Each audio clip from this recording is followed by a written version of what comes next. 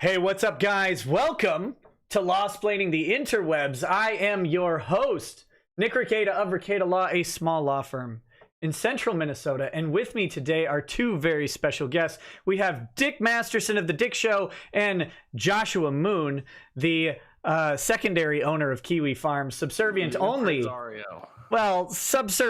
mundane Matt, the true owner of Kiwi Farms. One day his name is going to end up in a lawsuit and I'm going to laugh. He deserves it. He deserves every bit of lawsuit that he gets. Hey guys, you should leave Matt the farms in your will or something, Josh. Monday Matt is the heir. Yeah, he has to. Something like, or I don't know, leave it to his kids or something. Yeah, so we're here today, and I didn't realize that I was a participant. I thought I was a moderator. Here I am, a humble show host, thinking I'm going to moderate a debate between these two fine gentlemen, and it turns out I'm actually doing the debate.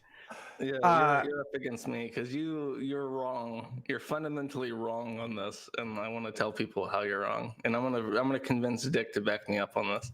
That's what I got out of it too, Nick. And quite frankly, after the Democrat debates last night and tonight, I've changed all of my politics, every single belief I ever had. They're so powerful, I didn't know you could just get all this shit for free. You didn't? No one had ever told me that before. No, and no one had ever explained it to me in Spanish. That really struck me. I was in the. Go ahead.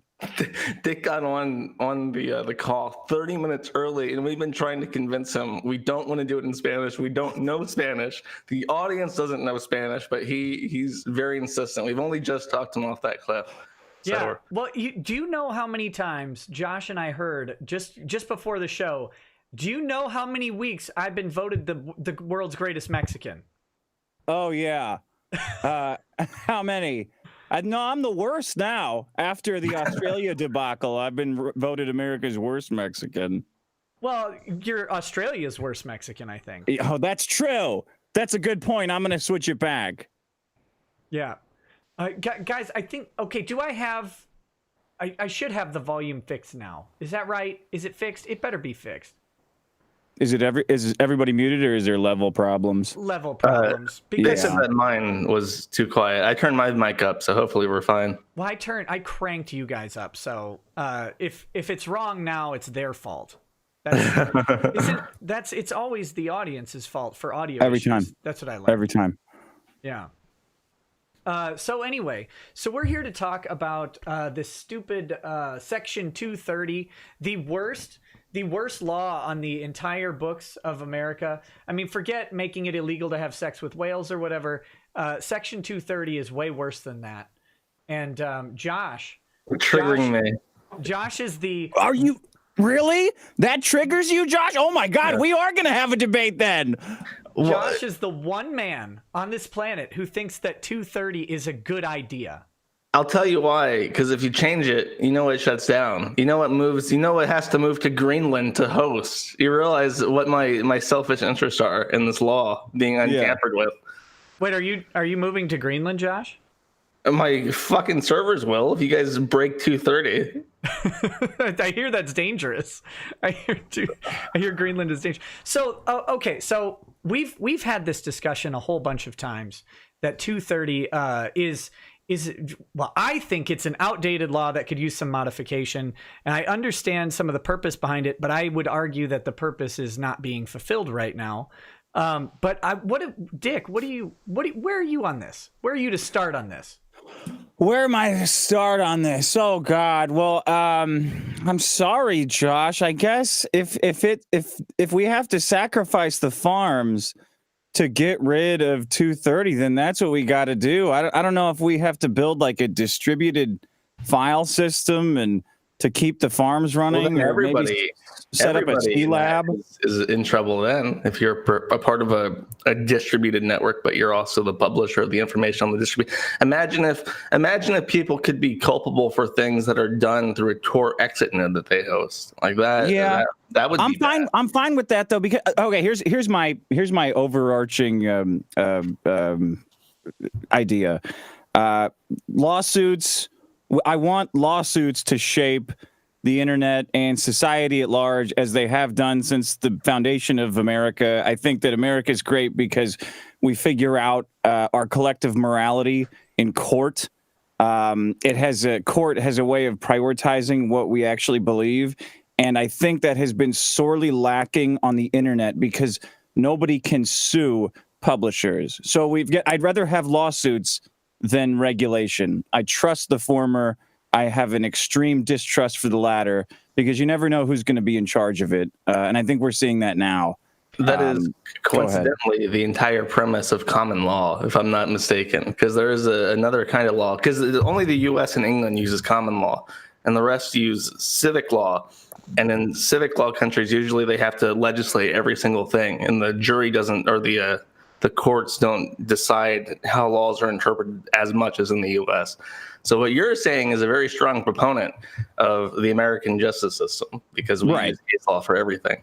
Yeah, and the interesting thing is Section 230, of course, immunizes pretty much everybody from those lawsuits that would shape our common morality. Yeah. Not really, because all it's saying is that if you run an internet service, you are not liable for things, or your company are not liable for things that are put on your service. And I don't understand how that is a negative consequence. The argument that is put forth by people who don't like Twitter is that once you start moderating that content, then you're personally liable for it, which would make me personally liable for it the moment I decide I don't want certain people posting on the site because they're disruptive. Like it creates a weird binary that doesn't exist right now. The reason that immunity was granted was the idea that they would be unable to police actively the entire internet. But we're now at the point where they do police actively the entire platforms of Twitter, Facebook, and YouTube. Every second of content, every word is policed by first an algorithm and then by a live human being. On services, but remember, 230 also extends to internet service providers. It also extends to things like the Tor system.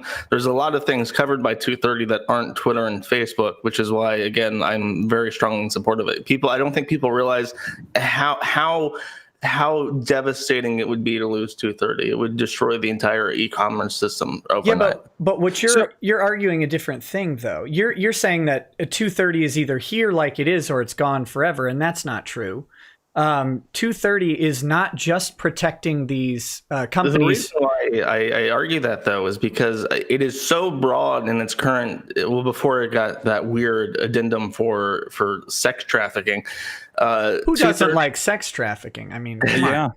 Well, that's my thing, is that the 230 was so strong and so broad in how it covered the internet. It was essentially like a constitutional amendment. It was the services will not be held liable for things that are published on their service. And that's so succinct. It essentially is a constitutional amendment and how protective it is. But then because it's a law, they add this law will not be interpreted in any way to construe law enforcement for sex trafficking. They poke a hole in it. Second that happens, a bunch of sites have to remove personal ads. Backpage is immediately seized by prosecutors. And my concern is if you keep changing it, it'll become common practice. If you want something off the internet, you just poke another hole in 230 and then you get rid of it. So, Josh, I have a question, and Nick, maybe you can help me out on this one. First, I wanted to say the other side to the 230 coin is the consequences of the moderation. And that's an immunity that I have a huge problem with because it can only be abused, in my opinion. Like even in spirit, it can only be abused. We can get to that later, but more onto what you're saying.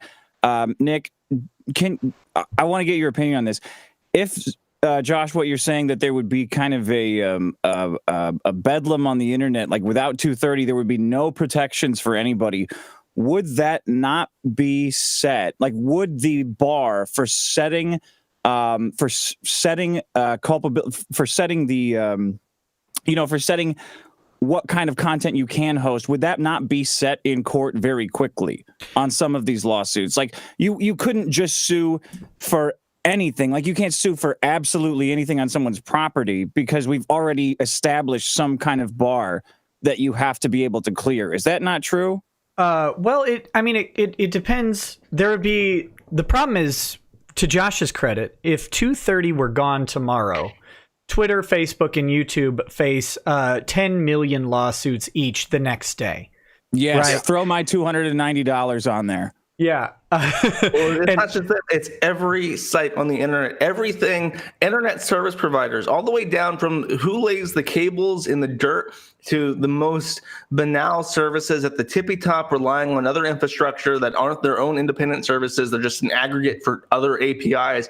Every single level of the internet is now subject to 1,000 different lawsuits that otherwise would have been dismissed very early for 230.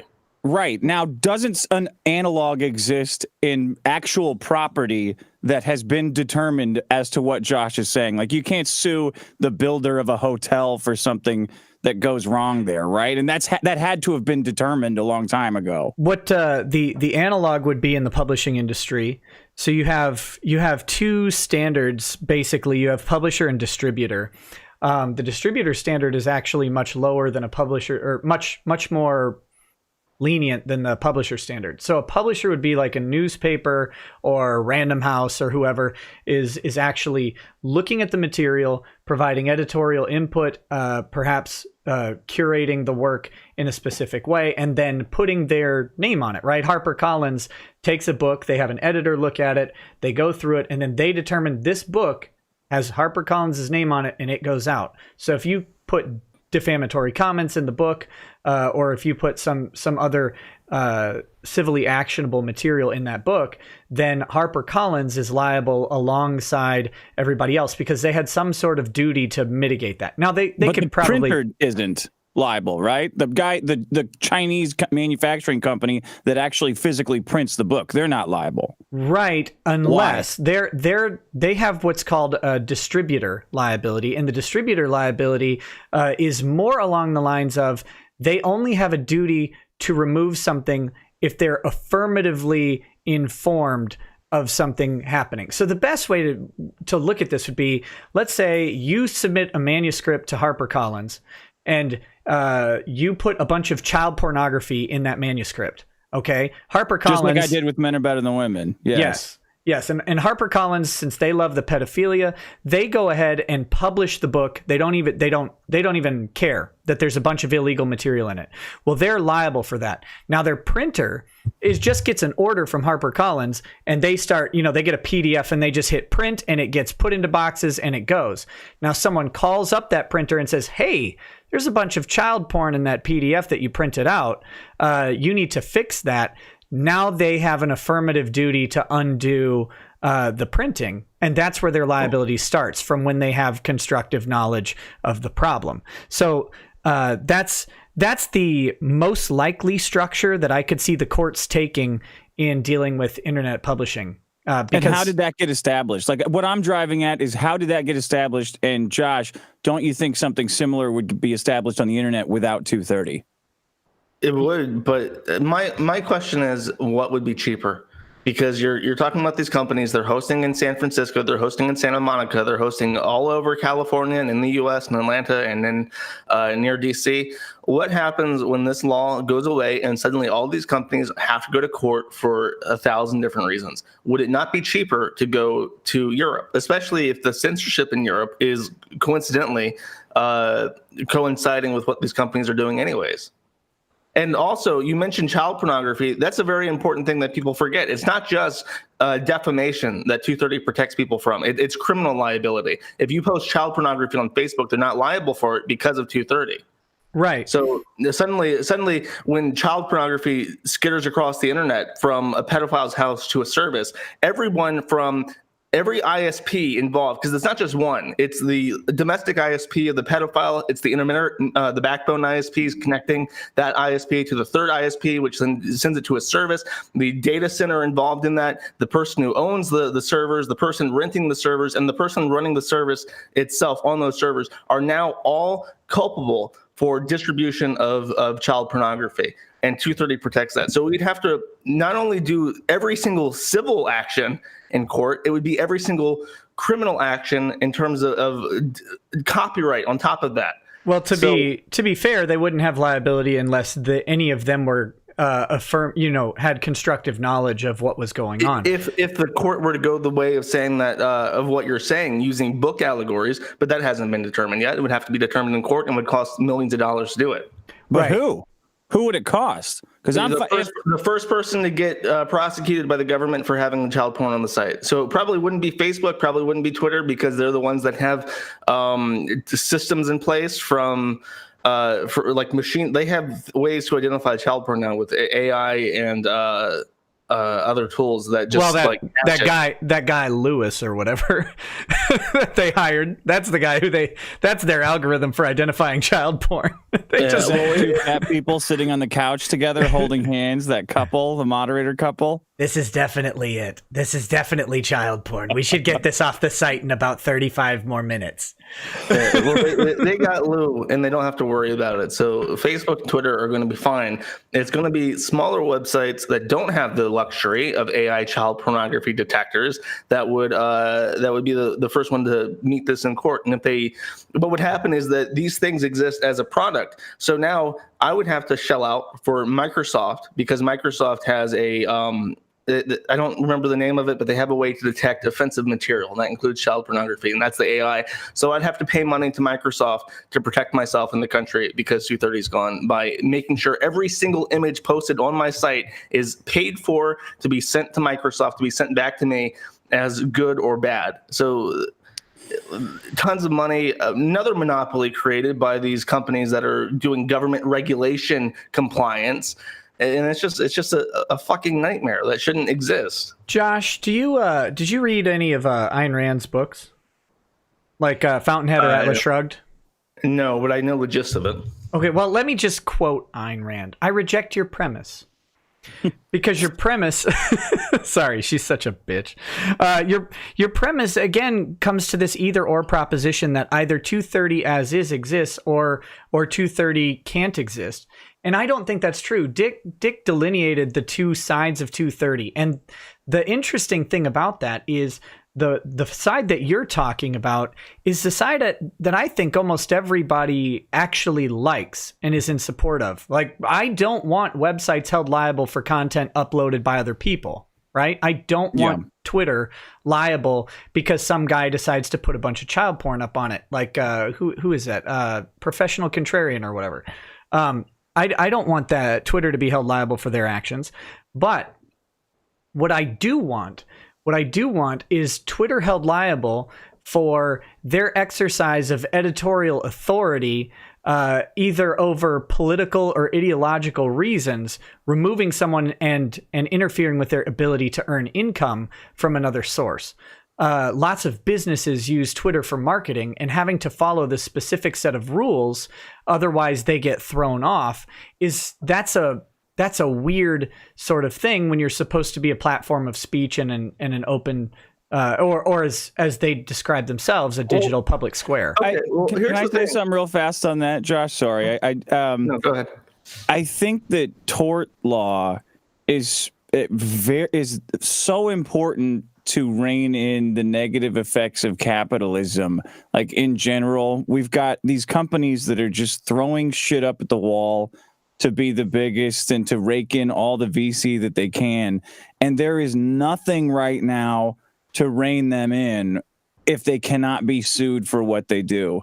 Like, we're relying on this joke of a discrimination system that, that only works for one side. But I think that we really need lawsuits to keep their behavior in line with a fairness. Well, here's the thing with that. You have never been banned from a platform. Nobody here who has been banned from any platform has been banned from a platform for being conservative. It has never happened once. The reason why you're banned from a platform is because of racism, xenophobia, anti-Semitism, all the isms. They'll never ever say, we have the law that I was talking about, the one by Josh Hawley, it covers political discrimination, but that has never happened. You have never been banned for being conservative. You've been banned for saying things that offend people.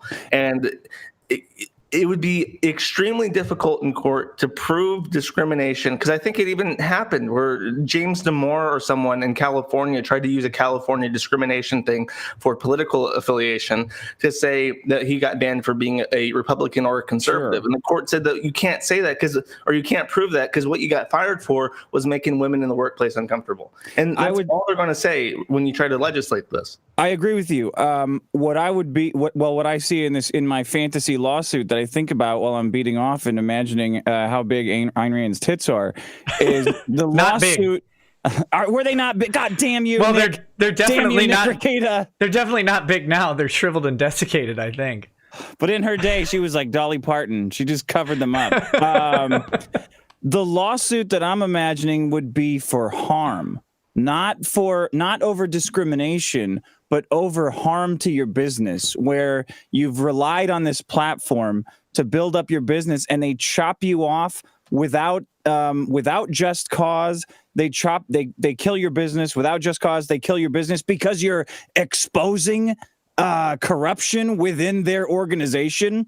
All of the lawsuits I imagine are them destroying your business, which, I mean, I don't even know if that's a sound case. I feel as an American that should be a sound case, so I rely on that. You're going to have a really hard time passing a law that says that, because when you say you only want to make it so that companies can't willingly disengage with you anytime they want, that's the entire premise of like contract employees. And changing the law to change that would affect everything, like including like Uber.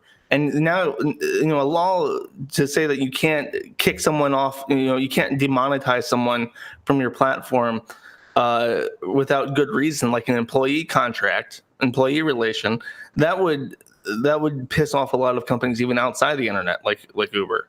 But there exists examples for that. You can't refuse to sell.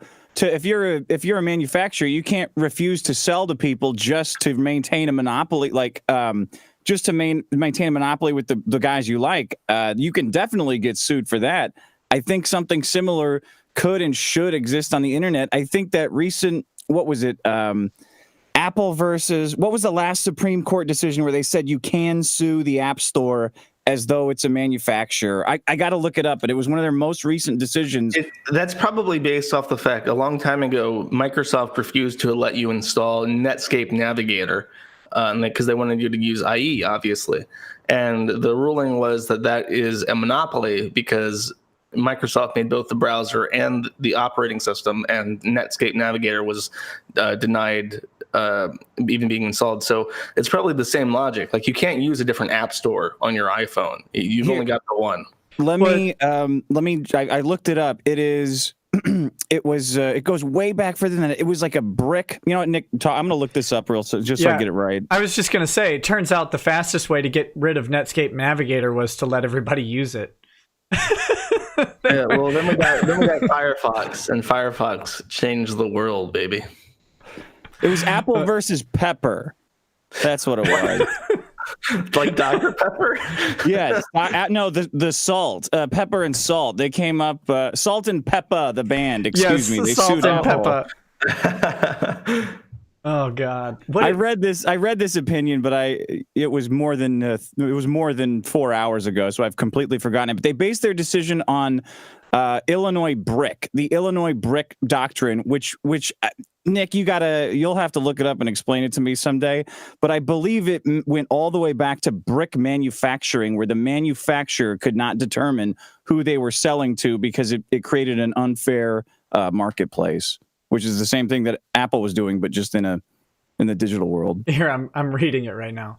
Illinois BRIC doctrine is a principle of antitrust law, which gives standing to bring an antitrust action to a party who is not an immediate purchaser of a product. In short, indirect purchasers of goods or services cannot recover antitrust damages from antitrust violators. For example, if a manufacturer sells a product to a retailer but dictates the terms by which the retailer must sell the product to a consumer, a court will ignore the retailer and treat the consumer as a direct purchaser of the product. Standard was set in the Supreme Court case Illinois Brick Company versus Illinois in 1977, and hence the name. Rationale for the doctrine was that multiple recovery of the overcharge might be collected if more than one entity in the chain of distribution or of the product could recover from the same violation. However, many state antitrust laws reject the Illinois BRIC doctrine. For example, California versus ARC America Corp. 4 states filed antitrust actions involving cement and concrete under Section 4 of the Clayton Act. This is getting really deep. And under their respective... Sorry. No, it's okay. And it's almost done. Under their respective state antitrust statutes seeking damages since they were indirect purchasers of cement and concrete used in the state projects, the court held that while federal law did not permit the appellants as indirect purchasers to receive payment, their respective state statutes did permit indirect purchasers to receive damages. Federal antitrust laws supplement but do not... Oh, okay. Blah, blah, blah. Basically, this means that... so if Apple is distributing something to a third party who is then selling it to you, I would guess. I haven't read the case, but that would be the idea. Is that, and the App Store is probably a separate entity from Apple. Or maybe they're allowing you to sue Apple as the distributor, even though it's, I don't know. It's weird. I would have to read the case to know what the heck is going on in that. But Yeah. the whole 230 thing still it sticks in my craw, because that's an old expression. It sticks in my craw because we're not talking about, again, preventing these or having these companies be liable for what's going on, and that's what I'm getting to. And Josh, I'll disagree with you a little bit, because you said there's no way you're going to prove it's your conservative bias. Well, no company says that they fire someone for being black, but black people sue successfully for being fired for being black all the time. There's all sorts of circumstantial evidence that you have to raise. People usually incriminate themselves for that. I mean, not always. It's just if all of the people getting fired are black, that's the first one. That's the first indices that there's an issue. Or if you look at a comparably situated person who is not the same ethnicity as you, and they did not get fired for the exact same infraction or for the exact same issue, then that's what the court would use to determine those sort of things. That's a long-standing principle in anti-discrimination law. The problem, of course, being that political parties are not protected classes, in the sense that when you're talking about like conservatives being thrown off. But California has their weird Unruh Civil Rights Act, which allows political bias or political affiliation as a protected class. But that was to protect the gays back in the 60s. And so we do?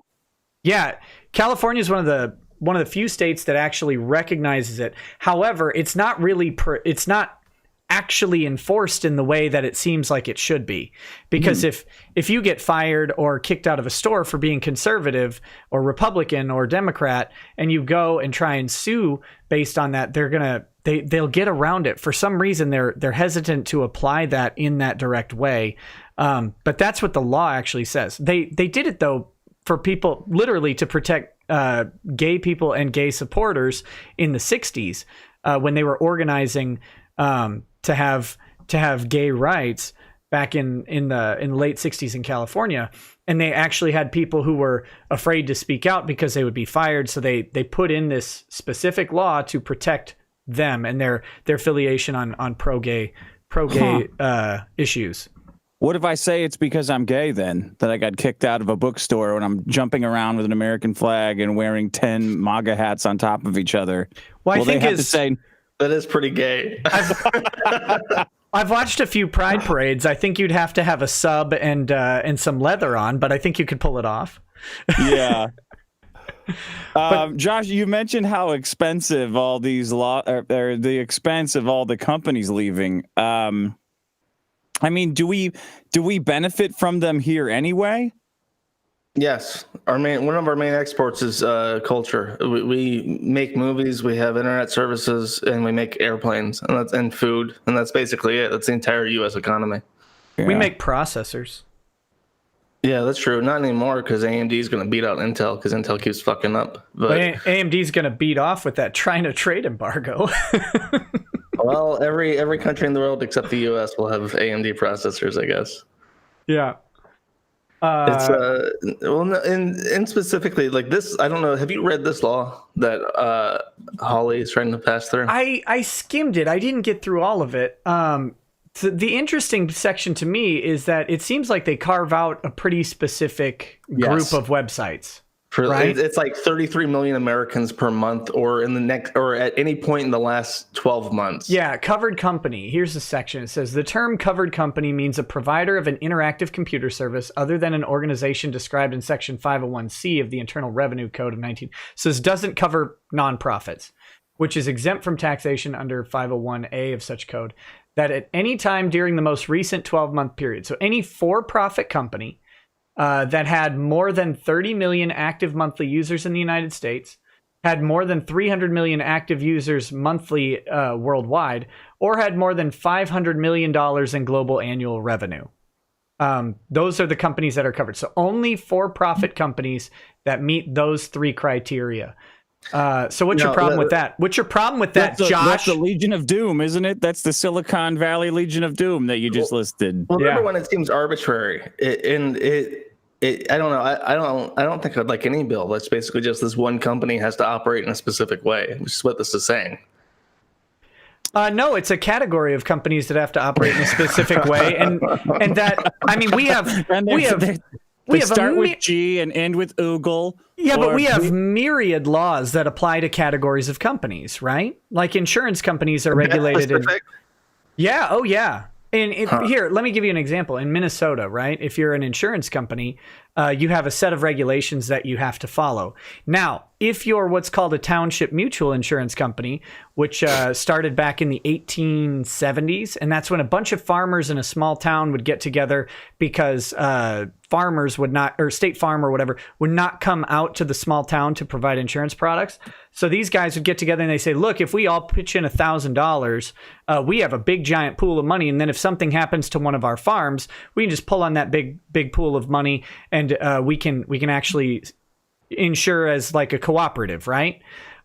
In Minnesota specifically, those are regulated completely differently. Actually, they're regulated the same way they were when that whole idea was created. So you're talking about normal insurance companies that do homeowners insurance are regulated under laws that were written up in the past, 5-10 years. Whereas these township mutuals, their regulations were literally dated in 1890.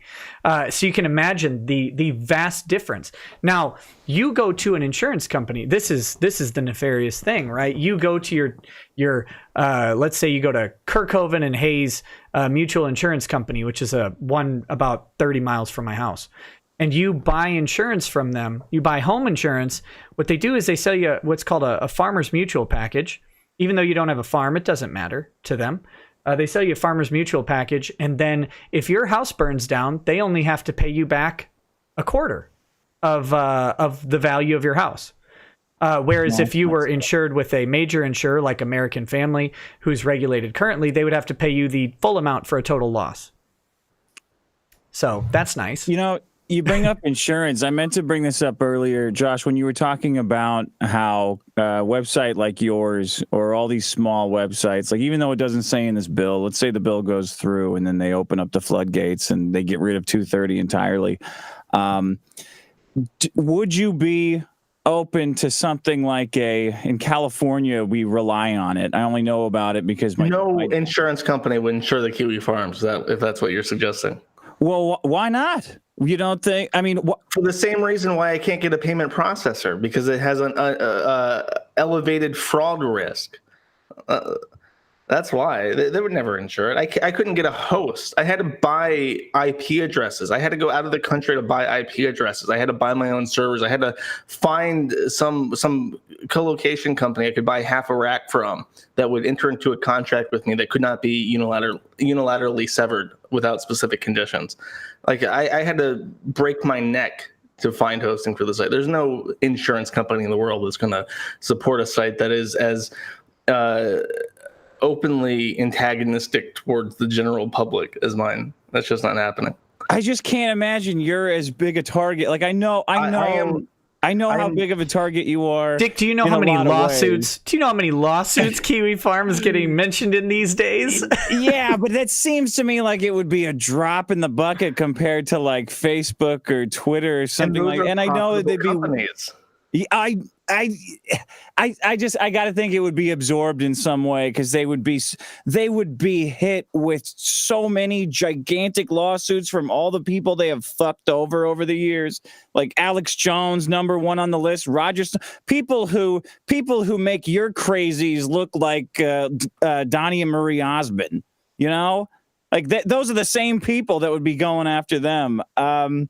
I don't know, man. I don't think that exists. I don't know of any site that has more active, insane people trying to dismantle it than mine. Because I give a front end for Encyclopedia Dramatica, and even Encyclopedia Dramatica doesn't even come close. Like I get like it's an unimaginable amount of complaint volume that I get. Yeah. How many complaints do you get like on the average day? Well, I host other websites now. I get like 4 or 5 per day. Oh, that's not that many. Every day. Every day.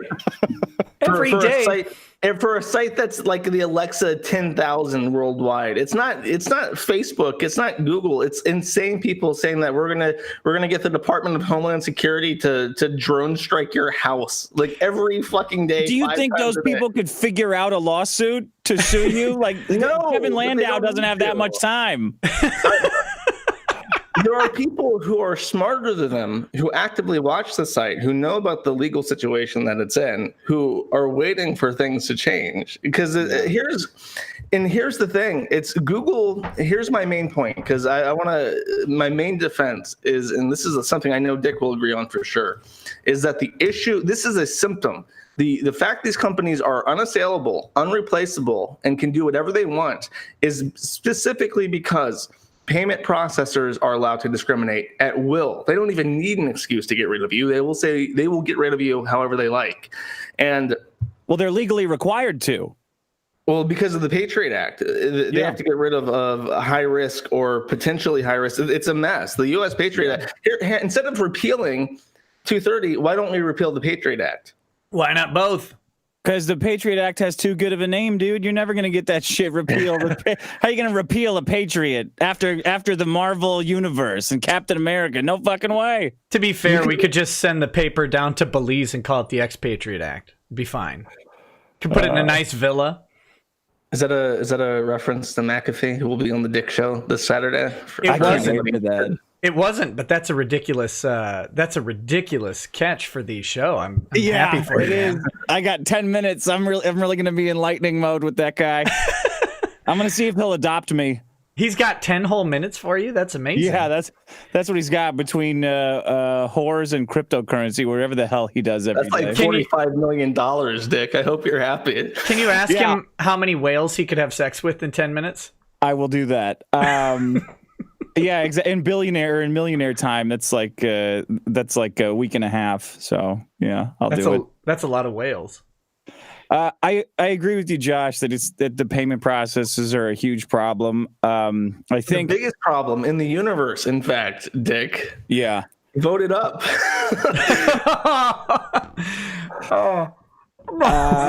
Yeah. No, here's the thing. Don't repeal. Here, I will yield. If this will never happen, but if you can legislate in such a way that two people can voluntarily send money to each other without anybody being able to tell them otherwise in the United States, and that doesn't work, then we can repeal 230. I'll give up. I'll say whatever. Just never happened. The only thing that'll fix that is cryptocurrency. That is the only thing that'll save us from credit cards. I don't think crypto is going to fix it.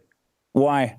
Because the average person will not adopt crypto in that way, and the payment processors already have patents on the way to convert cryptocurrency into fiat currency. They already have the patent on the payment processing system. So when you go to your grocery store to use your Bitcoin because you're super secret internet bad guy.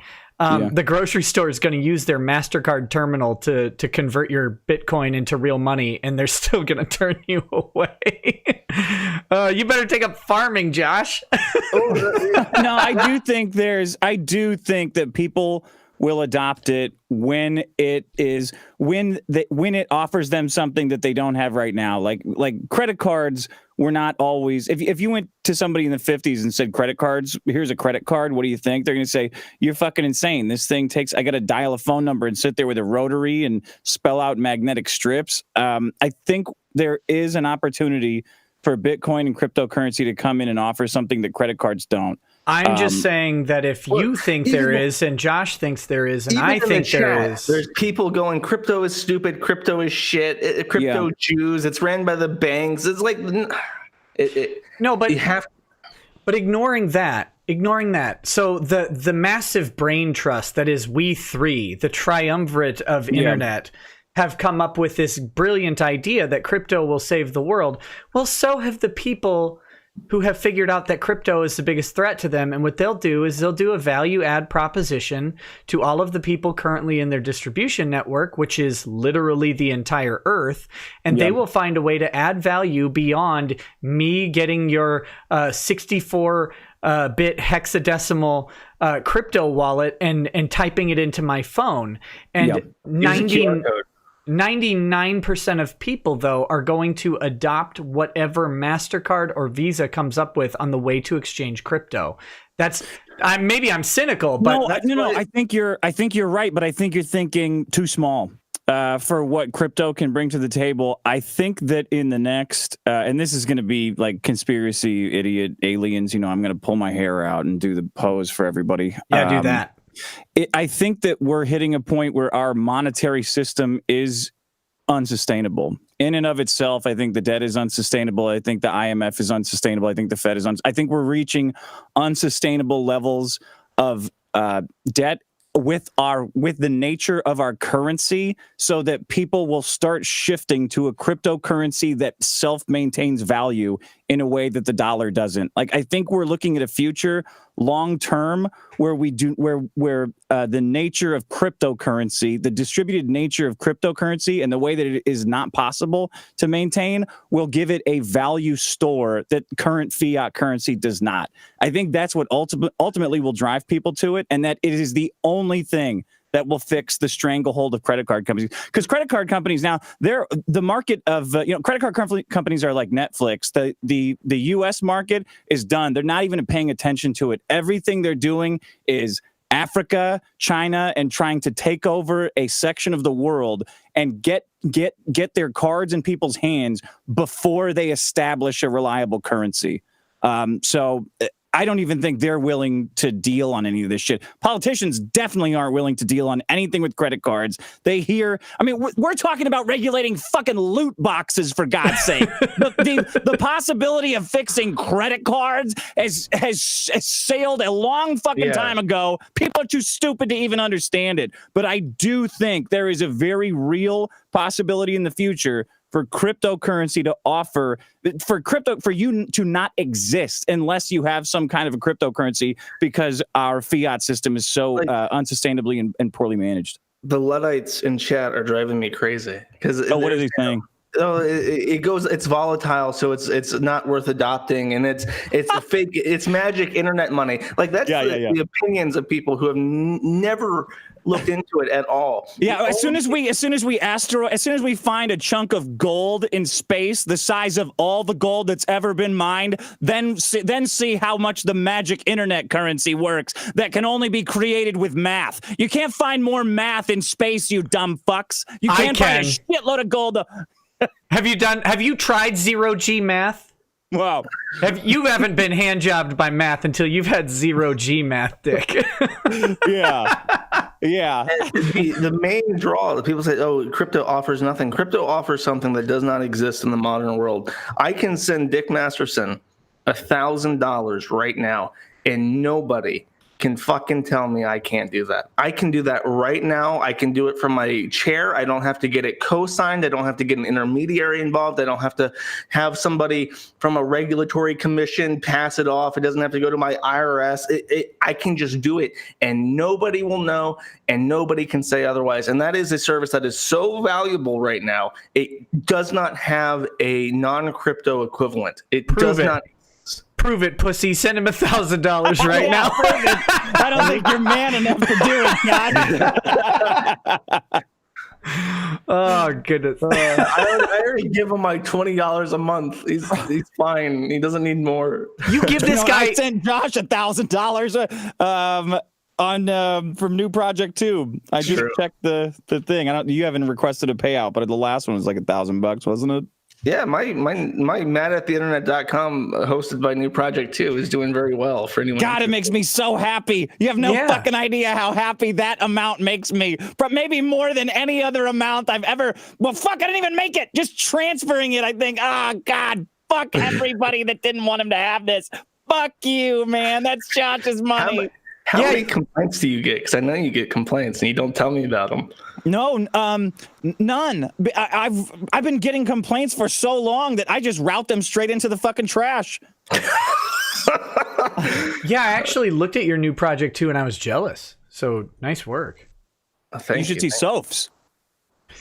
What's hers? I think it's just Soph. Hold on. Let me see. Is it down? I think so. Everybody just checked it. Yeah. The entire stream just checked it right now. I got something to do. I got something to yell at. He'll be back in a minute. Well, why don't I go through some of these chats here? Speaking of that, somebody has access to the bank still. Somebody's in good currency with. Hey, I'm. Here we go. How do I do this to offend the maximum number of people? I'm a good boy. I still have access to the banks. He's not a xenophobe or a racist like the rest of you. No way. I'm proper.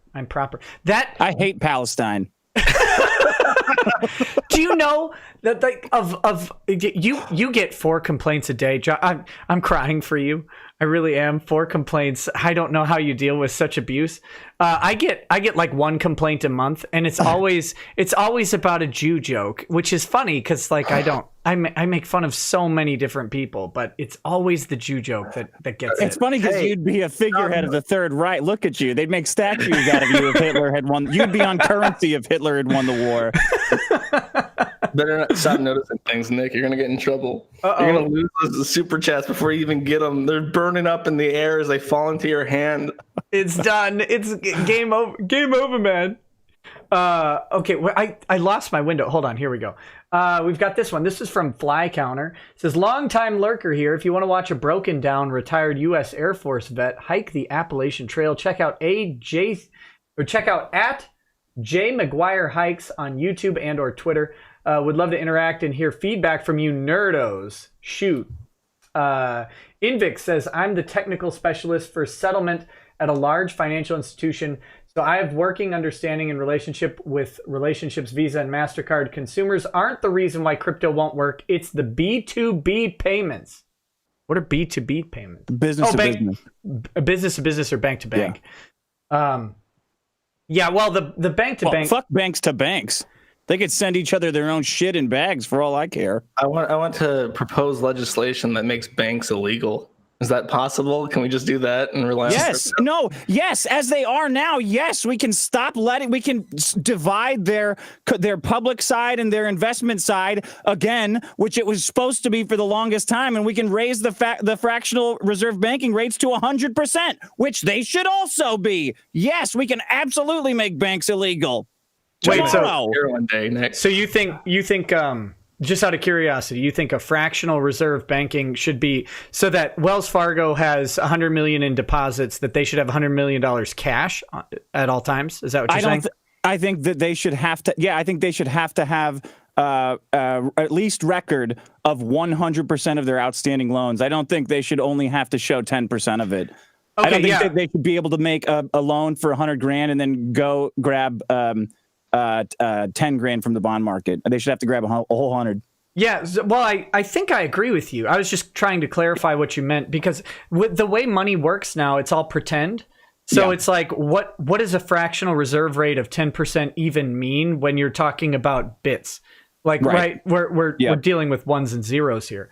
Crypto would completely screw up the entire banking system if it was used that way, because you can't, like with credit, you can get that money back with Bitcoin, if it's gone, it's gone. You can't change the blockchain without a very specific So undertaking. how would lending work on the blockchain? Because It would have to be through it would have to be where they could sue you in a court to get it back, because you would never be able to force that money back out of somebody's hand. right, it's just weird because I mean, for all of the faults of banks and all of that stuff, they have created an amount of money that wouldn't otherwise exist through the lending process, right? Because they take $100,000 of money. They keep 10,000 of pretend money, and they loan 90,000 out, and that 90,000 over the period of 30 years becomes another $100,000, right? So, that's correct, but that's not true. That the money wouldn't exist if they had left it on the gold and silver standard, or they left it on the silver standard and let the money get found over time. It would be created in a natural way that as to offset the new population and to keep a consistent inflation level. So that is true what you're saying, but it is not the only way we could have gotten all that money in the system. I'm curious how it works with crypto.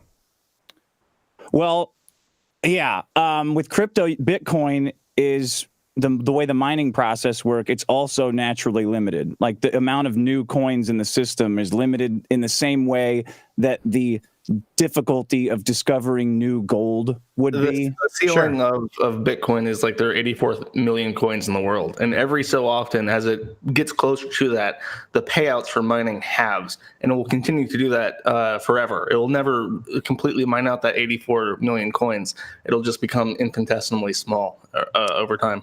And then you have to include coins that are astro mining based or even mining based, like coins that are resource based, where discovering the resources generates new coins. How much whiskey coin do you own, Dick?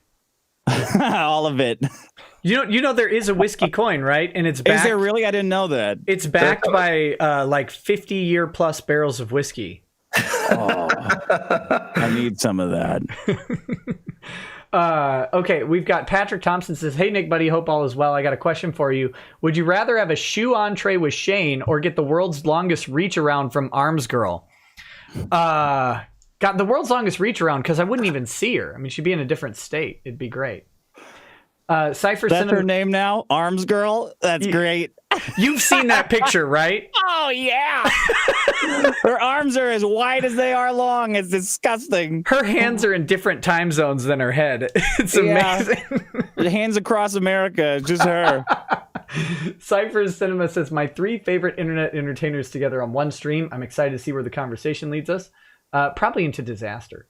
Every Game Played says, "The issue I have now is that the platforms are lying to the users of the platforms about what they can do. I'd much rather the platform be honest about its intent so that I could find the platform I wish to patron." Any comment on that, Josh? Well, here's a fun thing that this reminded me of is that I read through the entire bill from top to bottom.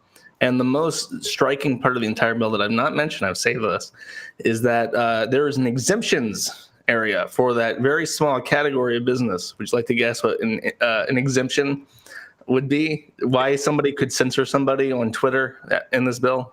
Is this on Halsey's or what? Is it child porn? Is it for the children? No. What is it? Trump related? It is a Trump. No, it is. You can make an excuse to censor somebody. Oh, business necessity. If it's a business necessity, which means, let's say, here's how I imagine this working. MasterCard already has a business relationship with the ADL and the SPLC in monitoring hate speech. You abstract Twitter moderation to these not-for-profits, and they monitor hate speech on the platform. And MasterCard says, we will continue to do business with you so long as you offload moderation to these companies. And Twitter says, okay. And then they can continue to process payments. They can continue to have access to MasterCard. And ADL and SPLC will do the moderation. And therefore, it's a business expense, and it completely tears through Hawley's bill. Hold on. It was a business expense? That's the... It says if there is any business reason for it, it's an exemption. Yeah, but it says it does not include any action designed to appeal to or gain favor from person or groups because of their political beliefs, political party membership, or support for political candidates. So arguably, ADL and SPLC would qualify under those as overtly political groups. Well, it's not. It's not. I mean, Mastercard's doing this, and Mastercard just doesn't. Yeah, but they're appealing to ADL and SPLC. That's who you said would do the moderation. ADL and SPLC don't appeal to specific groups, do they? Well, I don't know. Do they? You'd have to argue that. Yeah. I think I could argue that. I think I could argue that ADL appeals to a specific group. The Anti-Defamation League? Yeah. What group? Like, Jews. The Jews. Oh my God. That's it. Stream over. Good luck. Good luck arguing that one in court. And the SPLC appeals to a specific group too. The mentally handicapped. Is it? No, you're making a joke. Yeah, that's like a racist now. Yeah. That's a joke. Yeah, you do sound like a racist, and I sound like a jerk. That's all. Okay. I'll take jerk over racist every day. I don't know, because MasterCard would just say in response is that we have to do this because of the Patriot Act, and you're not going to get the Patriot Act removed because it has a great name. So we're at a deadlock again. I've already defeated this bill in my head. Yeah, you've defeated all the lawsuits too. You're their best lawyer. The question is, how many pitchforks do you have to take to MasterCard's home offices? How many employees does MasterCard have? I think you'd need at least one pitchfork. Guy. That's my thought. There's just one guy in a basement. Yeah. He really hates people. He's like, look, that Jihad Watch guy, that guy's got to go. He inherited MasterCard like Mr. Deeds a couple years ago and started playing fast and loose. Well, that's my thought, especially after Etika. I don't want to say this out loud, but Etika makes me think something regarding how these companies are treating people and how it affects them. Like, you're going to see a lot of Etikas. You're going to see a lot more people who are just completely destroyed as a result because they think, this is what I want to spend my life doing. I have a lot of fun. People engage with me, and then they're just like plucked out of existence. And then what? How do you move on from that? Because it's not like you learn a professional skill in the course of editing YouTube videos, right? It's like once you're out of that economy, that ecosystem, you're gone forever. Your life is ruined. So I don't know. Maybe we need to just skip the legislation, and we just need to march on these people. The proletariat uprising. I'm for that. I think the interesting thing about Etika is that not only does YouTube or other platforms, they have the ability. I loved your tweet, by the way. You were like, didn't you demonetize his channel? Yeah, a lot of people did. That was my most successful tweet ever. It got like 500 retweets and 1,600 likes. And I was just saying, like, didn't you like ban this guy's first channel and demonetize him completely? Yeah, I love that they just danced on his grave like that immediately after. Like, why are you guys even weighing in? Everyone blames you for this. The nefarious part to me isn't that believe me, I hate that they demonetize anybody. I'm opposed to, I think all of the Nazis should be monetized. I think everybody should be monetized because that's who I am. If you don't like it, don't consume the content. But that aside, I think what's worse than just demonetizing someone like Etika is that YouTube and other companies provide a platform that encourages a level of ridiculousness that will follow someone when they're off of YouTube, right? Yes, like, true. Like I don't know that any of us three can do too much once this is done. I'm fucked. Yeah, there's no hope for me. Like even like Ralph and Mumkey, who's a hot topic, he's fucked. Yeah. And what's funny is that YouTube said something like, if you're feeling suicidal, call the National Suicide Prevention Hotline. And I just wanted to addendum, like, but don't call us. Yeah, you guys can't set up like a voicemail number or something. Couldn't they at least people? They should have a 10-minute video with appropriate tags that you can just watch to help prevent suicide. They can push that right up the algorithm. How serious are you? Very or not very? That would get demonetized because mental health is a demonetizable thing now. Oh God! That's Boogie's been crying about that because all of his pity videos are getting demonetized by YouTube because they don't want ads rolling on shit about suicide anymore. Truth be told, everything. How's he going to pay to put solar panels on his teeth? Ever since Etika went to Greenland, actually, like every single stream I do gets demonetized preemptively, and I get it back later. But I mean, it's every stream now, no matter what subject. And I've been talking to a couple other guys. It's like everything that they put out gets demonetized first. It's crazy. Yeah, that's the goal. They want QVC. They don't need you anymore. Like, they don't need any creators anymore. They don't care. They got the Marvel universe on their platform. They don't need little guys anymore. Yeah, that's. I was just talking about that to someone last night about how that's my. Or no, it was today. That was my. That video's not out yet, but that's my nightmare scenario for YouTube, is that that it'll turn into cable TV. Yeah, it's going to. And the process of posting to YouTube is going to be convoluted. The process of monetization is going to become very convoluted. And my main like that, I feel that backs up what I have to say. Like, even if they did push this through, all that, what would stop YouTube from going, okay, well, we're not going to play fair with people. If you want to get on our platform, you have to be vetted. You have to be a blue check mark to even post now. And everybody else can watch, and maybe they can submit things and they can be approved in a slow way. But we're not going to be a social media platform in that sense now. We're going to be cable television, or we're going to be between two ferns where celebrities read tweets and stuff. What stops that? Because you still money can't have competition. The money stops that. In all these cases, these companies, YouTube, Apple, all of them have so much money because the law is funneling it to them. The way they can abuse, the way they can run their antitrust operations makes them that money. The way Apple can abuse our trade deals and make all the phones in China, make all the profits here. All of these laws make these companies too rich to challenge. Like, BitChute can't challenge YouTube only because they got no VC would ever come into BitChute and say, hey, I like what you guys are doing here. You got a real shot. I'm going to dump some money in here so you can church this place up and get it going, because they know there's no fucking way they can compete with YouTube and all of their money. If we can empty the war chest, drain the war chest, I think smaller competitors eventually in the long run have a chance of competing with the big guys. Not if they can't get payment processing. Even if we were, let's say we shatter Twitter, and now it's 6 different federated services that are below that threshold. They're all going to be the exact same thing, or they're going to go bankrupt because they can't get payment processing. Oh, good. Go bankrupt. I hope Jack goes bankrupt. Hey, Jack, don't ban me. No, I mean, if they get bankrupt, it's because they decided to go against the wishes of MasterCard. They're going to be, even if you shatter Twitter to 6 Twitters, they're all going to be exactly the same, give or take. And any dissenter is going to be bankrupt because they can't get money. Don't tell Gab. Well, Gab doesn't make money. No, I know. But don't tell him, because I love their trying.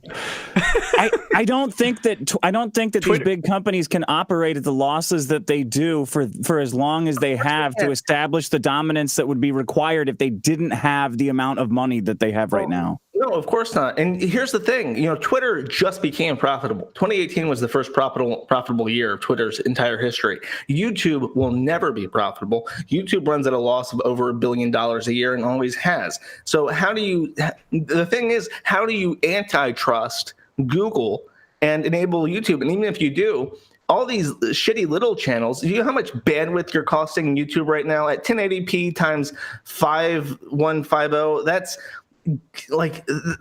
thousands of dollars in bandwidth that nobody else can provide. You couldn't provide that. That's why they take 30% of my super chats. Even then, I don't think, even with the money you make, I don't think you cover your own bills. No, of course not. I'm joking. So it's a destitute situation, especially when it comes to YouTube, because no other company besides Alphabet can afford to do the charitable service that is YouTube, and that's what it is. It's a charity case. No matter what the reason why they bother to spend that money, what makes YouTube worth $1 billion a year is, number one, keeping people off of Facebook, which is the number one competitor to YouTube in terms of video sharing, and number two, it's to have influence over politics so that they can do what they want. That's where that $1 billion is worth the money, and they're increasingly pulling off the limbs of people that are hurting their political interests. So how does BitChute have competition to YouTube? Well, the answer is peer-to-peer, where the bandwidth expenses are levied to the users themselves, and that's the only hope for that.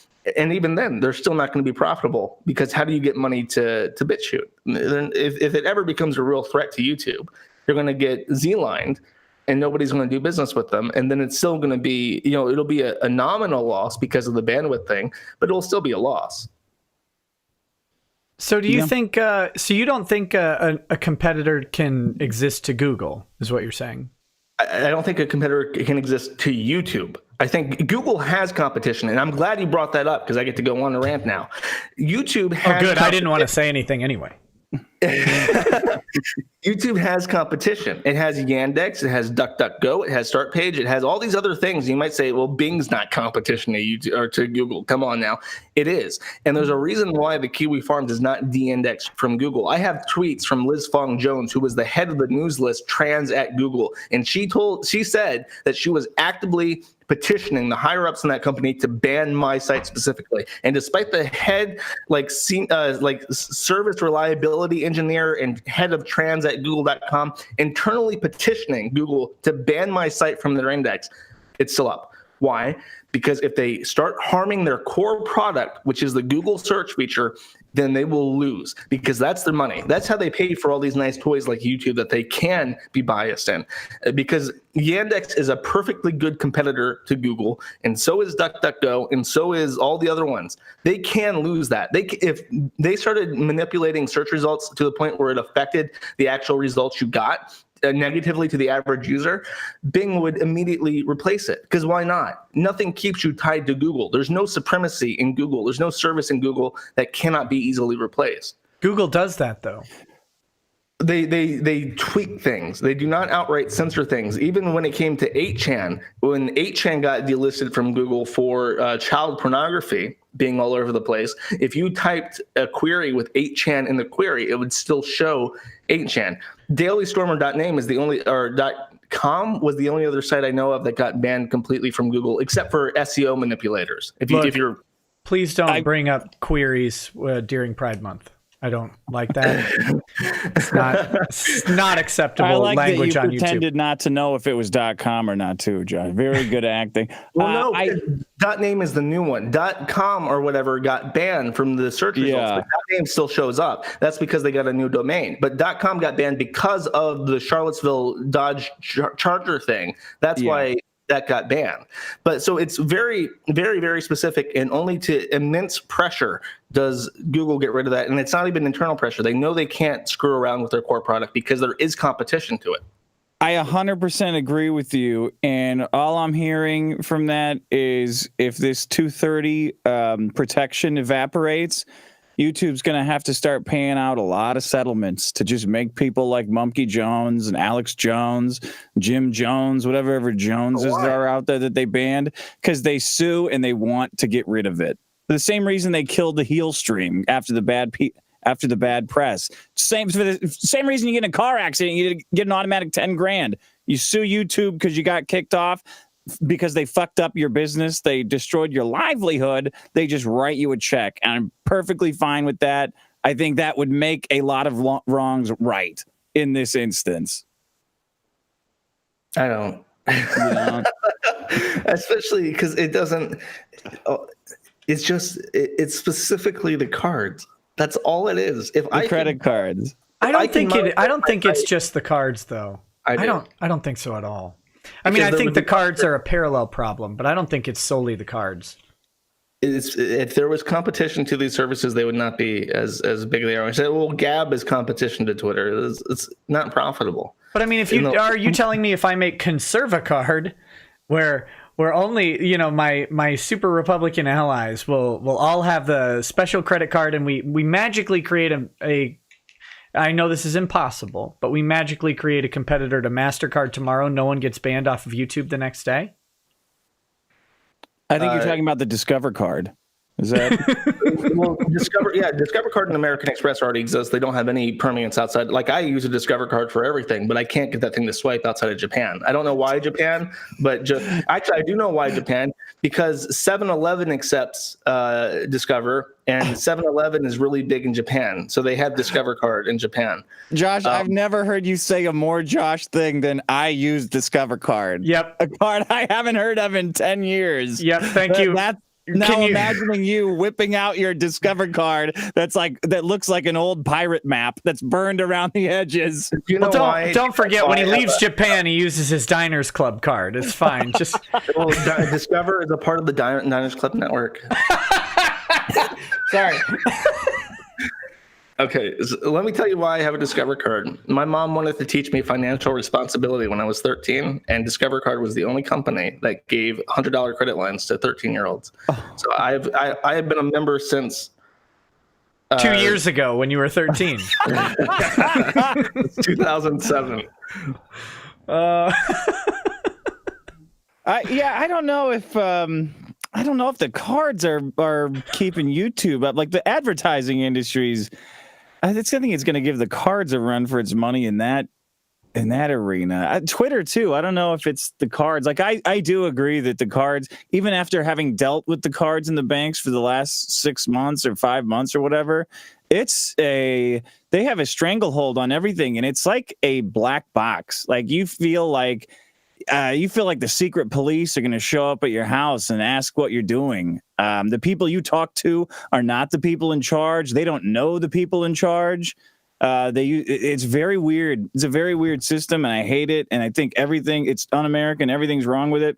But I don't know that it's what's wrong with YouTube. Hey, I'll be right back. You guys carry on. I have to go take care of something that I completely forgot.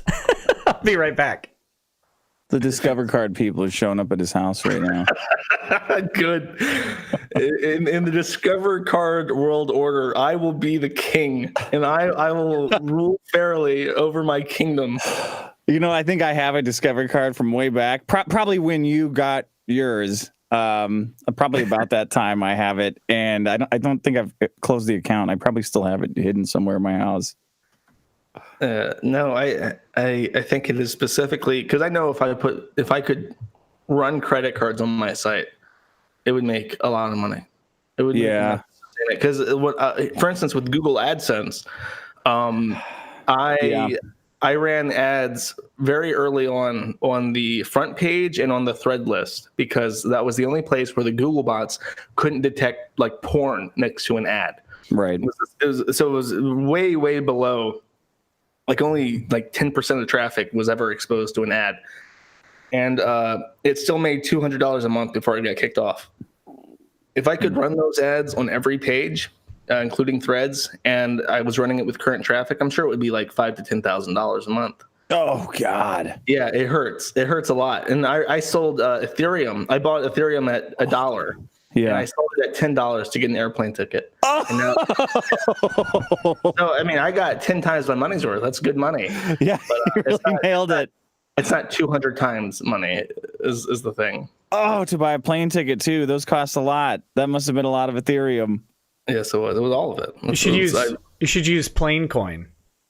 That's a cryptocurrency that's backed by the schedule of United Airlines, so it's extremely volatile. Oh my God! If you get your ass kicked, they give you 1 million plane coins. So every time you get on a plane now, it's like WWE. People are just trying to get in fights to get thrown off. God, that would be funny. What if you could get into first class by fighting your way up? It's like, look, I'm at the back of the plane. First, I have to kick the ass of the guy in the exit row. Then you have to get the economy plus guy. You have to just tear that guy apart, and then finally you get to challenge a first class.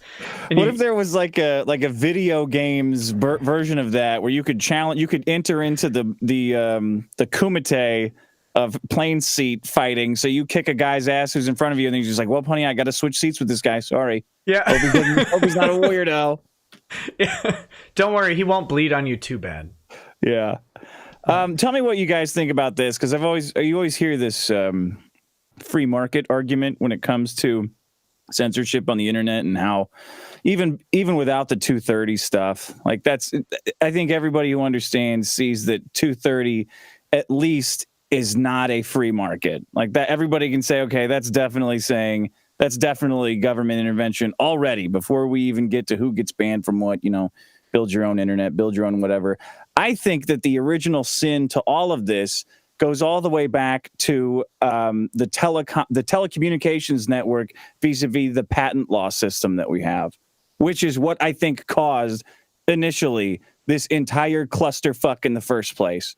Because you've got something like the telecommunications network that should an invention that everybody was working on, that we would get to as a civilization as a whole, but it was given to the control of one group of guys. I don't know what you guys think about that, but it's always seemed like everything traces back to that. I mean, like the FCC goes all the way back to that, and all of this insane regulation, all of which, or most of which, prohibits development of these systems that we have, makes them essentially terrible, makes them terrible when compared with other countries in the world. It all goes back to this very unequal patent law system. I don't know if it goes all the way back to that, but I do think that the competition of laying cables is very important, because my internet here, I live in one of the poorest countries in the world. And the internet here is fantastic. It's one of the best, because they let whoever, like, I walk outside, there are messes of wires like stapled to the sides of buildings. whoever wants to run electricity and whoever wants to run a fiber optic, they just lay them. They don't give a shit, and it works fantastic. Sounds like North Minneapolis, frankly. Yeah. What's the solution though? Because Dick, I agree with you that there's something in the distribution, and this is a build your own internet argument, right? Is that there's no way that you can't get enough billionaires to lay cable to every person's house. You can't do it. The only way that people lay cable to every person's house as it is, because you'd always have that one like crotchety farmer who's like, well, I'll do it for $12 million. You know, it'd be a ridiculous amount to just run a cable underground. So that's all propped up by the government's use of eminent domain in establishing these easements. So what's the solution though? That's the question I don't have the answer to.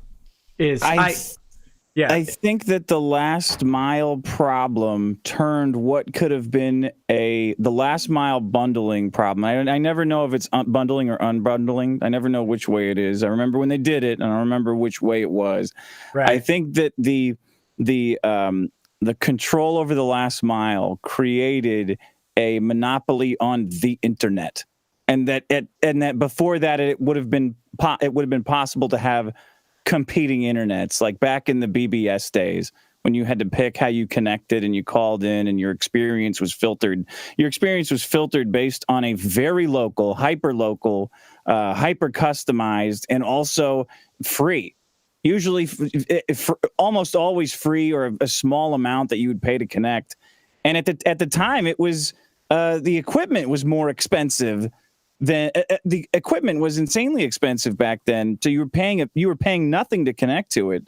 I think that the last mile problem killed any incentive for companies to compete in your connection and as a whole for the entire internet, which is why there's one Twitter. Like Parler's never going to challenge them, Gab's never going to challenge them, because there's just the one place to go. I think you're underestimating Minds. Oh, you mean ThinkSpot? ThinkSpot? Does everybody have their ThinkSpot ready to go? Well, here's a query, because you guys are so mad about the cables. Why is Nick in support of this Band-Aid attacking the symptoms idea of regulating social media, but not in support of net neutrality?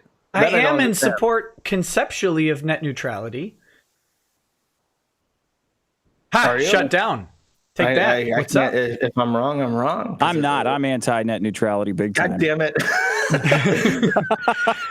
I don't think the U.S. has implemented a successful net neutrality policy, but if the idea is that everybody should have equal access to the internet, then sure. Or I know that's simplifying what net neutrality is, but you get the gist of it. Here's the problem, though. Here's the counter net neutrality argument, is that somebody owns those cables and somebody pays to maintain them. So why the hell don't they get to dictate the prices of their services to different people? And why don't they get to put in a fast lane for higher bandwidth customers? Because if you think it's bad right now, wait until you can't connect to Gab because you're getting throttled. But I mean, I get you. I get you. I'm not saying that that's my argument. I'm saying that that's the counter net neutrality argument is right. Like, well, how do you tell this company that they can't cut a special deal with another company to give a prioritized service to someone else who's going to use it? And the argument being like, why would RicadaLaw.com need the same level of service that YouTube or Netflix would? That's a hard argument. The reason why your office requires the same level of electricity as the Starbucks or my office doesn't require anywhere near the level of electricity that Starbucks does. It doesn't require the same reliability of electricity either that like a hospital does, or even like a Walmart does. They're going to get special accommodations from the city compared to Nick, which is fine. And you do too when you are one of those businesses. I had an office for several years. I now work from home, but having an office for several years, I had a different service level agreement with my internet service provider than I do at home. And it's not even really available. Business internet isn't available in residential areas, but they had a service level agreement where if something went out, I mean, I could have someone on the phone and fixing my problem in minutes because I paid more for it. Right. That makes perfect sense to me. And certainly other businesses would even have higher service level agreements. Well, I specifically didn't mention hospitals because hospitals have crazy good access to the grid because if the power goes out in the hospital, people die. And that's why they have backup generators and stuff. And maybe they need to, but no, that's a joke. That's a joke. No, but why would you even say that, Nick? There's no good reason to. Because joking is fun. No, but here's my question. Here's my question though. So the problem obviously is the cable, right? This is the counter argument: is that there's a cable that somebody has to pay for, and if that cable gets cut, Spectrum or Cox or whoever has to go out and fix that cable or lay a new one, right? And they have to incur the cost to do it. So there's a solution, right? Like 5G cell service is coming. Something is going to come. There is a possibility here, right? Doesn't this fix a lot of the problems of net neutrality by having actual access without the cable infrastructure? And Warner are going to own those satellites too. Wait a minute. No, that's the same argument that I have about crypto, and you say that it's not true. Because crypto is different. What? Yeah, Nick, you idiot. Yeah, there's a fear with that where big companies could buy. Like, I'm less of a fan of Bitcoin Core than I am of proof of stake cryptos.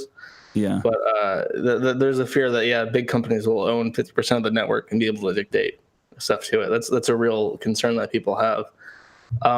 As opposed to what if China instead of building fake towns, they just build a town of servers and just mine all of your bitcoins belong to us or whatever? Then what do you do? Huh? You think about that, Josh? Let me give my Philippines allegory again. I'm at the butt of a joke. I don't even get it. Oh, no. I don't know who's the butt of the joke on that one. Actually, that means it must be me. Yeah, I feel like Ralph right now when Dame Pesos kept playing that soundboard. It's just going right over my head. Well, in LA, we got the same people who are maintaining the roads, I guess, would be maintaining all the internet pipes. And when I had before I got the truck, I would have to replace the tires on my sports car about every 8 months because they would get chewed through with potholes. They do about the worst job on earth fixing anything in the city. That's the last thing I would want is the government to be in charge of that shit, for starters. And the last thing I would want, the last organization I would want to be overseeing it is the FCC. They are the devil. I want a nice organic FTC who's got to prove everything to a judge. Everything they want to do, everything they want to regulate, they got to go to court and actually prove it to somebody who may or may not be a complete retard, instead of the FCC, who I know is full of complete retards, just dictating it. That is my biggest problem with net neutrality as it's been presented so far. Wouldn't it be great if the FCC attached the broadcast banned word list to net neutrality? yeah, exactly. Like then it's not hate speech. Then George Carlin can rise from the grave and Can't say tits on YouTube anymore. Whoop. Goodbye. Suicides increased 10 million% that day. Speaking of which, pornography was shut down. Speaking of which, Torsten Ostgaard says big ol' anime titties. Thanks for that, buddy. Thanks, no, but Torsten. wouldn't that be interesting? Like that'd be the funny, like weird FCC. I don't know how to catch 22. Like they wouldn't ban the porn, but they'd ban the titles of the porn for having offensive language in there. Yeah, it would be T1TS everywhere. No, they'll just censor it like they do in Japan. Oh God, I don't know how those guys can jerk off to that. Well, and then all the porn stars have gigantic bushes, so you get some kind of semblance of like what's going on there. Ugh. Yeah, well, I don't know what would pixelated jerking off even feel like. It doesn't seem good to me. I don't know. If your dick was pixelated and you had to, and then your hands were pixelated. Isn't that what happens in Japan? I thought that was a real thing. The Japanese Oculus Rift, when you're jerking, you look down and the pixel dick that you're trying to crank. Like, this is rough. It's like in The Sims when they get into the shower, like the little bubble just pops over it. That's my Black Mirror episode that I wrote on Spec and sent in. It's a virtual reality where when the guy looks down, his dick is blurry, and then he takes the helmet off and it's still blurry. And he's like, "Oh shit!" Trying to show everybody his blurry dick the whole episode. Josh, what do you think about, speaking of net neutrality, what do you think about the idea that maybe some people, like oldsters and whatnot, deserve to be able to purchase extremely cheap internet? Like they deserve the ability to not have net neutrality. Rephrase that. So if I'm buying internet, it's a set price right now, and I have access to everything, and nobody can stop me from getting anything, right? Yes. The corollary to that is if that exists, then you cannot sell a cheap version that, for example, only connects to Facebook. Oh, okay. Let me get back to my allegory because I'll answer this. I'll do a 2-for-1. When I lived in the Philippines, there is no net neutrality in the Philippines, and there was one big telecom provider for metropolitan Manila. So they controlled both the towers for your phone, and they controlled the fiber optic as well.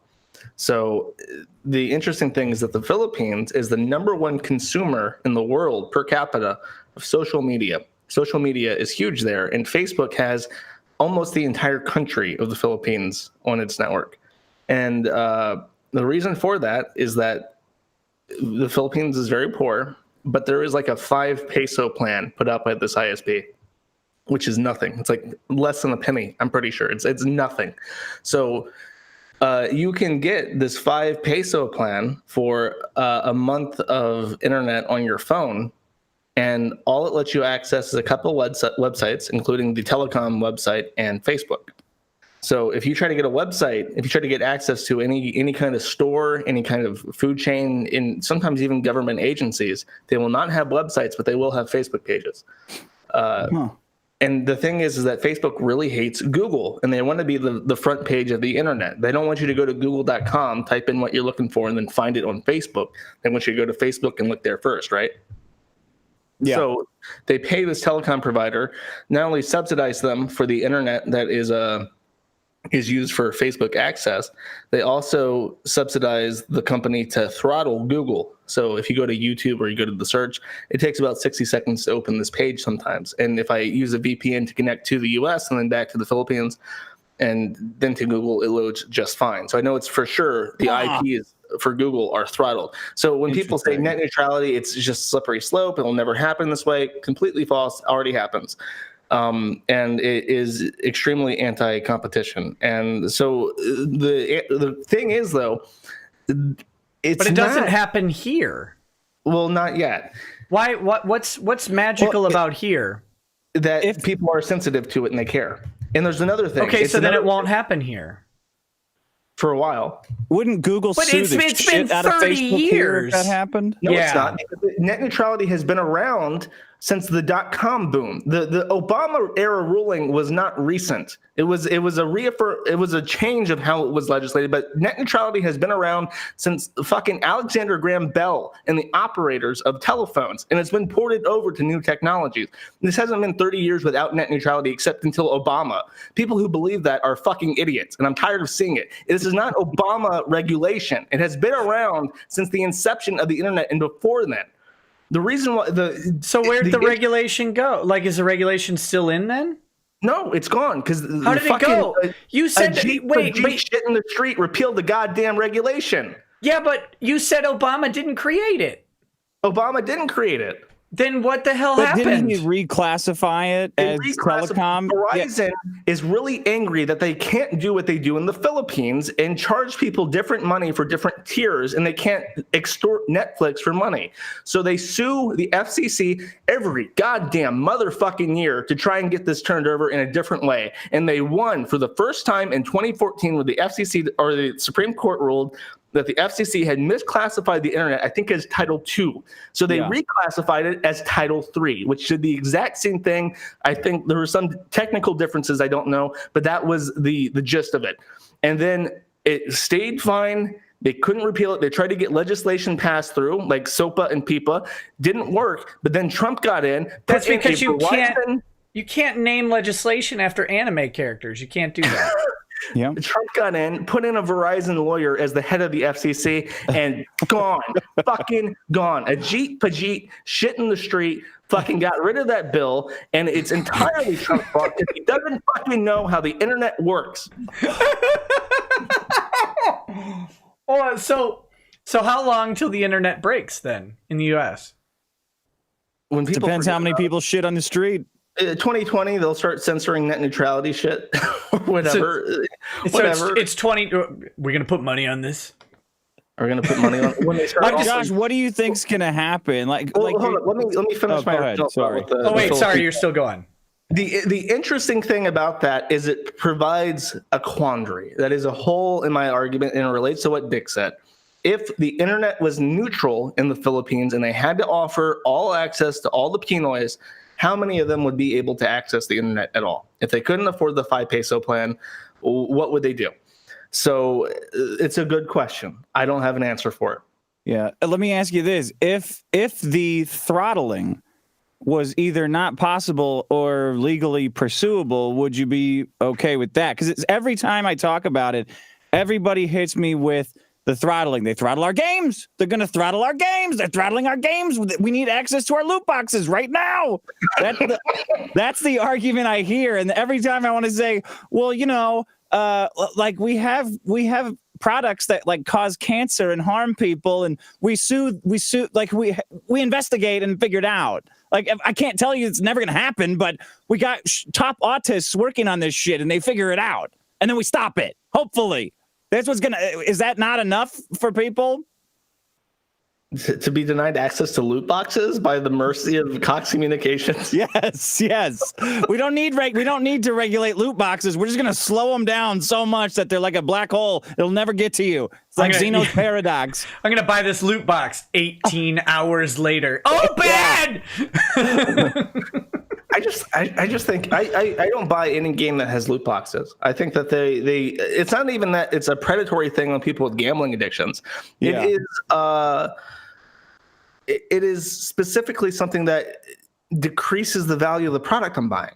I don't buy it because it's always shit. It is always without exception, a game with loot boxes is shittier than a game without it. So it's like a bellwether of if this game is even worth it. And I think if people followed that logic, it would be solved over fucking night. Yeah, you don't understand. That's how addiction works. People say, like, why do you drink so much? It makes you feel like shit the next day. I think, well, that's part of the allure. Yeah, but it makes me feel good now. Yeah.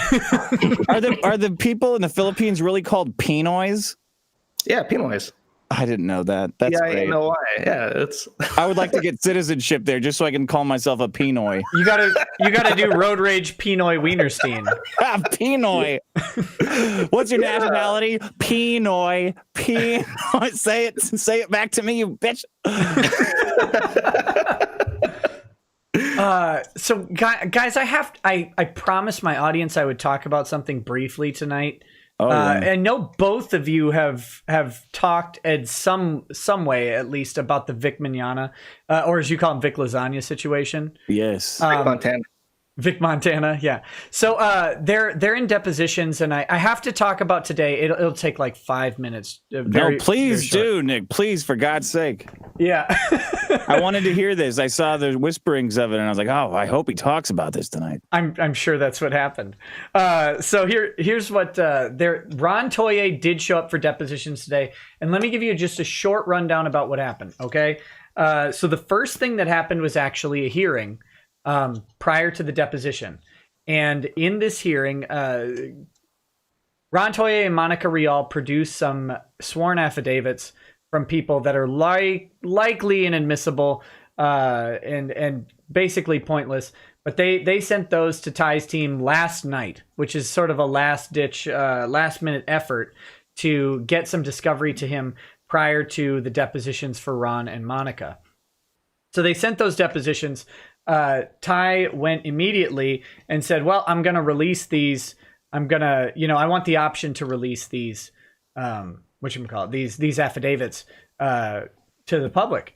And Casey immediately said, no, we're not going to do that. And Ty said, of course, I'll redact the names because I've already agreed to redact the names. But, I can certainly put these affidavits out there. Casey decided to say no again. So Ty said, all right, let's go to the judge. So they went to the judge, and as absolutely predicted, Ty just read Casey's own words about reading wanting everything public to the judge. And the judge said, are you asking me to put in a gag order because this isn't the procedure for a gag order? Casey said, well, no, we just don't want this stuff out there. And the judge said, well, if you don't want it out there, then they can withdraw their statements. But you're not their lawyer. So if they want it quiet, maybe they should hire their own lawyers, and their own lawyers can put a gag order on the stuff. Otherwise, you don't get to put something into a public lawsuit and then claim it to be private just because somebody doesn't want their name out there. If they're putting their name on this sworn testimony, then it goes out. So Ty absolutely dominated that hearing. The real interesting part was when Casey tried to say that Ty asked the Kiwi farms to dox a bunch of witnesses. And Ty, simply said, well, first of all, the judge said, what is doxing? So that was great. Bad start. Yeah, bad start. And so Casey actually had to explain it to the judge, saying that, it's a release of information. The judge is like, what, like private information or public? Because, of course, doxing almost public. 99% of the time is public info. But the ultimate underlying thing is Ty has never asked Kiwi Farms to dox anybody, nor has Ty asked anybody to be doxed. We've talked about the legality of doxing and that it is likely legal, and lawyers don't tend to care because we have to find identifying information about people just so we can serve them papers properly. But so does he say like it would legally be really cool if Kiwi Farms would dox this guy for me? No, he's never actually asked for identifying information. What he did, here's specifically what he did. He was on a stream with me, and this other lawyer who is uninvolved in the case, who is not a party or a lawyer in the case, was ripping on Ty's law firm from his apartment in North Carolina on Twitter. And Ty and I were like, who is this guy? I said, I have no idea. And Ty said, do you think the farms would help us figure out who the hell this guy is? Now, his name is on Twitter. He's a blue check mark. His name is T. Greg Doucette. I contend that Ty was probably asking about what qualification does this person have to slag my law firm. And so Ty explained that to the judge and said, I didn't ask for private information about this person at all, but I certainly had harsh words for some dumbass on Twitter slagging my law firm and specifically attacking my clients just because I was their lawyer. So the judge basically said, shut up. to Casey about the whole doxing thing because one, it's completely untrue, and Casey didn't have any evidence of it.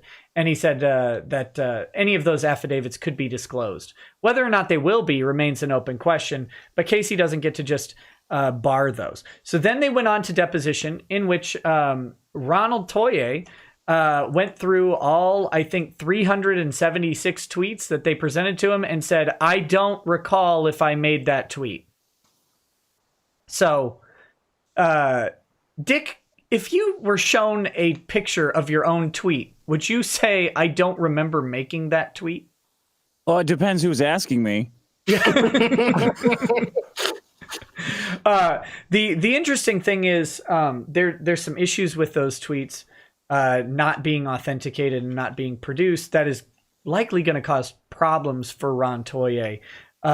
They're clearly his. I mean, they came from his Twitter account, and so he regrets it now. Is he trying to give the judge a?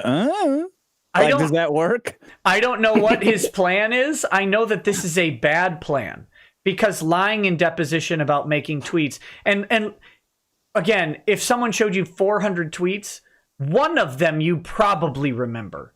Yeah. So lying about it in deposition is not the best plan.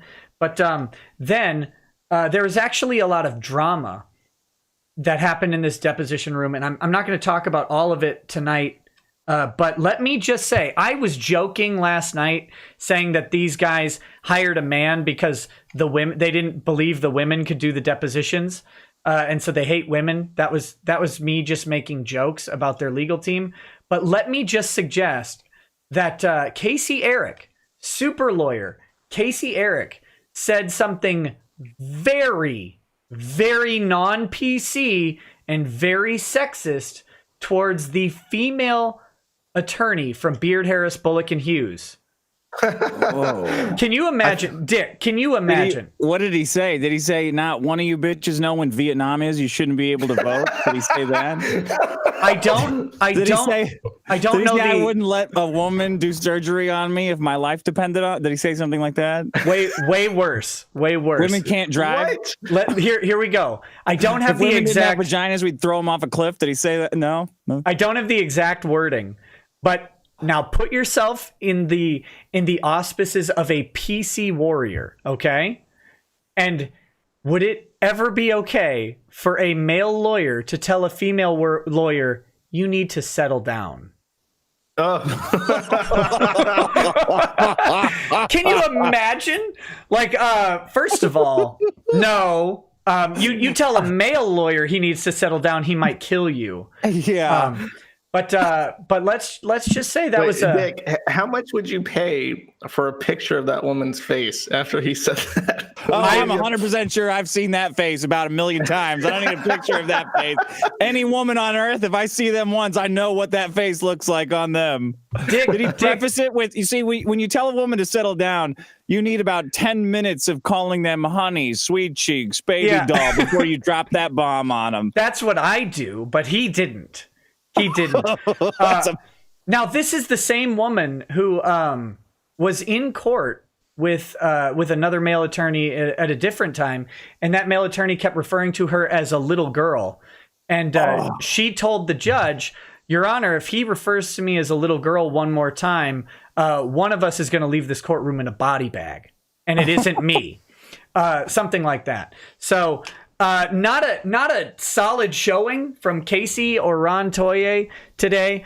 Absolutely horrendous behavior towards opposing counsel, but lots of fireworks. Hopefully someday we'll get a transcript of all of this, and I can just show you guys, or something like that. But alas, we will have to wait. I don't have it today, of course. They just did it. But how hard is it to go to court and just deliver your information and your claims and not do shit like that? Well, that's what's expected of people, right? It's deposition too, so there's innumerable ways to take a pause during deposition. Like if you're on the witness stand in court, you have to ask the judge if you need a break or something. But if you have a deposition, most of the time counsel will say, you know what, if one of you guys needs a break or needs a minute, just say something and we can go to the bathroom or whatever, because you're there for like 6 hours. But Are they trying to trick you up, trip you up in a deposition? Like, Oh, yeah. like if you're on the, they are still. a deposition is basically a cross-examination that lasts 6 hours, and you have to answer every question, even if you have an objection to it. Jesus Christ. So, like, it doesn't matter what the thing is. What is your favorite porn to beat off to, Mr. Dick Masterson? That question would be fine in a deposition. You can be easy for him to answer too. Well, yeah. Well, how much? No, you know what? I'll take up the entire 6 hours if that's the first question. Oh, wow. Let me see. Well, when I was 13, I first stumbled upon Usenet groups. How much? I'm imagining like classical music playing in the background as you very eloquently go over your entire history of viewing pornography. That question's going to cost you, ladies and gentlemen. Mr. Masterson, while you're closing in on climax and you finally see the balls swing and realize this was a trap all along, how long do you finish? A trap's gay. Shut it down. Shut it down. Over. This Shut it interview down. is over. Yeah. Are these lawyers fucked? Like, is this Casey, super lawyer, a exceptional lawyer? I never like to say another attorney is bad. I will say that I question a whole lot of what he's doing, and I think, based on my observation, they're trying to run this game plan on the fly because they didn't plan for this to happen. Is it hard to plan when your clients are complete liars and idiots? Does that make it harder? No, you should factor that in. You should prepare for, and the most important thing is you should prepare for what the other side is going to do. And what I think they did is, rather than prepare for what the other side might do, they counted on Vic's side folding. They thought there's no way he's going to go through with this. And if you meet Vic and talk to him for a while, you'll understand why they thought that. Because he's gorgeous. He's a beautiful man who's surrounded by pussy all the time. What does he have time for this shit? Right. And he's exceptionally nice and caring. Yeah. They didn't count on you. They didn't count on you carrying like a juggernaut the ball all the way down the field. Well, don't give me too much credit, but I'll take it. I'll take all of it. Oh, you deserve it. You saved this guy's whole fucking life, man. I saw that picture of Vic in front of the throng, a whole auditorium of screaming fans, and I thought the only reason those fans think it's cool to be there and cool to publicly support this guy is because of Nick. Is because of the law, because he fought back, and people who fight back, you can at least believe that they're innocent, and because you're on here as an intelligent individual supporting his innocence the entire time. It's the only reason. Otherwise, everybody folds. Everybody, even fans fold. It's the only reason. You made that whole thing happen in my eyes. The picture of him meeting Toye, or not Toye, but Vic, sitting up, and he's got his anime pants on. Those are the worst pants. Vic, Vic, in like 10 years, when you go back and watch the horror that I wreaked upon your opponents, and you disapprove of everything I've ever done, when you do that and you get to this moment, just know that your pants, buddy, are the gayest pants I've seen in my entire life. Well, what he does is he actually wears pants that amateur fashion designers that are fans of him send to him. So it's actually a heartfelt thing. Okay. Oh God, that's You're cute. just trampling on people's fashionista. I don't care. Those are not acceptable in public life. It's not public. It's an anime convention. Those are perfectly acceptable. Well, touche. Point taken. You've scored 1 point in the entire debate today. Now I'm the moderator. I get to score it, right? Anime pants. People voted up. I love this Greg Duchek guy. He looks like a jackass too. He looks like Beldar Conehead. Somebody drew the purple like head sock around his head, and now I call him Cuck Lightyear. Because God, that's good. Lightyear. I need a good artist to do his face inside Buzz Lightyear's helmet with a CPAP machine strapped to the front of the helmet, and I need to put that on a shirt or like a thing, and we could just write Cuck Lightyear to Twitter and beyond or whatever, something like that on it. It'd be great.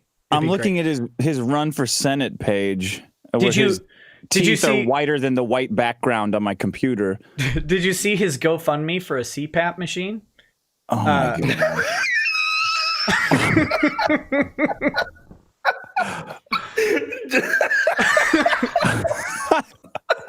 What? Why did that break you, Josh? Josh, why did that break you? Cost like $200, and they're medically necessary. Like if you need a CPAP machine, you need a CPAP machine. Yeah, that's really funny. I mean, what do you do? What do you do if you can't afford that CPAP? Isn't he a lawyer? How can he don't besmirch the good name of T. Greg.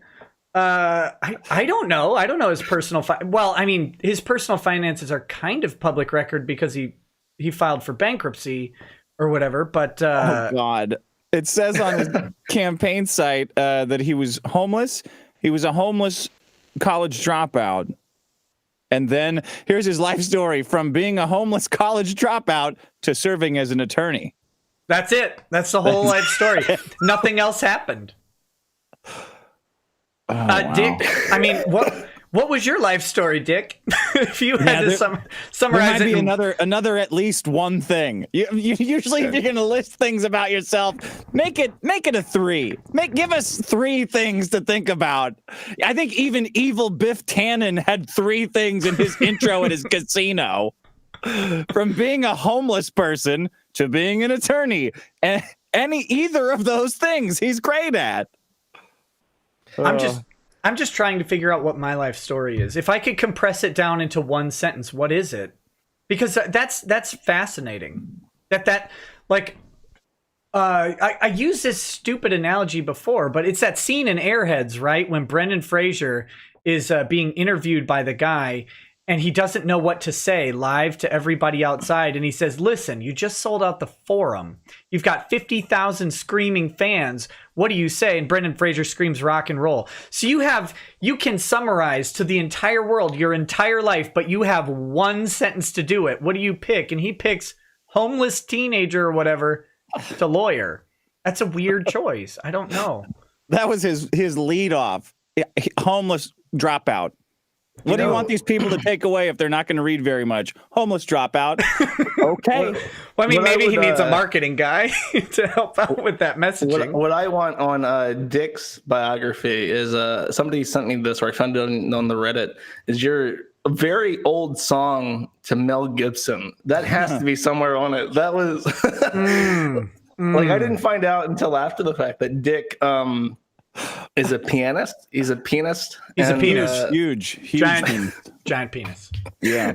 And he did songs. He did like comedy songs. And on YouTube, if you look for it, there is a tribute song to Mel Gibson by Dick from 2007. It's really old. It was right when he got pulled over. It's imagine no Mel Gibson. It's fantastic. Imagine no Mel Gibson. I am so glad I bleeped the N-word in that song. Did you? Yes. Oh God, okay. yes. It was so long ago that, like, at that time the internet was kind of just our little secret. You know, me and you guys, we just had a little secret meeting place called the internet. So I threw it up, and I'm like, I mean, is it funnier with the N-word in there unbleeped? Like, yeah, maybe, but I don't know. I just got this weird hunch that I should bleep it out. So I did at the last minute, and thank fucking God, or that's all I would hear every day. I was going to say, aren't you an atheist? There's clearly a God looking over you. There's a God of N-words up there. Yeah.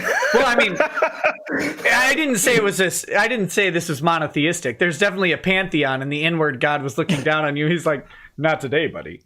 Mexicans have a saint for everything. We got a saint for selling your house. We got a saint for cryptocurrency. We have an N-word saint who protects you from saying the N-word.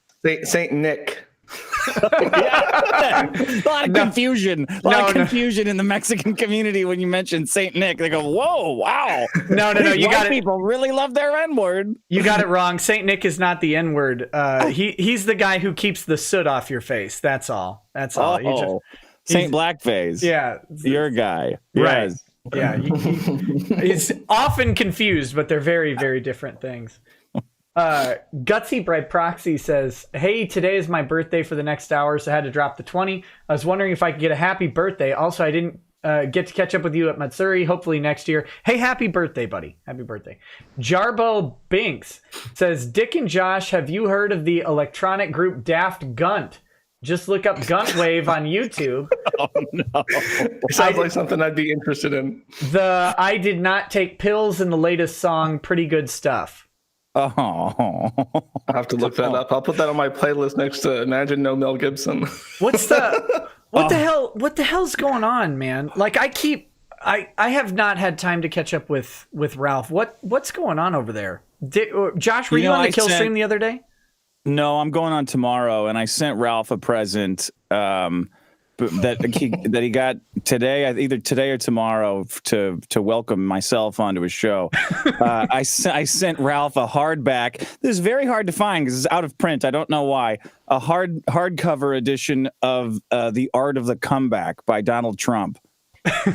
Because if there's any book that he needs right now, it is that. He needs the wisdom of Donald Trump and The Art of the Comeback. He's been having a rough time, huh, Ralph? Yes. Yeah. I was curious if you were still going to go on Friday, and then you confirmed it. Oh yeah. I mentioned I was afraid it would be really awkward, and you're like, I hope it is.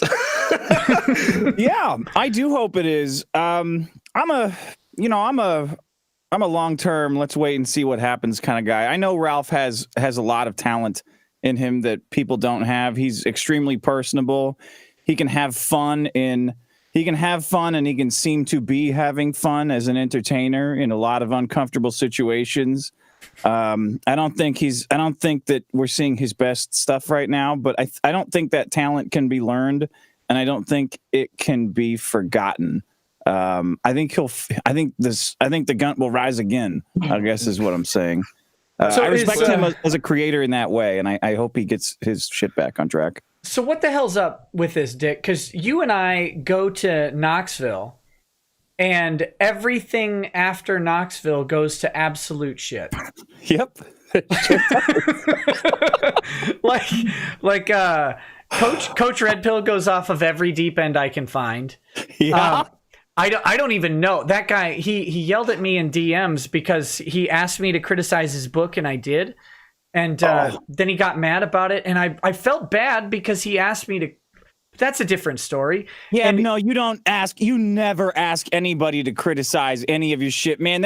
I'll give somebody my book and say, like, so tell me that things that you like about it, and then make some things up that you didn't like and tell me you liked them. Right, yeah. So then so he like turned on Ralph and Andy almost immediately. And maybe justified. I don't know. I'm not like criticizing his decision, but that went to hell. And then Andy and Ralph go on this weird trip to Florida, and then that thing goes to hell. And then Andy is out there like yelling at Canadians, and guns are drawn and stuff. and now I don't know what anybody's even doing who is in Knoxville other than me and you. Yeah. Yeah, part of me wants to tell you that you should have Ralph on now so we can roast his nuts about it. It seems to me like when the momentum of the fight like kept everybody going for so long, and all of the internet blood sports guys going for so long, that when there was nobody left to hate, they just started hating each other. Is that themselves? Is that the product of blood sports? Like, when you run out of people to ruin, you have to ruin somebody. Yes, because what made Ralph interesting was his guess. He could book anybody. He could stream snipe Boogie, and Boogie would realize he's being stream sniped, and then he would get on and say the dumbest shit he's ever said in his entire career that he has to apologize for to this day. People still call him Der Uberwolf 1488 because of the shit he said on that stream, and it's just. He could wrangle anyone onto these streams, and it would always go horrifically for them. And then once that stopped happening, and I think it's in part because he was off YouTube. Yeah. But once that stopped happening, it's like, yes, he has to rely on other sources of information to talk about for 2 hours every day, and that's politics. And ultimately, I find that Ralph, Gator, and even Zidane have extremely predictable takes on all. Like, yeah, I know what they're going to say. I don't have to watch it. I say crazy shit about everything, so I think I can do it just a little bit. But even then, it's like you bring people want to laugh. You bring politics into something, and it doesn't matter how entertaining you are about the politics. Like nobody, there is. If you are somebody who can entertain without talking about Donald Trump or the social justice warriors, you have a near monopoly on entertainment. Like if you can do that, go do it, because you can make money right now. And if you have to rely on politics, you are in extremely good company. You're in that mundane mat field where everybody can pull up a fucking a Wall Street Journal article and give a hot take about it. There's no scarcity there. I can't think of anything I would want to do less than reading articles on YouTube. Oh my God. But you would read court documents. Yeah. Well, but anybody can pull up a WAPO article, right? But pulling up a court document, anybody can do it. They can go access the same documents, but they don't. They never would, because it's just this one step removed from normalcy. And so I can, like, I'm not touting my own horn here or anything, or tooting my own horn, whatever it is. Thank you. I'm not tooting my own horn here, but like, I'll do that and try to bring something that, one, people wouldn't have otherwise seen in any sort of way, because while the documents are public, they're behind this wall of like pseudo secrecy. And then two, I try and add my specific, $150,000 stupid education to it. That's it. Like, that's the magic of reading a court document. Being an actual lawyer who's young enough to talk about things that would interest young people is very scarce. There's not, most of the people commenting on stuff right now are not educated. They might have, like, Ralph has a degree he refuses to pay for, by the way, in like journalism or something, because he wanted to be a writer. But that's not scarce. There are a lot of journalists out there doing shit that's not journalism. But Ralph, Nick, you also have an opinion on stuff. Like, I've watched some of the other lawyers talk about stuff, cases, and they can't tell who is in the right, who is in the wrong, what might happen. Like, they're not good at building the understanding filter for people that they want to have when they look at a case like that. They take a very this could happen or this could happen. It's like, motherfucker, I know you don't think that in your mind that one or the other could happen. Like, tell us what will probably happen. They're to be rude, because I'm a couple drinks in, they're cowards. Yes. And I hate that. Like, lawyers are not neutral. We are not neutral people at all. And go look at any lawyer talking about anything, and candidly, and they will not be neutral. But suddenly, when they're making a public statement, we got to be neutral on it. So what? Like, another lawyer disagrees with you? Well, welcome to literally every lawsuit on earth. So who cares? It reminds me of somebody, Harmful Opinions, put out a tweet, and it was a picture of a New York Times article online, and it was like an opinion piece called "Why Australia Should Revoke Their Ban on Huawei 5G Networks," and right at the top it said "Sponsored by Huawei." So it's like, okay, yeah, they're paying to put this article out there. Their argument for deregulating their 5G network, which is obviously in their business interest, and it's very clearly labeled by them. And it's I see no downside to that. Here you have an article with an agenda, clearly labeled as an agenda. It might be interesting, because it's interesting to see what they would have to say as to why that benefits Australia, right? Yeah. And if you took that same approach to anything else, like, every article on the New York Times would have a NASCAR jumpsuit of business interest in backing it up. So I have no issue with partisanship, and I think it's beneficial in some ways. If only the New York Times would Dale Earnhardt right into that wall, that'd be great. They're working on it. It's just I would like to see more of that honesty, because otherwise nobody's neutral ever. It's disingenuous. Yeah, I agree. And that's the one thing I really don't like about many other commentators on legal matters on Twitter and on YouTube, is they come in with this pretension that they're neutral, and they're not. I don't know. We don't need them to be. Right. Like, why do you guys think we need you to be? You're not in charge of shit. Give me something that's entertaining. Yeah, that's well, I mean, I guess that's the magic, isn't it? Yeah. Dick, are you a neutral? You're a neutral commentator, though. Very. I'm extremely neutral. I've never Anyone seen who- you. You've never given an opinion in your life. No. Anyone who says otherwise is a goddamn liar. Okay, so I don't want to steal any thunder, and if you're talking about this on your show this coming week or whatever, feel free to stop me. But can you tell me, like, what happened at Road Rage? You know what I'm talking about. Are you talking about Alan? Yeah. I don't want to get into any specifics, even the tiny amount of specifics that I do know. I said on the show, I think I already said on the show, so I'll just say that again. It's at some point after the live show in Vegas, Alan took his own life back at the place. That's all I know. Okay. I don't know how that's confirmed or anything like that. That's just what I was told initially. I know that his the people he's leaving behind don't want anything public. Sure. It is. I'll say that, you know, he was a hell of a guy, and just the amount of people that are coming out and talking about how much he meant to them and how much his show meant to them is unshakably depressing and sad.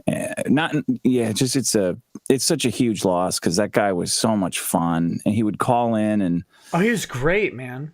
he started the whole like I talk about these dumb comedy things that he was a part of, because that's the only thing I have to remember him by, because that's what we did. But it was so much fun to interact with him and talk to him, and every interaction I had with him, he was always so excited to be there and happy to do whatever he was doing, and happy to share his community with people. Him and Grant Mooney going back and forth was riotously funny. Yeah.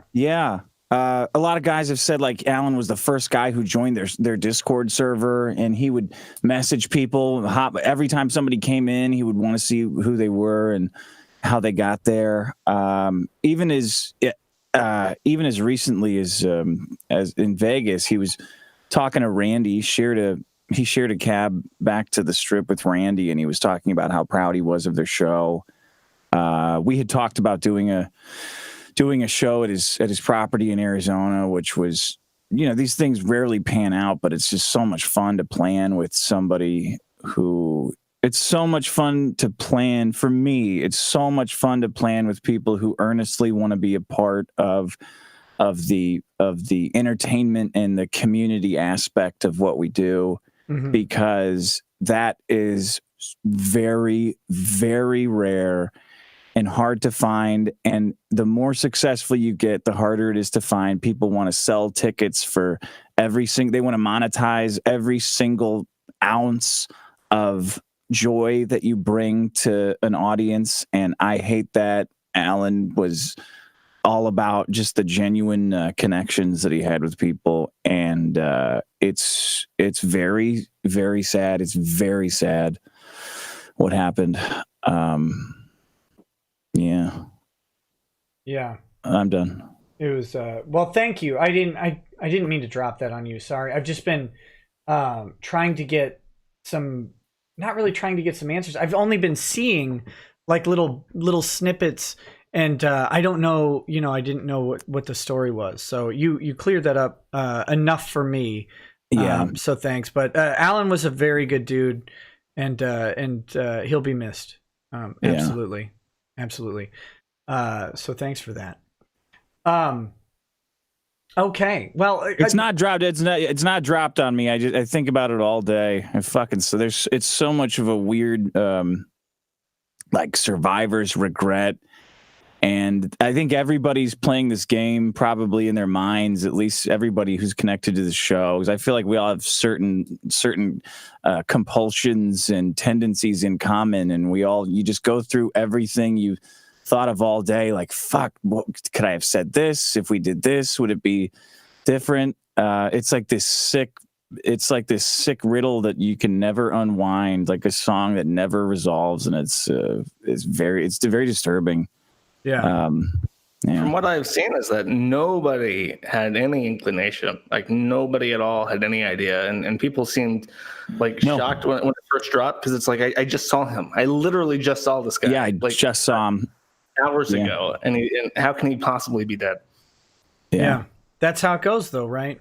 That's how it goes. Sometimes, sometimes it does. Yeah. So this is weird, but back to some chats, I guess. I don't know where to go from there. I don't know where to the chats. Yeah. Hard reset. Somebody did tell me that he had information that could lead to the arrest of Hillary Clinton. Yeah, that I did hear that. I believe that 200%. Trump, where are you at? With me in jail, Trump. Alan was a terrific man.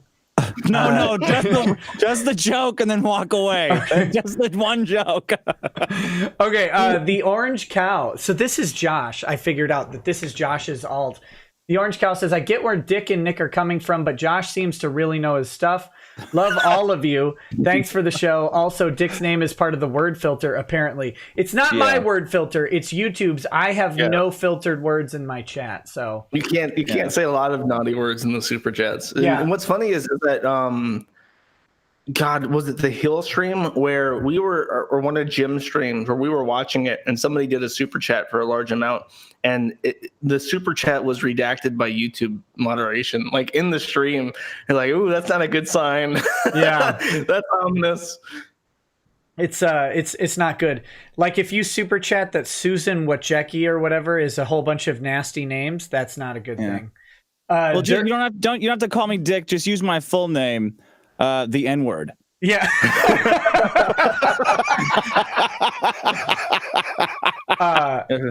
Dirk Lamont says, press S to spit on Ethan Ralph and his defunct retort, that seems a bit rude. That seems a bit rude. After all the entertainment he's brought you, come on. Where would we be without the mundane mad and the baked Alaska? I wasn't even around for that, and all the laughs. Cut the guy some fucking slack. Let him pop some pills and drink a little bit for a couple months. Jesus Christ. Yeah, he's got to have some. I love Ralph. Ralph is great. I fully support Ralph. And if he asked me to come on the show, or if he asked me for anything, I'd be happy to help out however I could. Because I like him. I hope that this is a temporary thing and he's got something. Because you're right. He's undeniably talented and entertaining. Yeah. Otherwise, people wouldn't have watched his show every single night. They didn't just watch for the freaks. They didn't just watch for the train wreck. He conducted that. Like that is a cynic. I get where that's coming from, but it is a take that overly simplifies the court that Ralph would run every night. He's aggressively friendly, and even when I was talking to him, like he would say things that were complimentary, and it disarms you if you're angry. You know what I mean? Listen, a lady at Knoxville, a waitress at Knoxville called Coach Red Pill old, and it pissed him off a whole lot. So right. Ralph tips this lady $100 cash, and it pissed Coach off even more. How can you not like that? That's the funniest thing he could have done in that situation. It's like, what? And why'd you tip her $100? Because she's funny. That's it. The Captain Z says, keep on keeping on, you magnificent bastards from Western Pennsylvania. Hey, thanks, buddy. A Rose says, what if Section 230 only applies to people who actually curate material? Kiwi Farms would stay safe, but Twitter and Facebook would not. Josh, do you want to answer that? Because I was going to say, you curate material unapologetically. Yeah, people get shocked. They come onto the site and they dump all this crap on like their ex-girlfriend from the furry community. I'm like, okay, you're not going by the protocol here. There is a quality control that is extremely narrow. It's extremely narrow, and people don't seem to get that it's not just like a revenge porn site where anyone can say anything. And specifically, we don't want genuinely, not as a cover for my ass. We don't want false defamatory information on the site, because it drops the value of the entire community to have even one lie on it. Can you do me a favor? Can you lay out the criteria for a lol cow just so any lol cows who may stumble across this in the future realize how vetted their degeneracy and patheticness actually is? I need to know. It has a lot to do. There are multiple if, ands, or ors in regards to what validates it, and it's a public interest is a huge factor. If there's a lot of public interest and stuff, it will allow it just because people want to talk about it. But if it's somebody we've never heard of, it has to be funny. It has to be something that is. Your behavior is so preposterous and outside the norm, and you're so unapologetic about it that it induces comedy and spectacle. It's one or the other. Usually, it's either something that people are already talking about that they want to talk about on the site, or it's something that is anomalous, and the latter is becoming increasingly more scarce. But sometimes people come along who are just like so baffling that they become entertaining just because you want to know, like, what the hell's wrong with you? Well, when you have injectable ball pup murders or whatever, it's hard to be anomalous.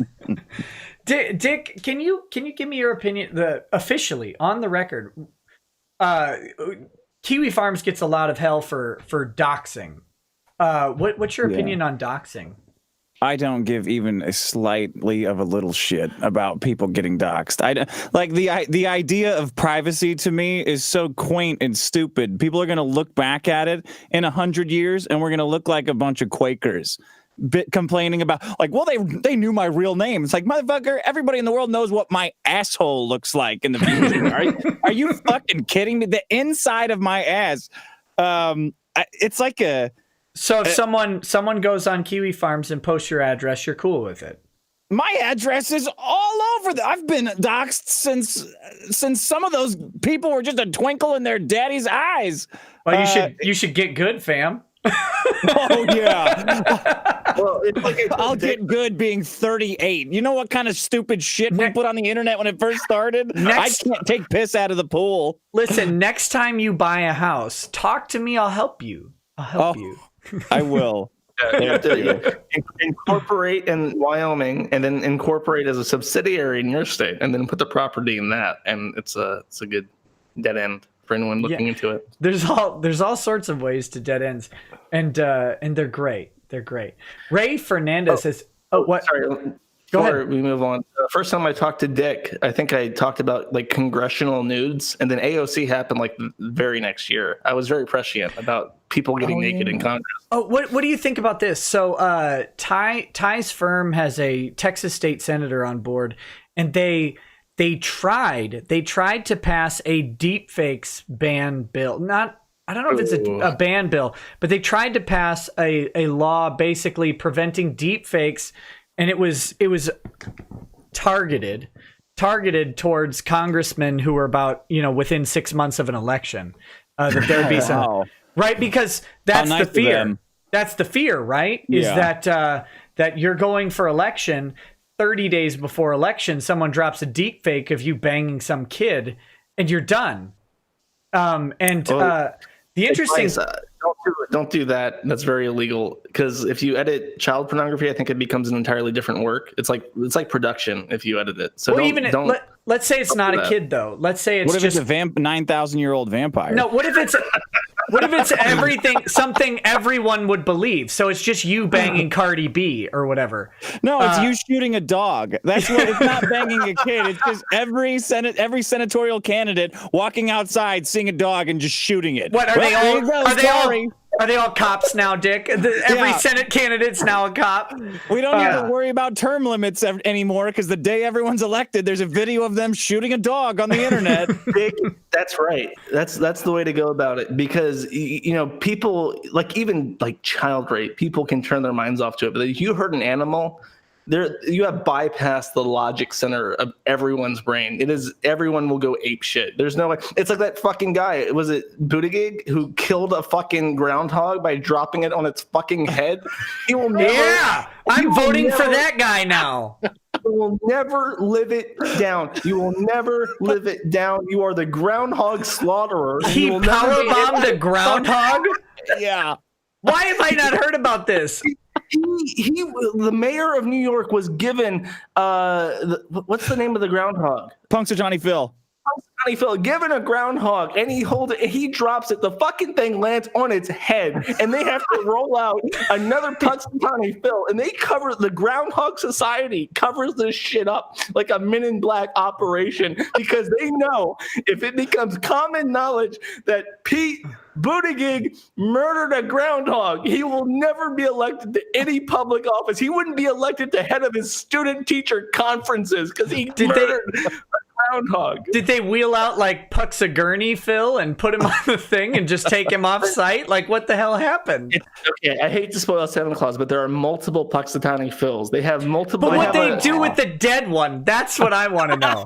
Did they eat it? Did they just pick it up by the scruff of its neck and throw it in the trash? Or did they have like a little coroner come out with a stretcher and two guys lift it in and then put a blanket on it? Or did and they have like a sad Punxsutawney like Lil over there mourning with a handkerchief? Or do they have like a sad Native American come up and be like, we use every piece of the animal, and start carving him up immediately and selling his pelts? Like, what the hell? What happened to the dead one?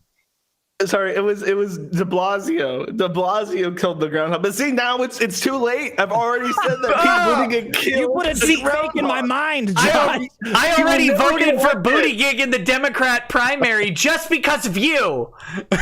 It's like poison. It's circulating through the veins of society. He'll never get elected now because he is irreparably associated with groundhog murder. All right. This is on the fly, but who's your both to the panel? Who's your number one deep fake, and what situation is it? And it doesn't have to be sex. Your number one politician deep fake, and what is the situation behind it? Oh, I was immediately going to say, what do you mean? It's me and Lucy Wilde, the porno. What are you talking about? No. You got to put a politician in that. You have to be the deep fake cuck in this instance. Oh, okay. And it doesn't have to be sexual? It doesn't have to be, no. Oh. So is it like I don't know, like Bernie Sanders tearing down the wall in Israel or something? Like, would that be a good deep it's fake? It's really hard to top Dick's off the cuff thing about congressmen shooting dogs. But which congressman would be the best dog shooter there is? Oh God! I feel like everything I'm thinking of is a Ben Garrison cartoon. Because he ate that dog after. Obama ate a dog. What? Obama ate a dog. He grew up in the Philippines. Michelle on YouTube. No. Barry Obams. He that was the whole thing. He ate a dog because he's from the Philippines, and it's a specific dish where they like make it into a soup or whatever. It was terrible. Terrible because it was only terrible because he criticized Mitt Romney for putting a dog in a kennel on top of a car back in like the 70s. And then it's like, but bro, you ate one. That's worse. That's how did he get elected if he's the dog eater? Well, I mean, we could go into all the conspiracies, but he had information leading to the arrest of Hillary Clinton and still does. But like, is it Ted Cruz using a fat kid as a trampoline? Like, what is it? If it's Ted Cruz, it has to be Ted Cruz is the Zodiac killer in some way. He has to be abducting a woman. Indonesia, not the Philippines. Sorry, aren't they the same place? Is that racist? I don't know. One's Muslim and one's Catholic. I think they'd take some issue with that. Oh, well, maybe. Who cares? Their missiles are a long way away from getting to me. I'm just Ted Cruz's Zodiac tweet on Halloween was great, by the way. That was fantastic. That was a good opportunity, Suze. That's why he deserves to succeed Donald Trump in the presidency. I'll say, just because of the Zodiac tweet and the beard. That's why Ted Cruz deserves to win once Donald is done with his 18 terms. I want him to be on the Supreme Court. I want us to have Ted Cruz forever. Is there anything that is completely messed up about him that I don't know that he would be on the Supreme Court? Okay. If the only thing, there's some weird like religious possibilities. I don't know that Ted holds them or would hold them as a judge, but the funniest thing that Trump could do, the absolute funniest thing he could do in the world would be when Ginsburg finally admits that she's dead. If he would appoint Ted Cruz to replace Ginsburg, Yeah. he would cement a conservative majority in the Supreme Court for the next 30 years and ruin everything. God, it'd be great. Oh, God. That needs to happen. That needs to happen. Did you see that Cruz posted the Veritas video on his YouTube? Did he? Very nice. Ted Cruz has a YouTube? Of course. That's fantastic to play chicken with YouTube. You gonna take my channel down, you motherfuckers? Go for it. I dare you. I double dog dare you, motherfucker. Censor my goddamn YouTube channel. Listen, Susan. I'll bring you before the Senate Judiciary Committee, and I'll rape you in front of the whole country. That's an all-color joke, Nick. I didn't make that joke. Ted Cruz did. I was just doing an impression of him when he said Do you it. have a video of him saying that? Yeah, I do. I have so many deep fakes of him saying he's gonna rape the CEO of YouTube. That's my deep fake fantasy, is Ted Cruz saying that over and over. Ray Fernandez says, here's some super chat money for my Visa card. Good luck cashing it out after tonight. Matt Field says, you guys aren't even scratching the surface on the censorship issue. The Marxist Silicon Valley types live in a literal bizarro world.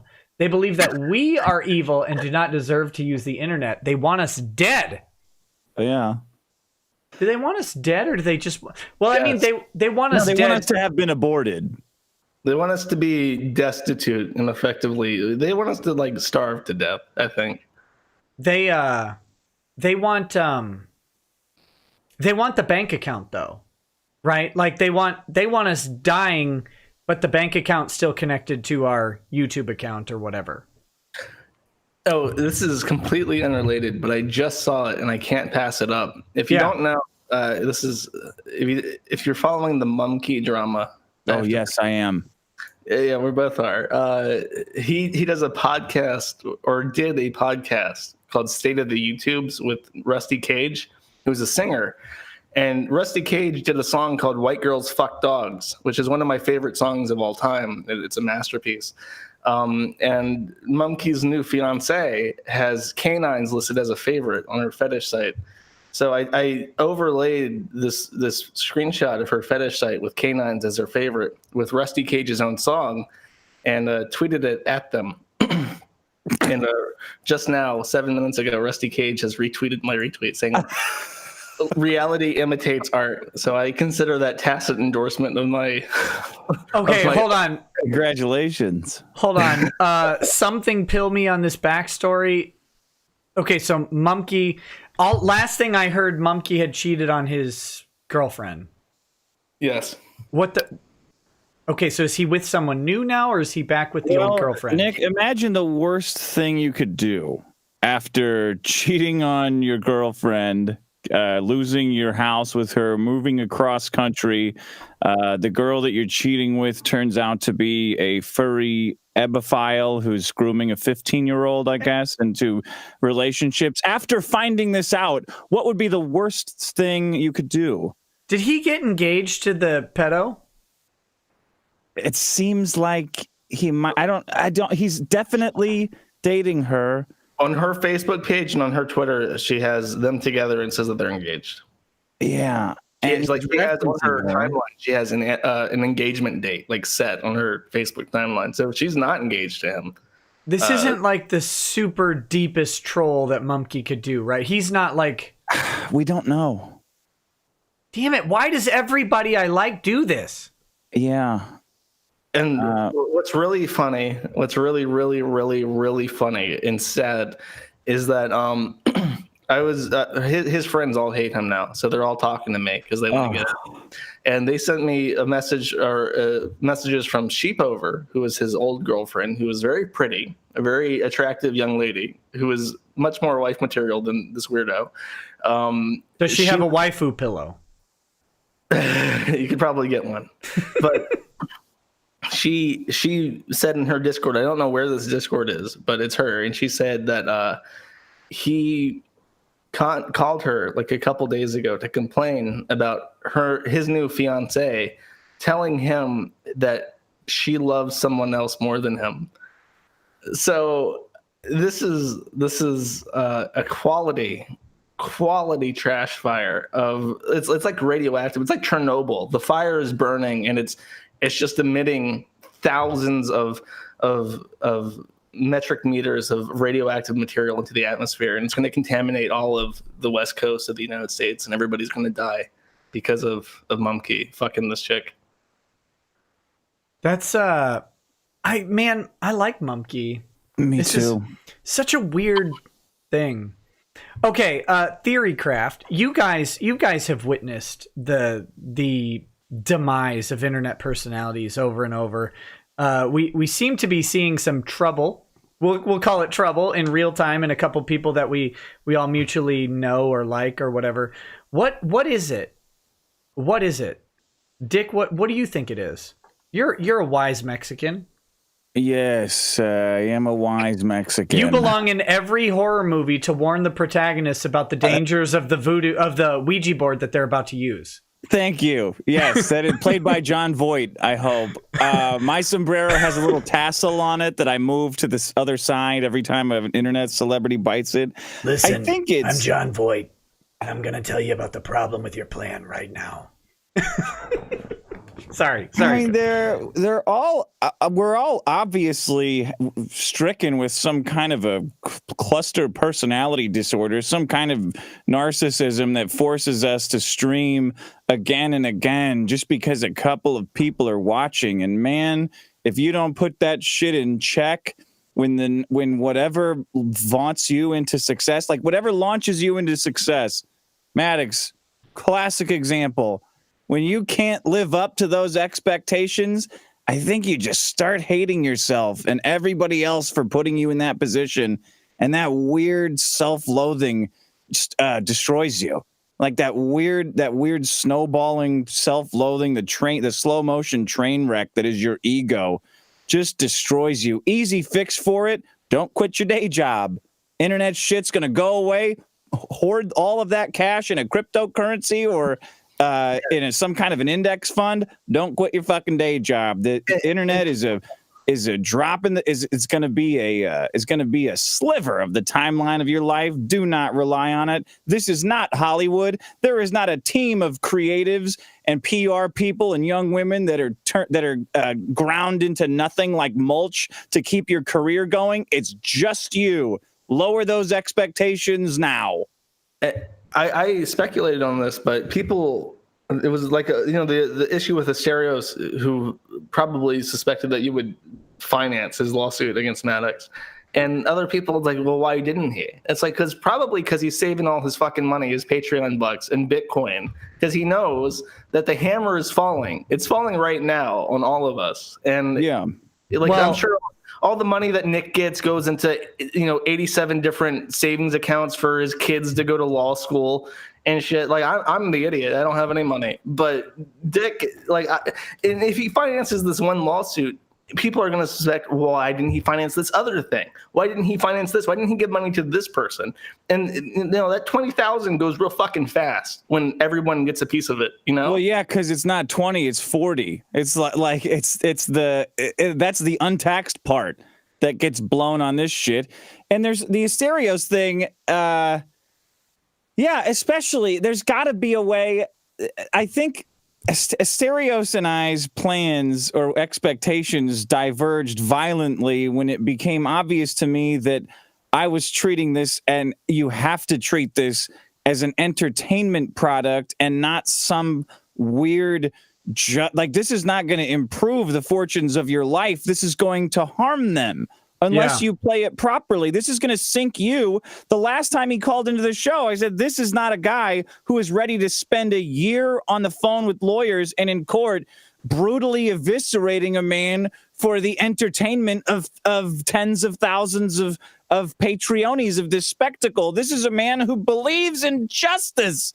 This is not someone who's suited for this. No, and to briefly talk about the Vic thing. And this is why I think the opponents of Vic are so woefully unprepared for what's happening. Is that they? I'll flat out say it. I'm enough gin in to say it. They hired a lawyer who was not prepared to deal with the fact that they are at least semi-public people, and that their lawsuit matters as much in public as it does in court, if not more so. I've openly stated over and over again that my goal with Vic is not, I don't care if he wins or loses the lawsuit. My goal is that at the end of the lawsuit, whether he wins or loses, he has a direction to channel a career. So he has a place to take and put his creative energy towards people who still support him. And because I think there's nothing that's going to come out in this lawsuit that will be bad enough that people will stop supporting him. Because I just don't think he's raped anybody. So with Asterios, it's the same thing. Like, look, Asterios, you have two options here. You can rip Maddox apart for the absolute sheer comedy of the fact that this dummy hired the worst lawyer in existence to sue you, and you can deal with that in the way that it's funny, or you can deal with that in a serious, quiet, I'm never going to talk about it way and completely hose yourself. And I think he chose wrong. If I'm being honest. Yeah. One of the early in the early days of the lawsuit, I remember I was watching a stereo stream and somebody came on and dropped Mundane Matt's name after Mundane Matt was supporting the lawsuit, because I had just ripped into him for the first time on the show. And they're like, "What about Mundane Matt?" And the stereo said, like, "Oh, I want to have fun here. I got nothing against anybody." And at that moment I was like, I mean, this is who he is. He's not me. This isn't what if Maddox had only sued him, he would have gotten away with everything. He would probably have got some money out of it. But because Maddox made the mistake of putting my name on the document, he had the rest of his life ruined. Yeah. I mean, that's the only lesson to take away from the entire lawsuit is don't fuck with me. Anybody else is fine. Won't hurt you, but don't fuck with me. Don't mess with someone who's willing to publicly fight. Yeah. Because that's the whole thing. If you're not willing to publicly fight, but the other person is, you're screwed. You're done, you dummy.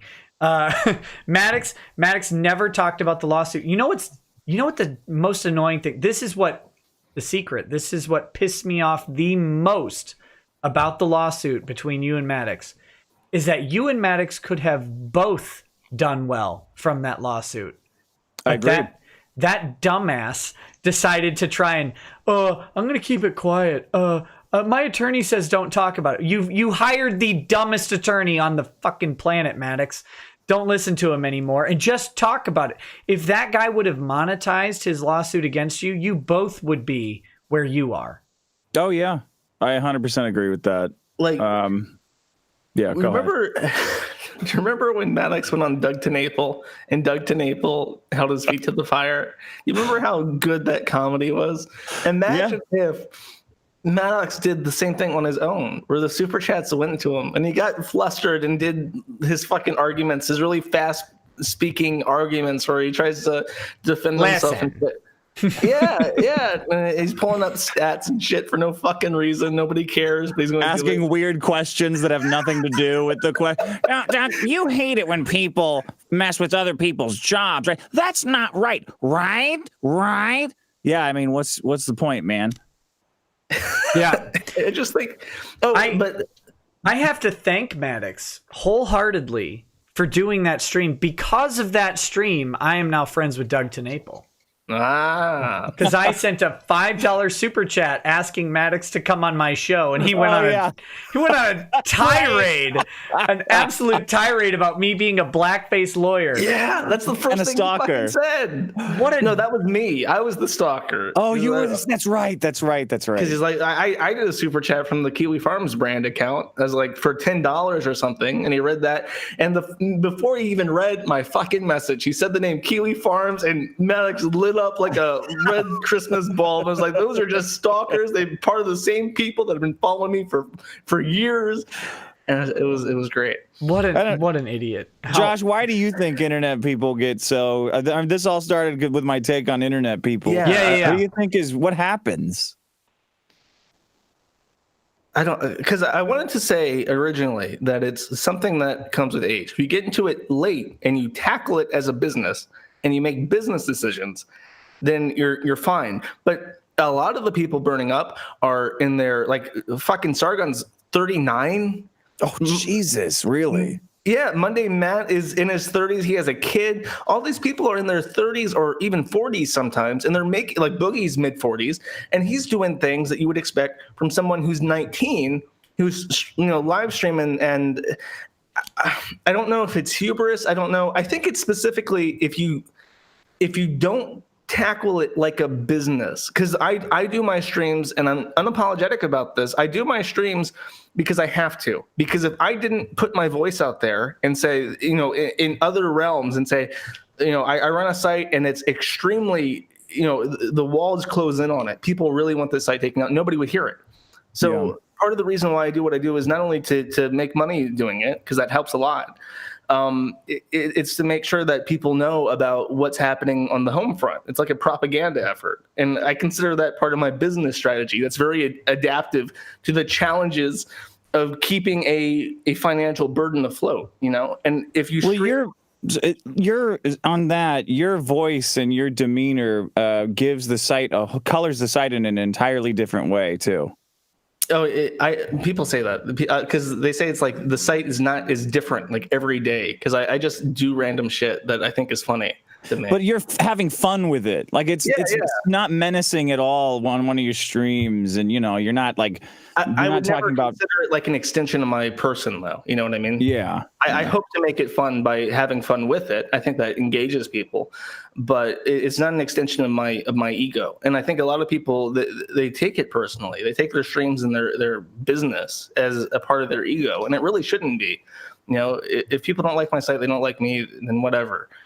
But the dumb thing is, I use Kiwi Farms as a tool. It's a great tool for, did I screw up today? Like, right? That's I think people could learn the lesson from that. Look, people are going to make fun of you either way. Maybe that's Josh, you're what, like 21, 22 years old? No, I'm 26 now. I'm getting old. Yeah, you're basically in a walker. I don't know if it comes with age, but I notice a lot of YouTubers are young. Right. And this is going back to that nefarious part of YouTube that I think in regards to Etika is YouTube creates and fosters a persona that if you're not otherwise established in your life and you lose YouTube after having it, you will have a body of work that will probably prevent you from being hireable by any traditional business when you're done. Ralph was unhireable because he has 2 felonies on his record. Well, Ralph was, but lots of, like, Mumkey Jones. How could Mumkey Jones get a job somewhere outside of YouTube, right? Change his name. Yeah, I guess. But they're going to see his picture. And eventually someone's going to put 2 and 2 together. If somebody recognizes him from his picture, they're probably a fan. You know what I mean? Well, but a lot of Mumkey Jones fans aren't Mumkey Jones fans right now, right? Well, Selena got killed by the head of her fan club. That's the thing. A lot of in I guess in our neck of the YouTube woods or whatever, where you have us making edgy jokes or funny stories or whatever, we're going to say something that means we can't be people ever again. And if you're not established in that, I wonder about Etika. Like, I wonder about guys like him who end up Minecrafting themselves or whatever. That, like, is that what factored into it? Like, what does he do? Yeah, absolutely. What does he do when he's gone? Because he's made this content that will, in any job that he goes to apply for, someone's gonna. It doesn't matter. Like, if he links his name. Or changes his name or whatever, someone is going to eventually link his new name to his old name. And then an employer's going to type it up and they're going to see some stream and they're going to be like, okay, wait a minute. This is weird. right? Yeah, the weird thing, more so than the name, is the resume gap. Because I've thought about it, obviously, where it's like Yeah. I could change my name in a jurisdiction that would allow me to hide it, and I could just flip and I could disappear. But the really interesting thing about that is that what the fuck do I put on my resume? What have I been doing for the last 6 years that I can tell an employee? Now, if I could write my resume honestly, oh my God, I have the best resume, technically speaking, of anyone. I know how to keep shit afloat with governments pointing artillery at it. I know how to keep shit up. That's great for a resume. But how the You fuck had a mall ninja threatening to have the CIA murder you. I mean, how could you possibly?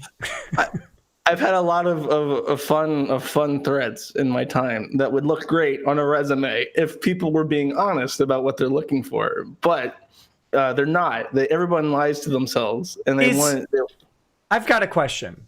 You guys might know, I don't. Is Etika the guy who did the backflip with the nunchuck where he lands and hits his face and gets up and can't, like, is unconscious? No, I don't. That guy would have to be way older than Etika. Okay, dang, 'Cause that would be funny. big. Is Yeah. that my racism coming through? They had similar hair, I think. Similar hair, yeah. Yeah. Anyway, sorry, I didn't mean to interrupt you, Josh. Yeah, I don't have to answer your question. I do not have a good answer to why some people seem to do okay and other people seem to very quickly burn out, and it's very strange because I don't know. I don't feel I have that much of an ego. I feel like I've been tempered by shame because I had. If anybody follows my drama, when I was a teenager, I was a part of a community, and I was the biggest outcast in that community, and they all hated me. And over the years, I was systematically oppressed by these mean bully jerks on this website, and that tempered my ego a little bit. So I don't know. Everybody needs to be traumatized as a teenager is what I'm saying. Otherwise, you can't do internet stuff. So you're pro bullying as teenagers? Very. Good. Everyone Me needs too. Me too. Life is hard. Dick, how hard should kids be bullied? Oh God. Well, how hard are they asking for it? It's really up to them how much they get bullied. They can just keep acting like a queermo, or they can knock it off. Kids are the worst people on the planet. So, I mean, they're definitely asking to be bullied. Universally, anyone between the ages of 13 and 17 deserved maybe a death penalty. But, okay. Super Iron Bob says, every net neutrality proposal in the U.S. has contained the caveat of legal traffic. Take that how you will. Okay. Luminatrix fan fiction says, although I can't control people's thought processes on the internet, I just wanted to apologize for all the shenanigans on Twitter. No matter how many times I tell them otherwise, they just keep thinking I'm you. This guy. So that Cuck Lightyear lawyer decided that this guy was my alt account on Twitter.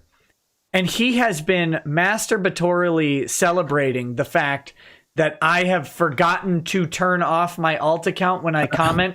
It's not me, though. Who is it? What's his name? Is Luminatrix? I thought you were going to say Pickled Nick. No, yeah. I used to get that all the time, too, where Pickled Nick or Rick Nikita would do so. Like when I went on the heel stream, they're like, hey, thanks for that $500 donation. I'm like, oh, you're welcome. That wasn't me at all. That was someone else completely that said Rick Nikita. But I think Ralph was really drunk already at that point. But yeah, these people think I'm this guy, and I'm not, and it's causing me stress. And I'm gonna get gray beard hair like Sargon. I'll be right back, guys. Yeah. John Sargent says 230 needs to split publisher and platform and define it clearly and set the definition of editorializing clearly and with specific terms. As for being kicked off, must be with a conviction, i.e. harassment or calls to action, etc. What do you think about that, Josh? I have a big thought about this. I have a big idea, a big clue, and I want to save it for Dick. So I'm going to write it down. I'm going to pull it up on Notepad. I have something related to it. As far as splitting it, like I don't know, like have Facebook be open with multiple brands of Facebook that moderate it differently? Is that what he's proposing? Well, you just said that 230 needs to be definitive between publisher and platform, which I think was the actual original intent of 230. Like if you're going to curate and publish content, fine. you don't get the protection. But if you're not going to be able to curate and publish content, you do get the protection. Okay, here, I can't say what the intent is, but let me ask you a question. What would happen if these companies move to Ireland? They just headquarter out of Ireland. I want to know from a legal perspective what happens if a company does that. Are we going to use the OSAF to sanction Facebook for moving out of the country? Like, what happens if the law goes through? It works perfectly, and it forces them to be unbiased, and they just say, well, we're going to go to a country where we can do whatever we want. Okay. What happens if they do? Then they continue to operate as normal. Okay. So, do you have a problem with countries moving to Ireland? Or company? Companies. No, Sorry, I I'm said just saying countries, didn't I? The law would seemingly be unable to influence businesses in other countries, correct? Right, but then they'd be in Ireland. Yes. So if they wanted to purchase infrastructure or anything in the U.S., they would have to diversify their assets. They would have to subject themselves to U.S. law. They would have to do different things. They'd be limited to how they operated because they'd be in Ireland, right? Not necessarily. Why not? I mean, they could put servers in like the Bermuda. They could put it in Mexico. They could put it in Canada and skirt around it and still have very good access to American homes. Okay, what's wrong with that? I'm just saying that it would render the attempt ineffective. Why would so? Right, like so. They could do that now in theory. They could do all sorts of things, but they don't. Well, they don't have to right now. And as benefit, they keep the jobs. I mean, come on. If Facebook moved to a different country than the U.S., they'd avoid a 35% income tax, corporate income tax. But they stay in the U.S. Why? Because of 230. Yeah. Okay. So then they move to somewhere else. Well, then they would move to a country where the censorship laws, like in the EU, align with their interests. Yeah. Okay. So, like, why is that a problem? That's what I'm failing to understand here. I'm not saying. Well, it would take the money and the jobs out of the country, but number two, who cares? It renders that entire effort ineffective. And it would be interesting to see if the U.S. would try to like block Facebook with a firewall because it's refusing to do what they want it to. But let's ignore the possibility of the U.S. blocking a foreign website because we don't really block foreign websites, to my knowledge, unless you know something different. We don't. It's one of the few countries in the world that don't. So Facebook moves to Ireland or Zambia or wherever. Who cares? Okay. You're talking about moving 100,000. How many employees does Google have? Why not? Why can't they? I'm not saying they can't. I'm just saying even if they do, who cares? We do, because we're complaining that we're being censored on these platforms, and we're going to use the U.S. legislator to force them to not censor us. And if that's how they get around it, I think that's a success. That's if it's so effective that they have to leave the country. I'm saying, like, in a theoretic where we did pass the law and the law is perfect and it does exactly what you want it to. Why are you guys both okay with that?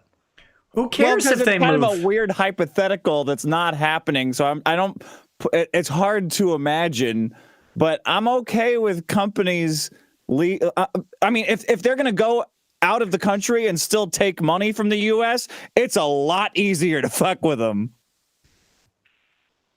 Yeah, I think they'd run a huge risk moving out of the country. But if they wanted to move out of the country, I don't see the problem with it. If they said, if first of all, I don't think it would work that way. But second of all, let's say, Facebook Ireland is going to be there, and now they're immune to Section 230. I don't know that would be the case. I mean, I think if they're doing, because we operate websites that run in the U.S. and we operate them with influence from EU laws already, GDPR and other privacy laws. And they're not enforceable in the U.S., but the fact that they do, like U.S.-based companies are doing business in the EU, they're still subject to GDPR. I'm not quite sure why Facebook in Ireland would not be subject to 230 protections in the U.S. or a lack of 230 protections or whatever. Which is what the rest of the world has. I mean, I don't know. I just want to posit it because that bugs me as well. Is that they could uproot theoretically. Okay, but wait a minute. So you can't sue. So U.S. has 230 protection, which, as far as I know, is unique in the world because we're the only country with a First Amendment. I have looked up every country in the world. I've read the Constitution of Guyana, trying to find a different country that I could host in to be safer, and it does not exist. Okay, so why can't you be sued for Kiwi farms in Guyana? Because I don't have protection from 230. Wait, what? Shouldn't you be able to be? They could sue me in whatever fucking country they want to. I don't care. Why not? Because they can't enforce it. Okay, so what's the difference? I think actually U.S. law would absolutely allow you to, if Facebook moved to Ireland but maintained everything else the exact same, right? So there's access to Facebook. You just go to facebook.ir or whatever instead of facebook.com.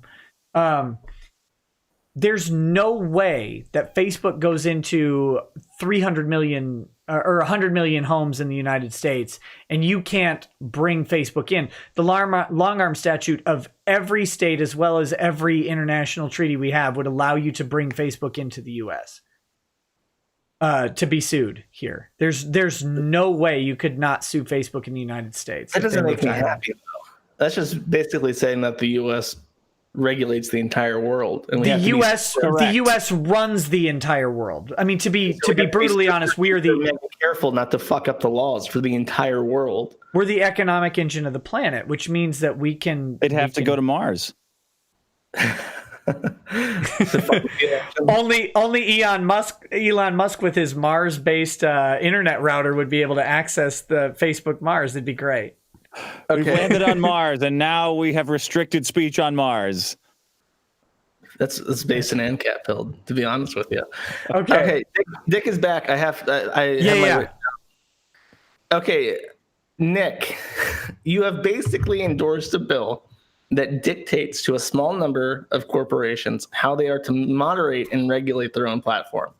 Why should we not just make the volksbook.gov, the volkstwitter.gov, and the volkstube.gov and run our own versions on a government level that has whatever regulations we want it to or not to have? Because that would, in my mind, that would cost less money and be less problematic. No, it would cost more money and it would fail. Why would it fail? Because the government doesn't run things effectively. Is that the argument? Just that the government can't do it? I mean, name a government-run analog to a private company that runs well. Well, why not? I don't know. It just. You don't know because there isn't one. I don't live in the U.S. I don't. Oh yeah. We don't have one. We don't have anything that works. There is not there's no like government car dealership. And there's a reason the government farms everything out too, even security. Like they hire every single contract they have, they hire to an outside firm because they can't, because the things that they do so poorly. They don't even make their own military equipment, right? We have Lockheed Martin, we have Boeing, we have all sorts of companies. We have Raytheon or whatever. We have all sorts of companies that create the very specific government specific role of military. One of the few things in the Constitution that is a specific role of government other than the post office. And the post office is a semi-private company as well. It's not a very well run one. Yeah, why can't we have social media equivalents of the post office? You don't want that. Why not? Well, because it wouldn't work on Sunday. You've also got the issue of where the money's coming from. Like you mentioned the expense of it. You think it would be cheaper for the government just to set up the government alternatives of these. But the difference is the lawsuits are going to cost these companies, and that will be absorbed by the investors. Like when Google first bought YouTube, they set aside a staggering amount of money just to cover lawsuits that they thought would arise from all the pirated content that YouTube was built on. If something like 230, if removing it has a monetary consequence to the companies, that will be built in to their stock, and it will be absorbed by people who want to risk their money. But it's not just the company. Like the company is not funding both sides of the lawsuits against the government. Right. So the defense, the companies who get sued by people, they're not going to be sued by the government if they don't have the protection. They're going to get sued by people. Well, the government's going to be sued by the companies immediately. What do you mean? Every single one of these companies affected by this bill will sue the federal government. And go to the Supreme Court, or who are they going to sue? Yes, they'll sue the government and try to get the law thrown out as being unconstitutional. Well, that's the Supreme Court's got a finite. I'm fine with that. Take it, go. They're not going to take the gun cases I want them to take anyway. So what the fuck do I care what the Supreme Court does? But realistically, like let's say every major tech company sued the Supreme Court or sued the U.S. government against this law. At most, that's what, 30 lawsuits. That's 30 to $90 million. That's nothing. That's nothing in the scope of tech companies. So I mean, I don't think that that's a realistic cost proposition, personally. I don't know. I disagree with this idea on so many levels. You can. It's not just because it's not just that I think it'll fail. I think that even if it succeeds, it won't have the desired effect. And then all it does is like, okay, we force Twitter, we force Facebook, let's say it works. All we have then is we have mandated that a government lets people shitpost on Facebook and Twitter. Yeah, that's what I want. Yeah. But it doesn't open up alternatives. There's still the monopolies. It's just government. I mean, it's essentially passing this law as a tacit admission that these companies are monoliths that can't be broken down. And we have yielded to them because the government funded all of them. I think there's a bigger effect around this too that happened with the Title IX. Like you trace it back to you trace it all the way back to the introduction of hate speech, to Title IX restrictions on like what is discrimination. I think that having that on the books, having this notion of discrimination over whatever class, race, gender, blah, blah, blah, blah. Having that on the books trained an entire generation to respect that as a value we had. And I think it warped our brains. It warped the brains of my generation, the millennial generation. Having anything we can put on the books, even if it is ineffective, the idea that it is not like unto God. You do not have this power to be untouchable.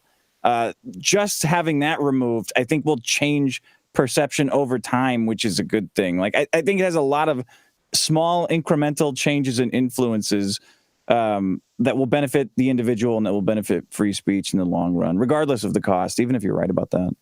28th Amendment. The 28th Amendment. The right to shitpost shall not be infringed. I would so much rather have credit card companies reeled in. I would trade anything for that. Yeah. Or a bank could not tell me I can't send or receive money from another person willing to give me money for a legal reason. That should be the 28th Amendment. Now, you and I have talked about this a little bit, Josh, but what do you think? Don't you think that the prevention of wanton internet censorship is part of that? So my argument, for the benefit of the audience, is that if Facebook is not allowed to just remove people because of wrongthink, then MasterCard doesn't get to pretend that they care about wrongthink, right? That's my argument. So if Facebook can't remove them, MasterCard's not going to be like, well, we're not going to process your payments, because there is no alternative, right? So MasterCard says, well, we're not going to process Facebook's payments. Why would they do that? You have to use Facebook coin then, don't you? Yeah, I would guess. I mean, that is an alternative, right? That's why Facebook's making it. Is there Facebook coin? Libra. They're trying, and don't buy it, because what they're doing when these companies release shit like Ripple and Libra, what they're really doing is they're trying to sell it for Bitcoin so that they can hold on to the Bitcoin. Do not buy Libra. Do not buy Ripple. Okay, listen, I don't care about Libra or Ripple or Bitcoin or none of that nonsense. You hippies and your weird like sex vans or whatever. I don't care about that. Me and Dick are going to take over the world, man. We got the Bitcoin, man. You and Dick with a VW bus stopping every 26 miles to bang one out isn't important to me. What I want to know is if Facebook is legally prevented from removing anybody from the platform, why would MasterCard say, I'm not going to process the payments of this company with 500 billion users or whatever it is, because everybody's got alts. I don't know. I mean, they could just raise prices for it. Like, you're such a high risk thing, we're going to take 15%. They wouldn't be high risk though. Everybody would be equal risk. There would be no provision where a company of a certain size, once they became untrue. Especially under the Patriot Act, you're going to get people money laundering. You're going to get people posting child porn. You're going to get people marketing, doing soliciting without paying for it. You're going to get all sorts of shit. That would get in the. But that already happens though. With the U.S. Patriot Act, it would get them in trouble. Who would it get in trouble? The credit card companies, the banks. Why would it get the banks and credit card companies in trouble? Because the way that the U.S. Patriot Act is written is that the banks have to be aggressive and proactive with their handling of fraud. They have to be involved in. They can't just rely on the government to say you can't send money to this person. They have to be active in their investigations, and they maintain bad actor lists where if your name appears in this bad actor list, no bank will do business with you because it can get them in trouble with the government. For fraud, yeah, but what about politically? Oh, you can end up on those lists too. That's how the guys get taken down off Patreon by MasterCard threatening them. It's like because they appeared on a bad actor list as being a political agent capable of violence because they were sending back the refugee boats, shit like that. Wouldn't that put Facebook and wouldn't that put these big companies in a position of having to keep you on the platform to not get sued, but then getting in trouble from the government? Am I? Can you guys hear me? Am I great clipping? question. It seems like you're breaking this shit in half. Yeah, let me restart my Pro Tools. The interesting thing about that though is if the credit card companies aren't allowed to hide behind the shelter of Facebook removing you, and I got you. You sound good now. Okay. So if these companies aren't allowed to hide behind the shelter of Facebook removing you and pretending that it's not MasterCard, right? Then MasterCard has to go ahead and issue a thing that says, due to the Patriot Act, here's this. And then you have a colorable right to challenge their distinction because they're acting with the force of law to suppress your speech. This is a better thing because now you can sue MasterCard and say, look, you're invoking a U.S. government authority to suppress my speech. This is the basis of anti-SLAPP laws in lawsuits about defamation. Is you're using the power of the court to suppress my right to free speech. Now I can actually fight against you. Well, there's case law against that because I remember specifically the Supreme Court ruling on a Boy Scout case where the Boy Scouts refused to let You've been waiting 3 hours to bring up Boy Scouts. Yes, I have. Yeah, because the Boy Scouts refused to let a gay man be an openly gay man be a pack leader. Well, how would he get his vagina badge? I don't understand how he would do that as a gay man. But the Supreme Court ruled with the Boy Scouts to say that it would violate their First Amendment freedom of association to require them to allow this gay man to be in their club. And Facebook's a big company. That's an old case though, because why are the Boy Scouts of America allowing girls in? Because they're nobody joins. Because they lost all the Mormons. Yeah, they lost all their money. It's a money thing. They had to let gays in. They let gays in. Yeah, they now have gay scout leaders and they have female participants. I don't. That's a money pressure thing. That's not a court thing. Are you sure? I'm very sure. I'm not so sure about that. I think they're afraid of court. I think they're afraid of having that decision overturned, and it's effectively neutered it. Because so what you're talking about is a fraternal organization discrimination insulation. That's a lot of shuns or whatever. But fraternal organizations get the ability to disregard a whole lot of laws because they're not public accommodations, right? So you're talking about Boy Scouts as this private charitable organization that is also fraternal, which means they can have a very strict list of guests.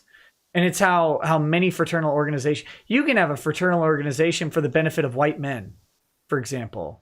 and exclude all women and people of colors or whatever you want to call anybody. But you can have that. You can have a fraternal organization for the advancement of white men, and that is legal under the law. And you have it's the Libertarian Party, isn't it? Yeah, it is. It is. You actually, everybody in there has to be 300 pounds, and they all have to strip naked in front of the 25 other people that are watching. For the nipples. If the nipples aren't pink, you got to get out. And stink. Yeah. In Myers versus Libertarian Party, yes, they can force you to show your nipples to make sure that they're pink enough. But yeah, so you can have that now. But the question becomes, when you're a place of public accommodation, we're nowhere near arguing that Facebook, Google, YouTube are anything other than places of public accommodation. There's no way. Any store that allows anybody to walk into it is a place of public accommodation. A movie theater, you can have all kinds of signs on it. It doesn't matter. If you can walk into the place, you're a public accommodation. The only way you can't is if you literally have locked doors during business hours and say only whites allowed or only blacks allowed or whatever it is, like the NAACP. Or that's a joke. That's a joke. I really mean the Anti-Defamation League.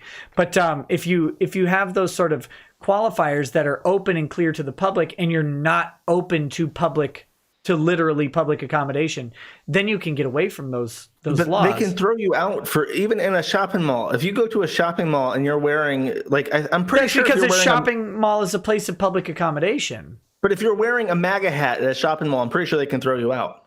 Yeah, because it's private because you're property. making other people at the public property uncomfortable. It's not with your public. Horrible. A shopping mall isn't public property. Shopping malls specifically, you have a right to protest that. Didn't that go to the Supreme Court? It depends on the mall, as Sargon would say.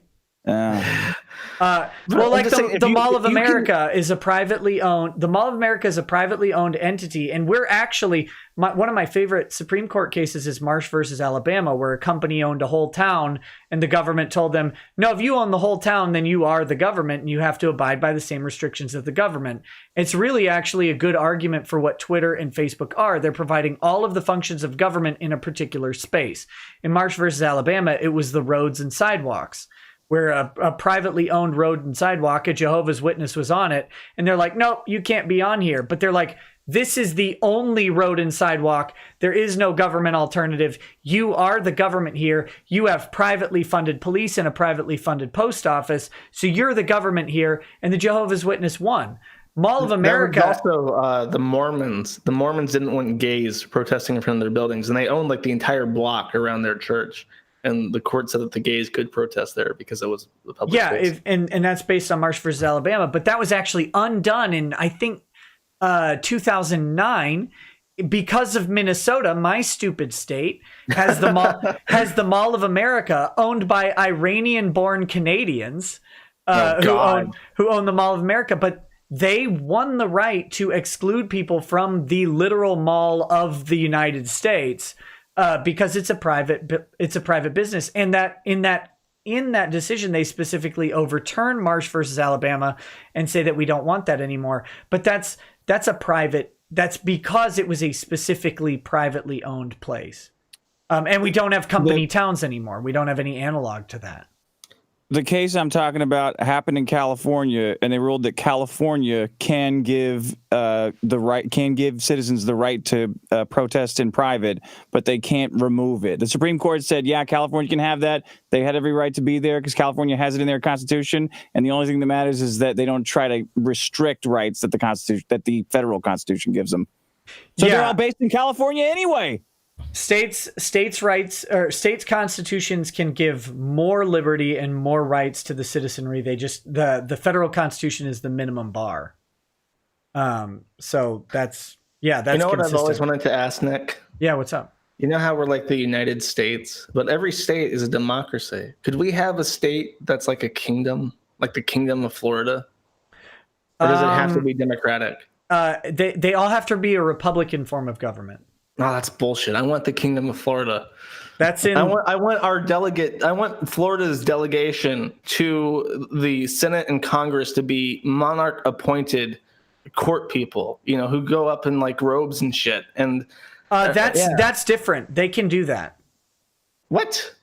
Yeah, the state's method for selecting its representatives and its delegates to elect a president or whatever, those are state powers. So how they choose to elect their representative, they just have to have a Republican form of government, which means they need an executive, legislative, and judicial branch of some sort, and then that's about it. And they have to have a representative section, but how they choose their representatives is up to them.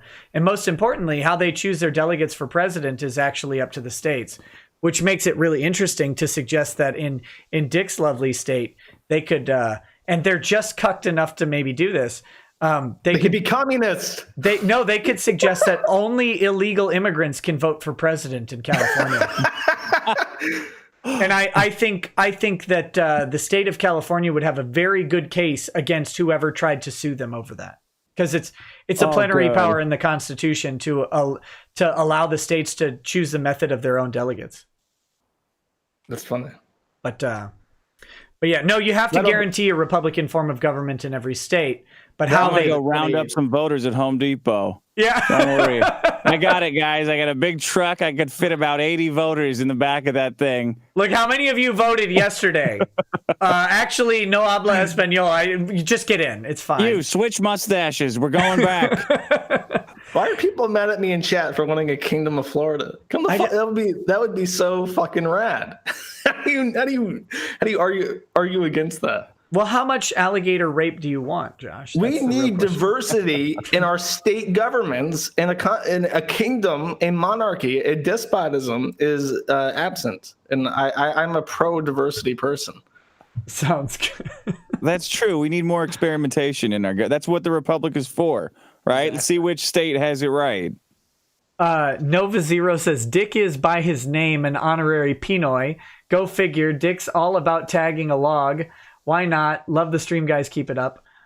Blaine 20 says, here's $14, but he actually sent 20. I don't know how that works. Travis the Bard says, Ron is the princess of all Saiyans. Look at him ballet. And damn it, I lost it. Oh, here we go. Colin says, Mr. the N-word, how do I join your Patreon alternative? Email me. Or email me either way. Yeah. If you're not a creator, you just go to whoever you want to support on New Project 2 and you do it. Yeah. But if you're a creator, email. Christopher Nicholson says, I asked Coach Redpill how old he was in Barley's in Knoxville. He told me to F off. That's why I asked him again on your stream. He pretended to answer politely.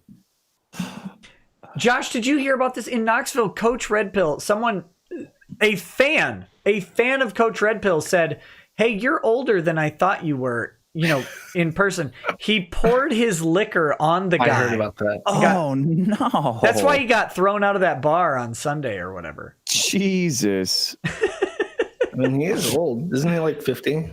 I don't know how old he is. He's older than me. Who cares how old you are? I guess he does. Well, yeah, that's true. Thank you for clarifying. It isn't his whole thing that he's like a father figure? I thought so, or like your gym coach or whatever. Oh, but yeah. His shorts aren't short enough and his calves aren't big enough to be my gym coach. That's true. JXDBX says, vid of YouTube bias on CON was taken down. Now Senator Cruz is hosting it on YouTube. If YouTube takes it down or a citizen files a false report, could that be a violation of our First Amendment, First Amendment to government official? Same way Twitter Trump blocking is. I think Ted Cruz would love to take that case to the Supreme Court, but no, I don't think so. Saladrin says, not to be all build your own internet, would video hosting be too expensive to host everything that gets banned from New Project 2 users? It would get more appealing with time as it'd be an FU library of juicy forbidden content.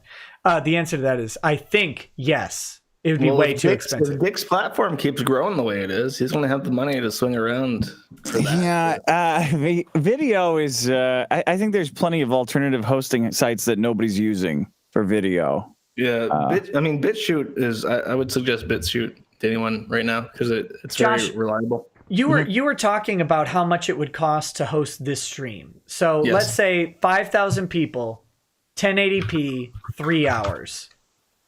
Okay. Right. We'll say 5,000. We'll make it flat. Yeah. Multiplied by My bit rate is somewhere around 6,000 kilobytes a second to 7,000. 6,000. You greedy motherfucker. Well, sometimes it's 7. It depends on who's on. If I'm on camera, it's 7. But if your stupid avatar is on camera, it drops down to 6. Okay. It's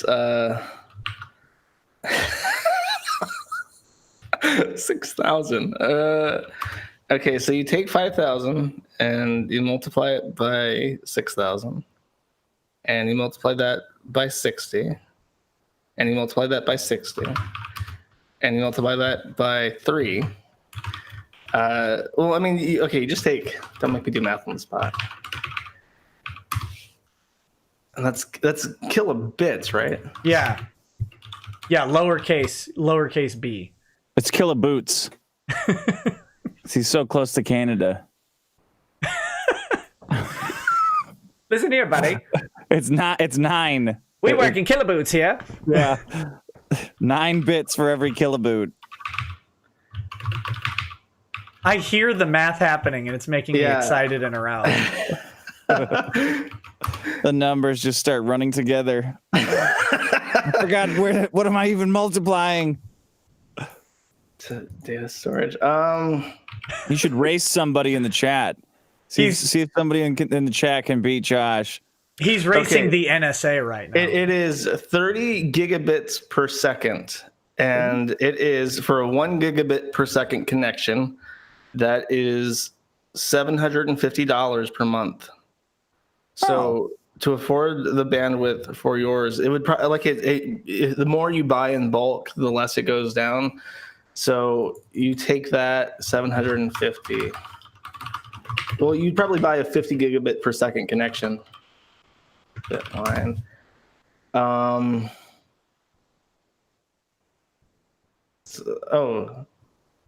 want a price. Give me a price, Google.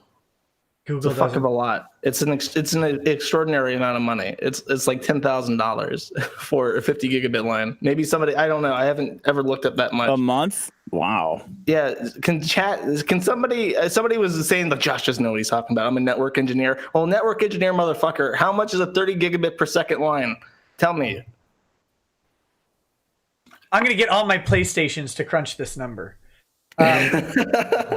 While we wait, so it's expensive though. That I think that's the point, is that it would be prohibitively expensive for normal people to compete with YouTube, right? Well, somebody's saying I could host that. Well, you could host this one live stream. You think about here, you're getting 5,000. Think about Jim.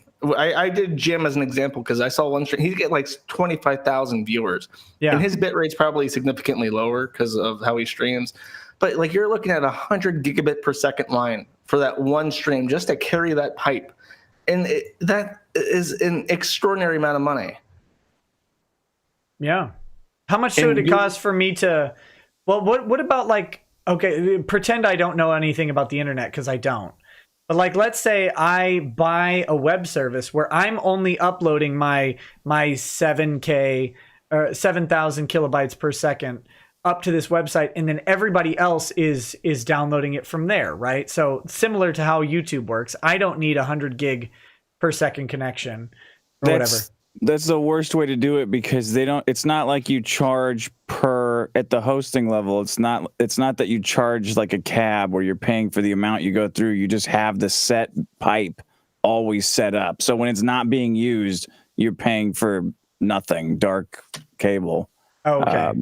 So that would be a bad plan. That would be more expensive, you're saying. Yeah. I would have to stream all the time, constly.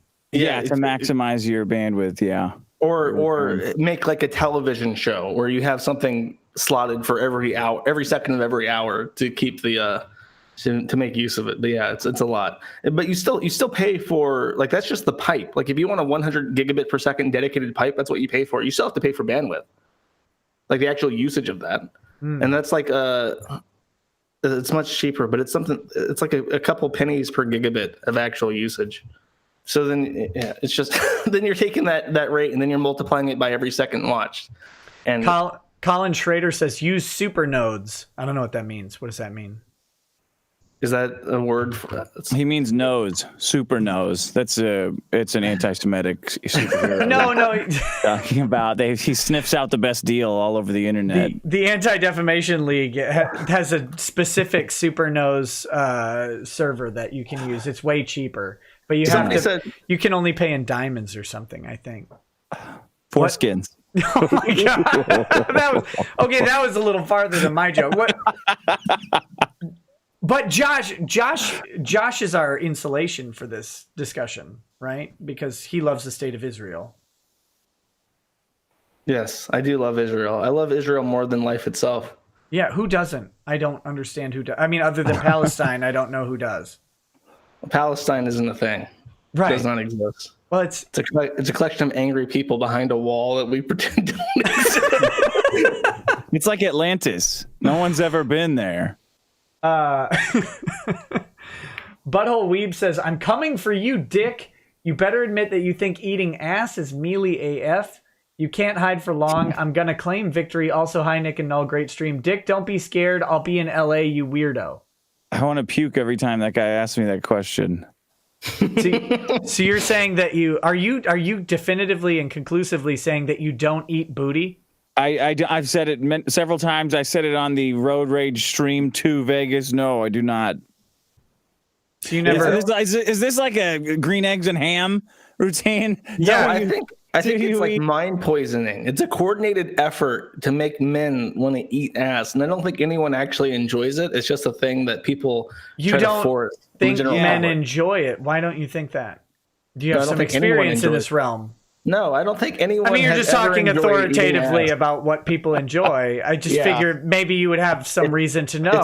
If someone says they like eating ass, they're a fucking liar, and they're trying to trick you. It's like the brat posting. No one actually gets off huffing farts. The entire reason that exists is to get idiots to smell a woman's asshole and puke during sex. That is all it's for. Oh God! But I'm gonna puke now. I saw a woman who eats like soap and toilet paper and stuff. You can't tell me there's not someone with a broken brain out there who's like licking that's booties. A woman you're talking about. Oh, yeah, women. Women are insane. So women enjoy eating booty, just not men. Yeah, they eat anything. Taking class with them. As long as they don't have to cook it, right? That's the trick. Gee, Nick. Woman walked into the internet today. So big, if I ate her booty, it'd be a 3-course meal. There you go. Guida says, as a resident of a state with state-run liquor stores, I can vouch that the government does not run analogs of private industries well. So there you go. And finally, Bryce Byerly says, Libertarian Party has a legal requirement to show proof of fedora or else you can be excluded. That's fair. Well, guys, I have like a million super chats to go through, but you guys have been on a long time. I don't want to make you stay through them either. No, it hasn't felt like it. I can't believe how long this is going on. Yeah, it's 2:30 my time, so we've been on for 3.5 hours. It's great that we figured everything out. That was fantastic. Yeah. We've solved the internet's problem, and we found out that only women eat anus. So we're gonna make Florida a monarchy. We're gonna add shit posting to the Constitution, and then we're gonna regulate MasterCard and Visa card, and everything will be fine. I'm gonna switch to my Discover card. I'm gonna go find it. You. I'm gonna take a picture of it, and forget to blur out the numbers and post it in a minute. Let me do an impression. Hey guys, I got this card when I was 13. It's great. It's still great. Still great now. 4 years later. I just can't use it anywhere because nobody accepts it. Can you buy Magic the Gathering cards with it? If you can't, I don't want to talk to you anymore. I'm not interested. Well, I will say that you gentlemen are certainly welcome to stay. I'm going to run through super chats, but I don't want to keep you because it is really late. So now we'll prolong it too. If I stick around, I got to talk after everyone. We're going to comment on every fucking thing and make this last a full day. Do it. The only catch is at 4 a.m. I have to go give my wife more medicine. So that's how that goes. Oh, is that what you call it?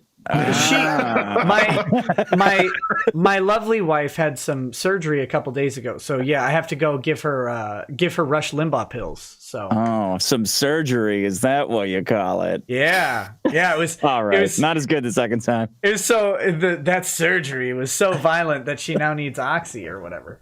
Xander's Rant says, Mr. Masterson, what do you think about Digibrony not wanting to associate with Monkey because of company he keeps? I don't know anything about that. Is that new? I don't know. I can't verify anything the chat says.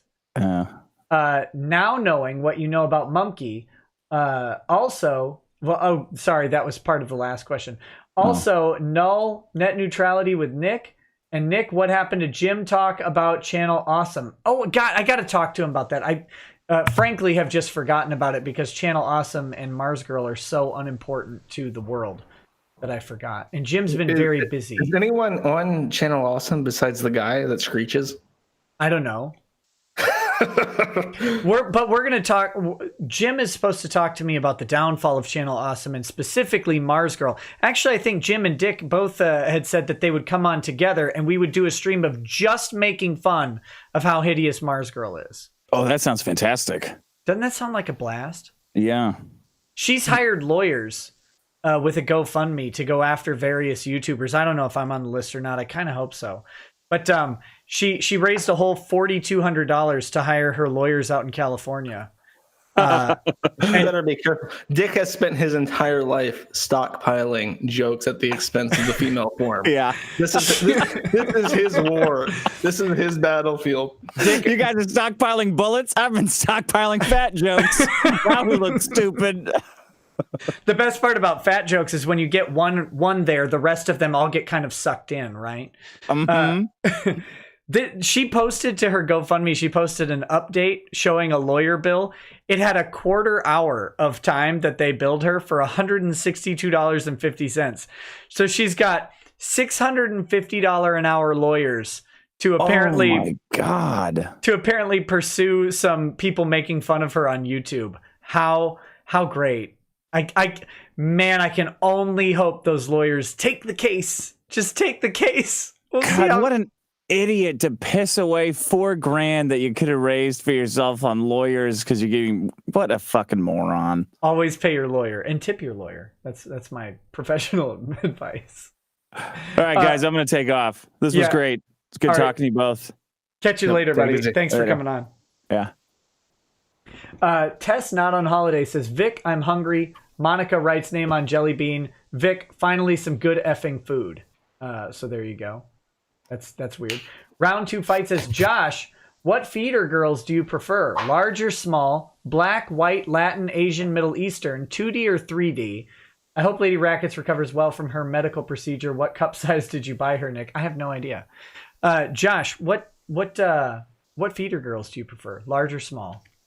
Well, I'm not actually a feeder. I'm just throwing that out there. But obviously, you'd want like skinny white chicks. So that's like the most volume you can give. If you take a fat chick, you can't ruin that. It's already ruined. You can make it worse, but you can't.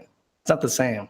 So you prefer to take a skinny white chick, you said, and make her into a fat. What ethnicity should she end up as? Well, if you look at, there's a woman called Amber Lynn who runs a popular stream. And yeah, I've seen her. She's very fat, and she was trying to do like an ASMR video for some reason. She was flipping newspapers pages, and I thought for a second, why the fuck does she have a black woman flipping these pages for her? Then I realized, her digits are blackened because she has diabetes and she isn't treating them. She's got insulin poisoning. So you want to take a skinny white girl and turn her into a big fat black lady through the beatus. Oh God, that's awful. That's darker than I thought that was going to go. Thank you for that. I hope that person got their $20 worth of imagery. It was $2. Let's see. TLJ Screwjob says, Dick, quote, Maddox lost it because 80s girl calls me Masterson. Seriously, Nick, maybe Maddox didn't take your advice in regards to Landwy was because you called him an effing idiot 6 to 7 times in the first 30-minute video about the lawsuit. Well, he should have listened to me because I was right. And he was an idiot. So that's all I have to say about that. Knight of Hopex says, this is too smart for a Thursday night. You guys are caving my head in right now. That was nice. Mercenary says, I have to agree with the farms on this. What the law needs is enforcement of publisher and platform, and the farms should be a platform and liable for nothing unless it is pointed out illegal stuff and the whole good faith idea, the refinement of the law. Josh, your people are rebelling. I don't know. I see a lot of it as emotional. Like, we just want this. And we don't care what it does or how it's implemented or what the effects are.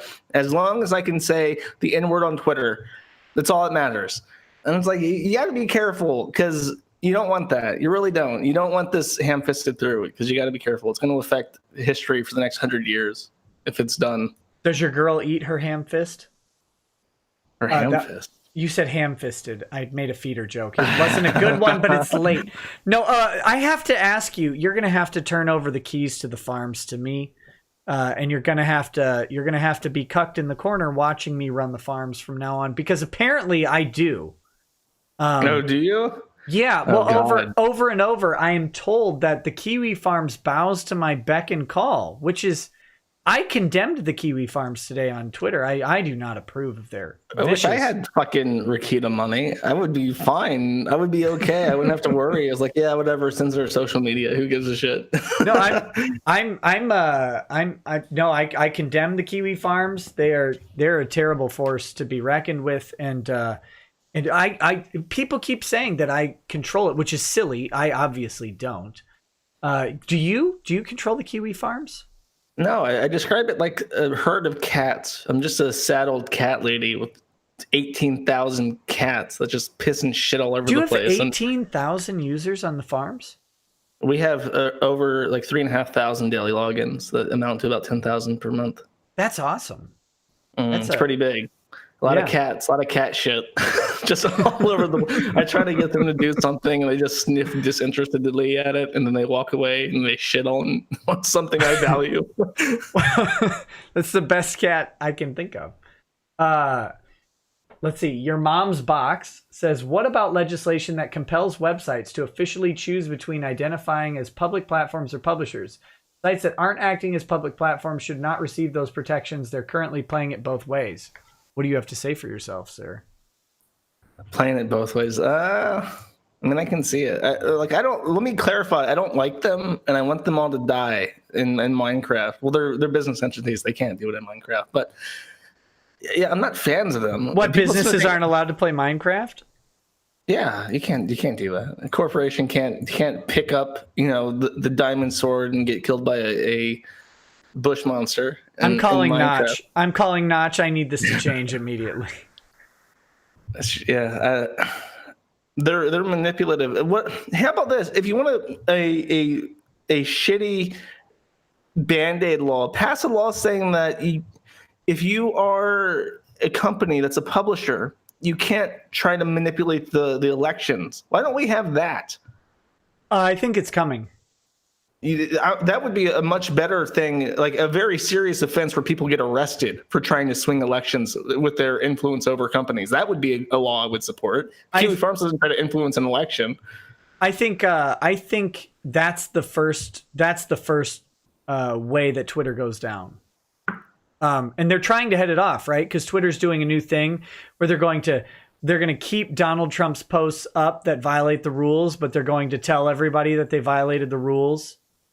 Is that what they're going to do? They're going to, because there's a YouTube thing now where if you look up something where they don't like it and they don't want to get rid of it for whatever reason, it doesn't happen on many things, but you'll get like a link to like an Encyclopedia Britannica article saying this is the way it really happened. Oh my God. Right? No, Twitter's announced this new system where they will basically have a spoiler tag or whatever, and it says this content violates the rules of Twitter's terms of use. However, it's from a public figure, so here you go. You can click on it at your own risk or something. Yeah. That's them trying to head off the idea that Donald Trump or some other politician is about to ramrod through the fact that preventing your average American from having access to their politician on Twitter might be a First Amendment violation. And what's really funny is YouTube put out that statement after the Vox adpocalypse saying that They were trying to influence people's minds. And I wrote, did you read my article I wrote, by the way? No, I'm not gonna be mad if you didn't. I didn't see it. I would have. Oh, okay. I absolutely would have. DM it to me I'll send later. you a link. Yeah, I'll send you a link. But they basically said that we were running tests to see how this worked in the U.S. And now that we know that it works in the U.S., we're going to export it to all the other countries. So what they're doing is so specific and targeted towards the United States. They didn't even care. They did not give a shit if somebody in Serbia was looking at this, because Serbians don't vote in the U.S. Right. Well, that's good. I'm glad that Serbians aren't voting in the U.S. You know what? That's the other thing. If oh, I can't say this on your show. I'm sorry. I was gonna make parallels about AIPAC and Russia and their involvement in the elections, and how if the tables were turned, it would be a completely different story. But I think that's a bridge too far. Who's AIPAC? The American Israeli political something. Oh, the thing that Ilhan Omar got skewered for. Gotcha. Oh, I have a joke about Ilhan Omar getting skewered, and I think that might get me thrown off of YouTube. It would. That would be sexual harassment. Let's just skip that right now. Mercenary says, kill the Patriot Act. It will solve all issues with the payment processors. The payment processors need to be forced to process payments in double blind setup. Bitcoin can work, but it needs to be adopted so it can't be blocked. You know, this is something I will say. I agree with you 100%. The payment processors need to be forced to dispassionately process payments. That no one thinks when a neo-Nazi buys Hitler magazine or whatever, no one thinks that MasterCard is endorsing that transaction, and to pretend otherwise is stupid, and we need to get rid of that right away. Everybody should be able to give money to whoever they want. Yeah, the fact that you can't is just appalling. It seems like why is that not? I hate the founders now. Why the fuck did they not put the ability to exchange cash as like a fundamental human right? Like that seems like it would be a fundamental human right in our capitalistic society. It never on earth occurred to the founders that if you walked up to someone with $100 bill, you might not be able to give it to them, because they didn't have an alternate means for transferring $100 to someone. And Jefferson didn't even want banks. Man. Yeah, the question, you know, what's interesting is I wonder now how much Jefferson and Madison didn't want banks versus how much they just hated Alexander Hamilton. Hey man, the reason's a reason. You don't got to question. You don't got to look a gift horse in the mouth. Okay. Yeah. Emperor says the big banks in Silicon Valley are already working on their cucked version of crypto. It's called Libra. Hoard gold, you figs. So there you go. Torsten Ostgaard. Oh wait, I read that one.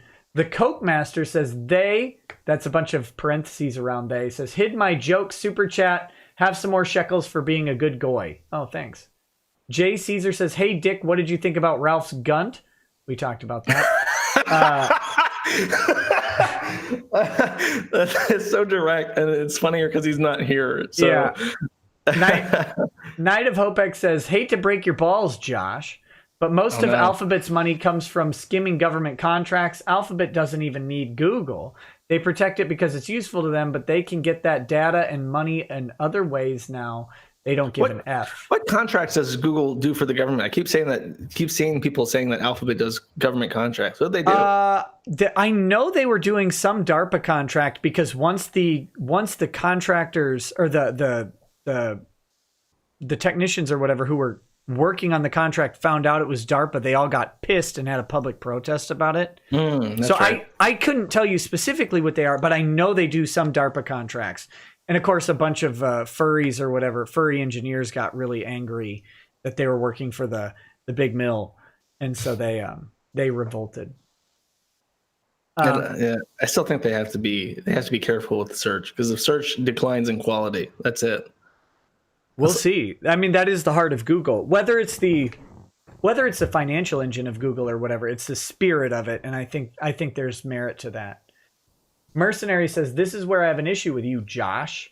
Net neutrality is a scam. It is digital fairness doctrine. It will be used to censor people. It is backdoor PIPA. And SOPA. Razorfist is right. Real net neutrality has yet to be invented. It will kill the net. So there you go. It was around for decades, and it oversaw the .com boom. I mean, says you.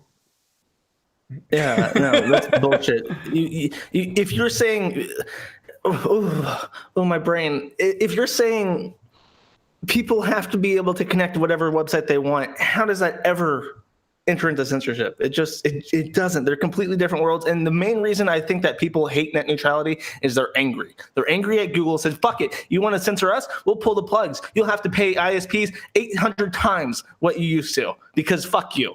And that's good enough. And Dick would agree with that. Dick would wholeheartedly agree with that. Yeah, whatever. I don't need a rational mathematical reason to support this. I just want to see you suffer. So wait, you think anybody should be able to take whatever website they want and connect it to the internet? Yes. Josh is for pedo websites. Confirmed. Thanks. Well, you can do it. You can I don't even think that you shouldn't be allowed to. There shouldn't be no barrier preventing you from accessing it. But if you do, you should get fucked for it. I don't agree that there should be any censorship, and there should be reactive, punitive measures as opposed to preventative bans. I'm just. It was the soundbite. That's all. I know. This is politics, Josh. You're never getting elected now. Anyways.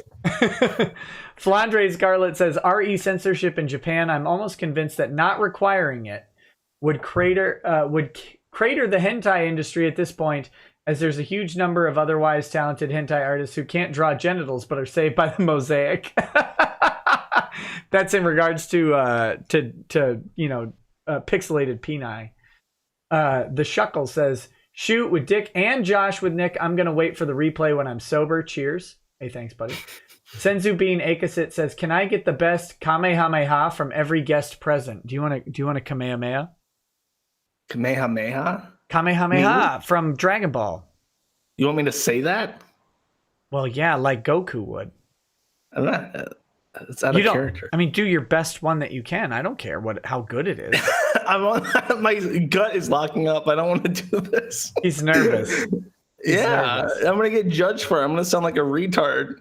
Well, it's gonna haunt me to my grave. You think you can say Kamehameha without sounding that way? I mean, you have to scream it. You have to scream it, and you have to do the thing where you put your hands together. You put your hands like, Kamehameha,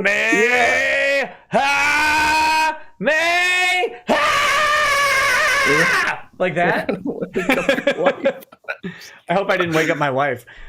Your turn. No, I refuse. This is a violation of my freedom of association to not associate with Dragon Ball Z. Okay, Tess Not on Holiday says, Dick, I'm best friends with the saint of calling people wetbacks. I believe he's called Saint Pablo.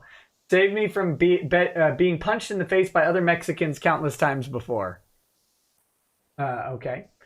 Destrawman says, those guys need a you ain't shit guy. I don't know what that was in reference to, but it was an hour ago, so hard to say. Redacted says, Josh is Rich Evans of internet agitators. Give him a big woo, Nick. He loves it almost as much as he loves feeding heifers. A woo? I hate the dog fuckers. They ruin the President Trump general threads on poll with their dog fucking memes. Do you not like a woo? No, I think it's like a dog whistle between the emotionally stunted Arrested Development man children on the internet who have to say, "I love President Trump." It's in a movement. We don't know what's going on in the world, so we're going to make dog sounds on the internet to associate with one another. I hate them with all my heart. Well, a woo to you, good sir. Henry Aller says, 3 questions. Nick, check your email, please. And Josh, how can someone DM you? So that's for you. Just email null@kiwifarms.net.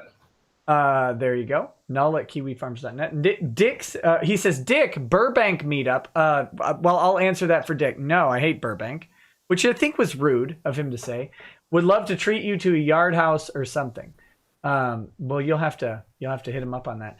Dave Youngson says, in Europe, we have already sued Google for curating results, and they are looking at effing them over some more with the new laws coming.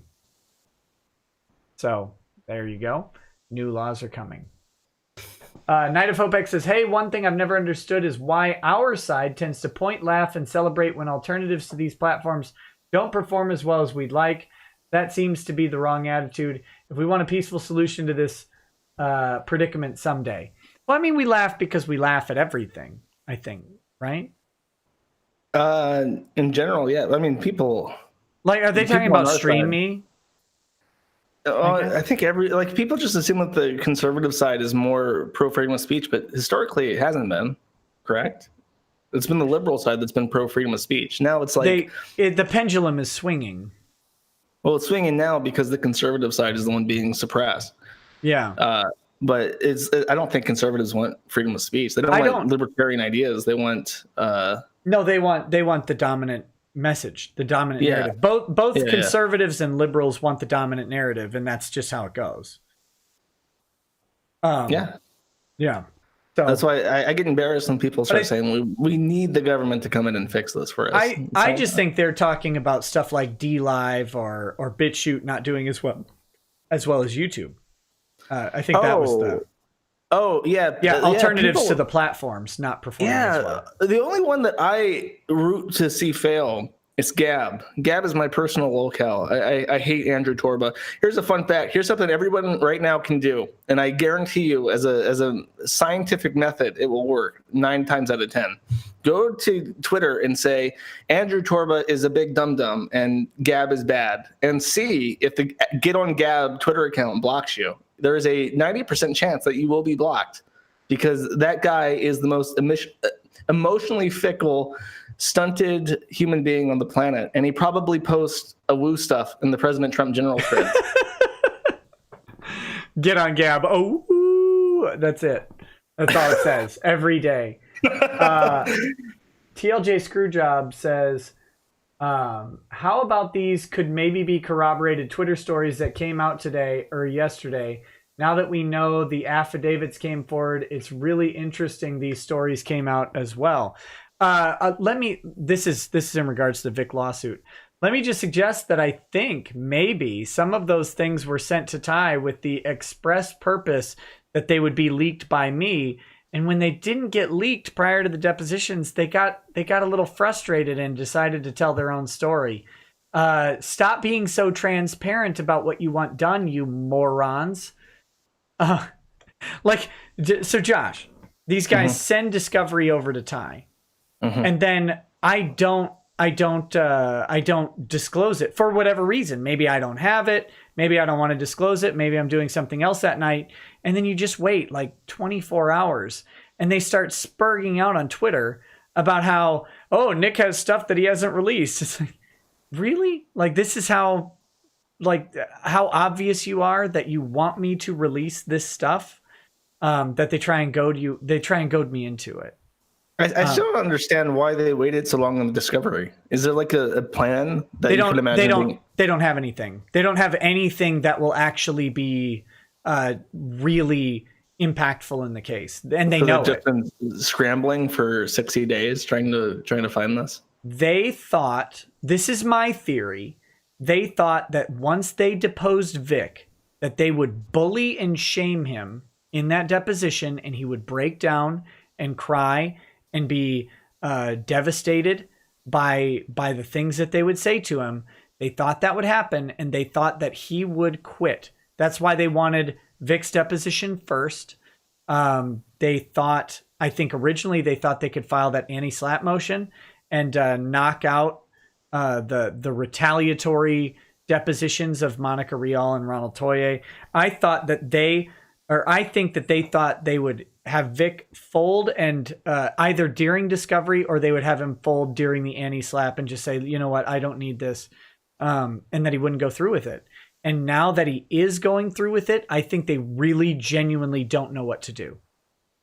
Has he been deposed already? Has he already answered their questions? He was deposed on Wednesday. So that was yesterday relative to the stream. He was deposed. Then Ronald Toye was deposed today, and Monica Rial will be deposed tomorrow. I mean, I know it's not technically today, tomorrow, but because of midnight or whatever, but effectively. What happens to Funimation? Do they get deposed at some point, or? Funimation will likely have.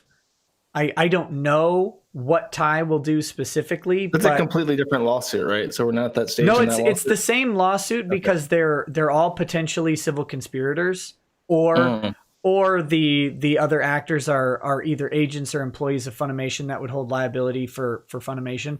My guess is one of two things will happen. After depositions, I know Funimation was at Vic's deposition. Funimation was watching Ron Toye's deposition, and Funimation will watch Monica Rial's deposition. And after that happens, Funimation has a couple options. They could file an anti-slap, they could try and negotiate a settlement, or they could do their own thing.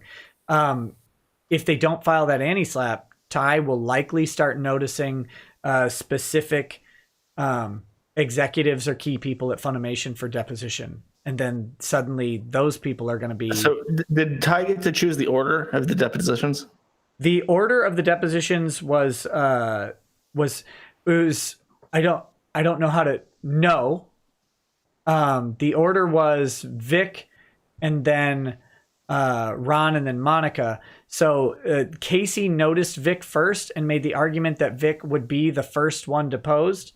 Originally, Ty said that was fine, but then he thought, why would they want to go first, and why is that so important? Because Casey was kind of flipping out in emails when Ty didn't get back to him right away. So then he thought, I think what they want to do is depose Vic and do a TCPA right away, the anti-slap, before Monica and Ron get deposed. So then Ty tried to notice Monica and Ron first. That's why they had their first hearing. It was a discovery spat. And the judge basically said to Casey, you're not going to depose Vic and then file a TCPA right away, right? And Casey said, well, no, we're not going to do that. So then Ty didn't really care about the order. Yeah, he doesn't have to worry about it. But yeah. Ty would want Funimation to come last because he wants, if he's certain that this case is going to work out for him, then that is like a warning shot to Funimation, and it gets the scariest actor out of the suit, right? I think deposing Funimation would be low on the priority list for a couple reasons, in my opinion. And that would be that keeping the cost for Funimation lower gives a better chance at settlement. You know, eventually there's the sunk cost fallacy, right? Where people get wrapped up in I've spent this many dollars on this lawsuit, I'm going to see it to the end, even though that might be adverse to their interests. So yeah. I think that is one strategy. Another strategy is if my assessment of the defendants, Monica Rial and Ron Toye, is correct, which I think largely it's shown to be so far, they're so awful at being defendants that Funimation might be really anxious to get rid of them if they see their performance on something like deposition. So when they see just how little of a case that they're able to bring in deposition, Funimation might be persuaded to go otherwise. So that'd be my sort of plan. I don't know what Ty's going to end up doing. I know that just the whole thing has been more aggressive with Ronald and Monica because they were served, 20 days before the other two parties. And that makes a huge difference on timelines. So, okay. Estra Generation says, are you familiar with lbry.com, which offers a blockchain-based protocol for hosting video as a future alternative to YouTube? What do you think of the concept? I'm not familiar. What about you?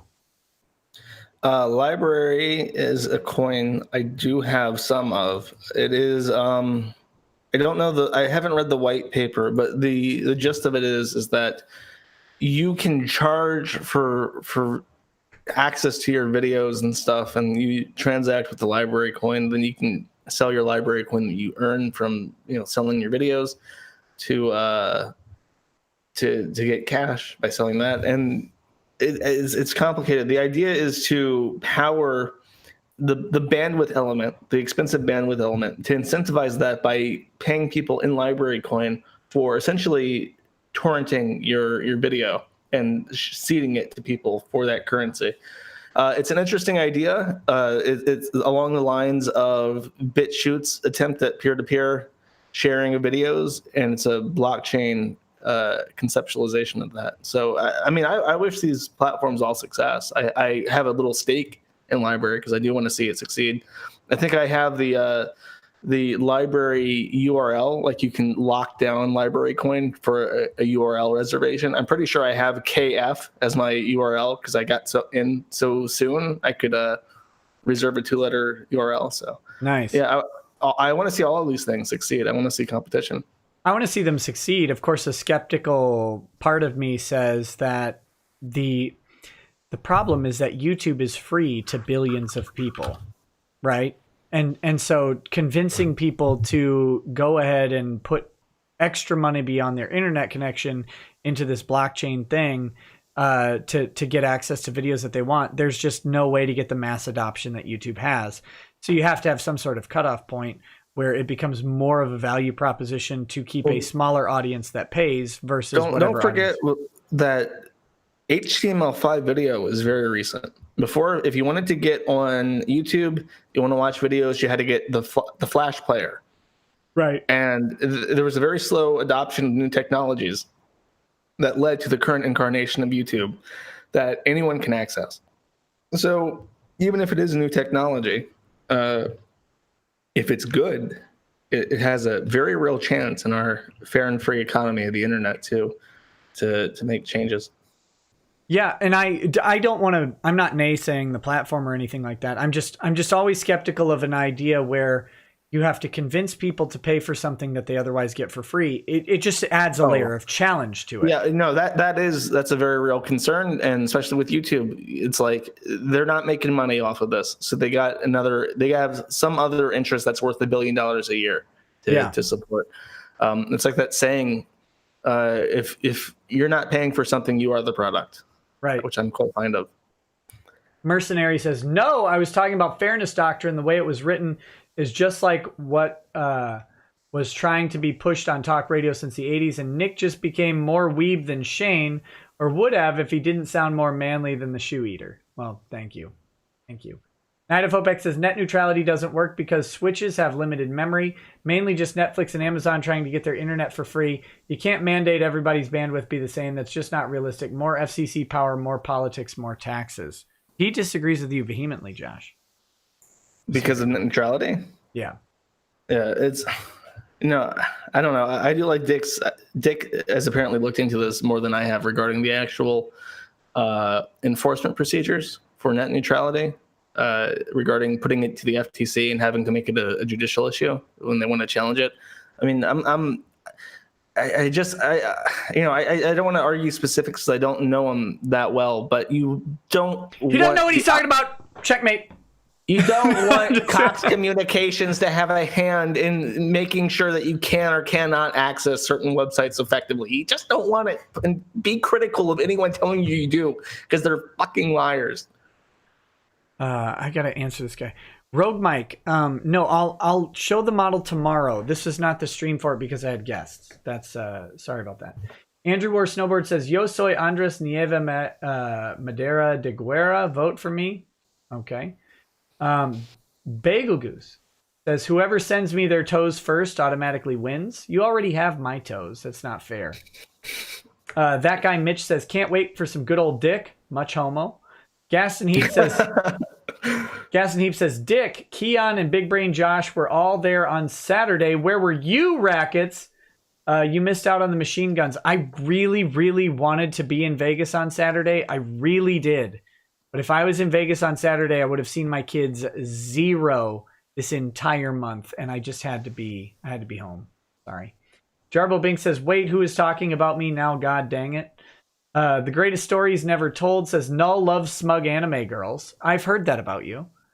Smug anime girls. That's another thing that belies mental illness. Smug anime pictures. Then why do you love them? Who's your anime waifu? I don't watch anime. Yeah, we'll pick one. I always felt bad for Tomoko, which is the really introverted autistic girl from. You felt bad for Tomoko, so she's your waifu? What kind of weird pervert are you? I'm just saying, I'm a nice guy. I could make her happy. So that's all I'm saying. What about Yoko from whatchamacallit, Gurren Lagann? I have no idea what that is. Just do me a favor. Type in Yoko Gurren Lagann. Just type in Yoko anime, and see if she's your waifu. She should have a giant sniper rifle and short shorts. Oh, I see her all the time on 4chan and 8chan. Yeah, I don't know her personality. I don't know her personality. What do you care about her personality? I I can't make a commitment. Would you bang a pillow of Yoko? That's the real question. I don't know. I don't think. What is she not? Is she not depressed, introverted, and autistic enough for you to show pity on her? Like, what? Yeah, exactly. That's exactly it. That's my out. I'm just trying to get you in trouble anyway. Asphyxiation says, Mr. Wienerstein, show us your toes, please. That's a post facto super chat. Josk B says, obviously replace 230 with something sensible for everyone. Kiwi Goes Live says, watching your stream and impatiently waiting for Final Fantasy 14 to come back online. I'm making you a character in game. I already have a character. It's his name is Dumb Idiot, and he's on the Bahamut server. Cringe Lord says, Nick, stop being a dumb boy. 230 being strong and broad is good in the same way First Amendment being strong and broad is good. The entire backbone relies on 230. Take it from a networking technician. Well, your argument your argument from authority fallacy is gone. I don't think that. Again, and this was said so early that it didn't get to most of the arguments, but I don't think that we disagree on protecting platforms from content that's uploaded to them. I think where we disagree is that civil immunity is being extended to other areas that have nothing to do with content being uploaded to the platform. That's the weird thing. That's going on. And the thing is, I don't know how to legislate that. I don't either, I mean? but I want to try. I want to try. I don't want Congress to try. Let me be clear on that. Congress is the stupidest entity on the planet. I want to try. I want to come up with a smart answer, not Congress. Well, if we had a monarchy like in Florida, he could just ordain it and have it be so. A monarchy. You'd have to do it by stepping on progressively larger turtles to get up to your platform to announce it, though. I hear that's what they do. Cameron Clark says, tell Dick he's a living poop stain, but not that I said it. Okay. Vla1NE says, assuming they were willing, would you be willing to get the lawyers from the Kickvic side on the show once this is all over? You mean like the real lawyers, like Casey and Andrea Perez? Sure. Eduardo Ramirez says, like DSB said, it's greed. Greed is massively strong. Yorgamundo7 says, infinitely better debate than the Democratic ones. Hey, thanks. Forgon says, suck it, null, throw the dice and tear it all down. That's fair. We'd have to repeal. Can you imagine like a repeal law where we just took out like 10 different big annoying laws all at once? I would go for that. You take my chip in, Patriot Act. You put the Patriot Act in the burn it down law, and you can put 230, whatever. We'll figure it out. And some other ones, and we'll just go down the list and we'll rip it out like we're just gonna replace it all. Yeah, it'd be really interesting to really go after some regulation. Like, let's do a rollback to 1990 or something weird like that. Right? That's base. That's base in red pill. Yeah. Let's do a rollback to 1963. Ooh, that'd be scary. No, we get rid of the Civil Rights Act. We'll reload our save when George W. lost his second term, and we'll just take it from there and we'll try again. Read my lips. Do not vote for me. And then he throws up on a Japanese prime minister. Well, who doesn't, really? Jacob Cerezia says, Nick, I'm creating a competitor to Google to ensure viewpoint neutrality. Power to users. View. Moving forward together. There you go. Bad Dragonite says, don't YouTube and Google advertise as unbiased? I mean, they advertise as whatever they need to at the time. That's the annoying thing. Wrestling Today says, how does Mr. Masterson feel about man-on-man love? He is 100% for it, as long as you're eating booty while doing it.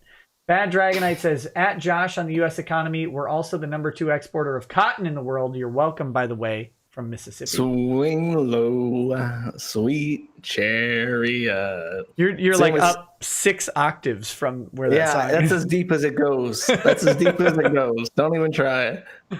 Zamcast says, Maddox still lost, Dick is still the winner, and Nick is like Spider-Man because he's popular with everyone. Well, I don't know if I'm popular with everyone. I know a lot of people actually who really don't like me right now, which I think is unfair. I think you that's get used unfair. to it. Yeah. No, I don't. I need to be liked by people who hate. I'm just kidding. I don't care at all. Jonathan Cowling says, many Taylor Swift songs are Ricada approved. How do you feel about Calm Down? That song's garbage. I don't even care about the openly pro-gay pride video of it. I just didn't like the song. Moist John says, "Hodl boys, 100K EOY is coming." There you go. I think he means, does he mean my channel maybe? ERB Beta Patch says, to quote Ayn Rand Senpai, Mew. Brett says, crypt. Oh, literally crypt. Oh, and Benjamin's got it. Don Palmera says, what happens when the difficulty of your crypto becomes trivial due to technology improvements? Your currency is worthless now too. Ooh. Yeah, we didn't even talk about quantum number crunching and how that can change crypto. Is that an inflationary problem with crypto?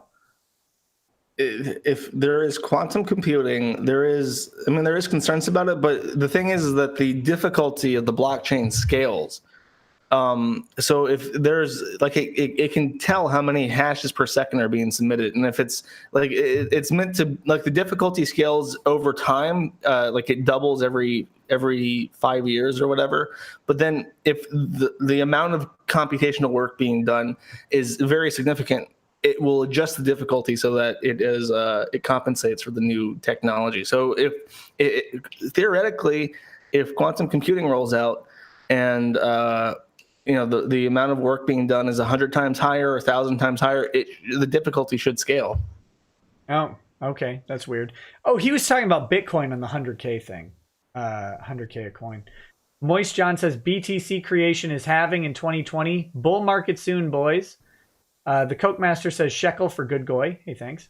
Mr. RJP51 says, got an interview tomorrow with DHS. Hopefully this is the start of something truly awesome and I can contribute more often. Love the work you do, Nick. Hey, buddy, good luck. Random number 9 says, make banks illegal. Oy vey, cool it with the anti-Semitism. Beatnik 11 says, based cryptonauts, crypto is the future. Dismissing crypto are the same as people who felt the internet was a fad in 1994. Well, the internet in 1994 was a fad. Woodman Gaming says, welcome to the cum zone. Hi, Dick. That's a reference to a very good song. Oh, okay. Cars in Depth says, what about vagina coin? Just 4 billion of those. Furious Freeze says, crypto fails due to transaction and power inefficiency. SHA 256 will also eventually be compromised. Governments will ban Hammer because fear and electric usage. Oh, they'll try to ban hammer it, but that's the great thing about it, is that it can't be ban hammered. As far as the time it takes to transact, usually people just wait. Depending on your level of trust and the amount being transacted, they'll wait for the first verification only.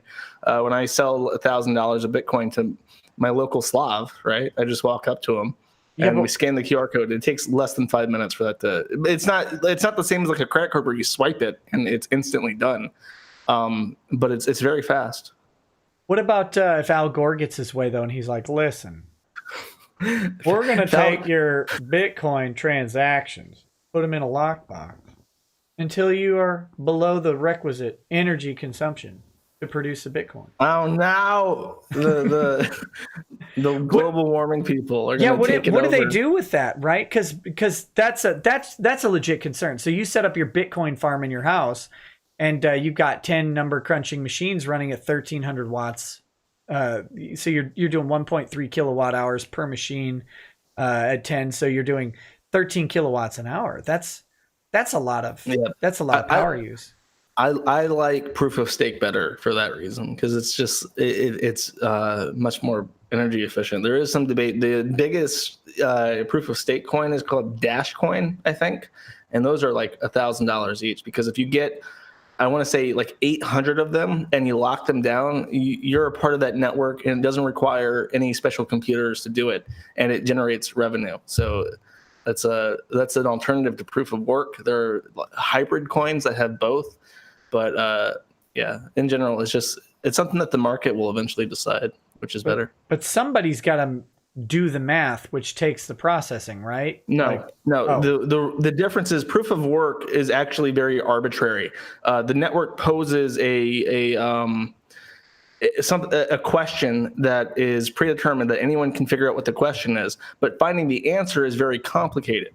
So all the work being done is actually completely superfluous to the blockchain itself. Proof of stake gets rid of the proof of work, which is that busy work, and replaces it with people who have the crypto, locking it down into master nodes, which then efficiently process only the blockchain with no work.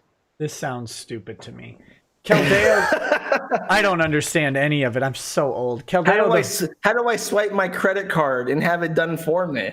that's what's gonna happen because I'm telling you, man, you're 10 years younger than me, and I don't have time to figure that out. I want to swipe the card when I go to the grocery store. I don't want to go up to a Slavic man to buy my broccoli and wait 5 minutes for my Bitcoin to transact by QR code. You haven't lived. You haven't lived until you've met strange people in strange places so that you can bump phones together and get a paper bag full of US dollars. Do you use the phone tap to pay? Oh, fuck yeah. That's how you scan the QR code. They show you the QR code, you scan it. Okay, but scanning a QR code is not like bumping the back of phones together. No. And my roommate, my Puerto Rican roommate when I lived in New York, he had that thing on his phone. And he would always prefer to do it, even though it's like, this is no faster than pulling out your fucking credit card. This is bullshit. It's the worst. Like the I'm going to slap my phone against yours and transfer a picture. It's like, why not just send it over Facebook or text or literally anything else is faster than like with our, let's just touch the tips or whatever. Yes. Docking. Keldeo the horse. Thank you for the donation. Forever229 says, clip of you saying that incoming. Oh, great. I don't remember what that was. Scott Severin says, I just got here. Can you start over? Nope. John Sargent says, 230 doesn't need destroyed, just defined better. See, that's what I think.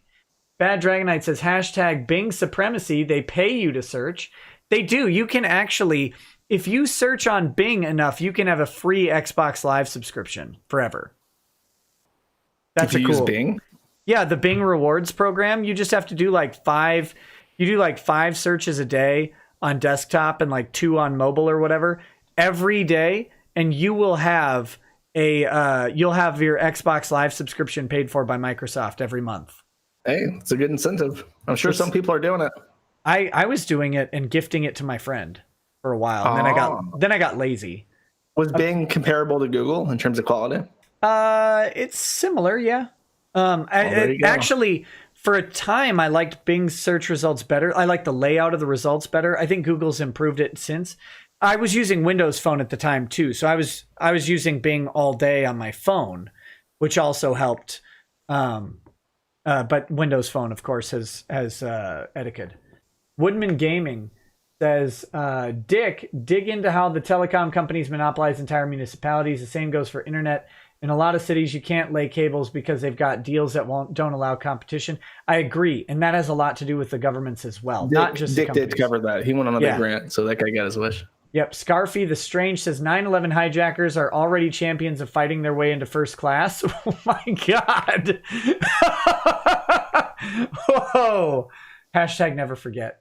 The Coke Master says Dugin censorship's pretty loose, so it's possible. Adam D says, y'all don't understand what net neutrality is about. The name of the game is licensure of ISPs. They want the government giving permission, controlling who can connect you to the internet. Ooh, that's a challenge to you because I got it right. ERB Beta Patch says, SEO Mastermind Peen, what video services should creators use aside from YouTube? I'll answer for him. None. Nermac1 says, Verizon likes to slow the internet for first responders during fire season. They do it every time here in California. Well, that's nice of them. Ricardo Nelson says, it's only California. Don't get too upset. Yeah, no one likes California. Ricardo Nelson says, hey, DM, tell Peach Saliva to have her boyfriend voicemail a rage. He's the most neurotic, angry little man in the world, and he is hilarious. Are they talking about Pat? No, they're talking about Kokonos, I think, right? No, Kokonos is not Peach's boyfriend. That's Sriracha. Sriracha. Okay, my bad. Yeah. No. I thought hers was Angry as Pat or whatever from the Super Friends or whatever. I don't know. Super Best Friends show. I don't know. I don't know if they're actually. I don't know if that's true. Woodman Gaming says you can't be effing serious. Well, we were. I don't know what that's about either. Ben Frail says, having a drink, Baron Samedi, and Orange Coke, and celebrating one of my deranged internet stalkers being arrested for murdering his cancer patient girlfriend. Salute. Oh, good job. Infernal Iris says, Casey objects to form, the female form.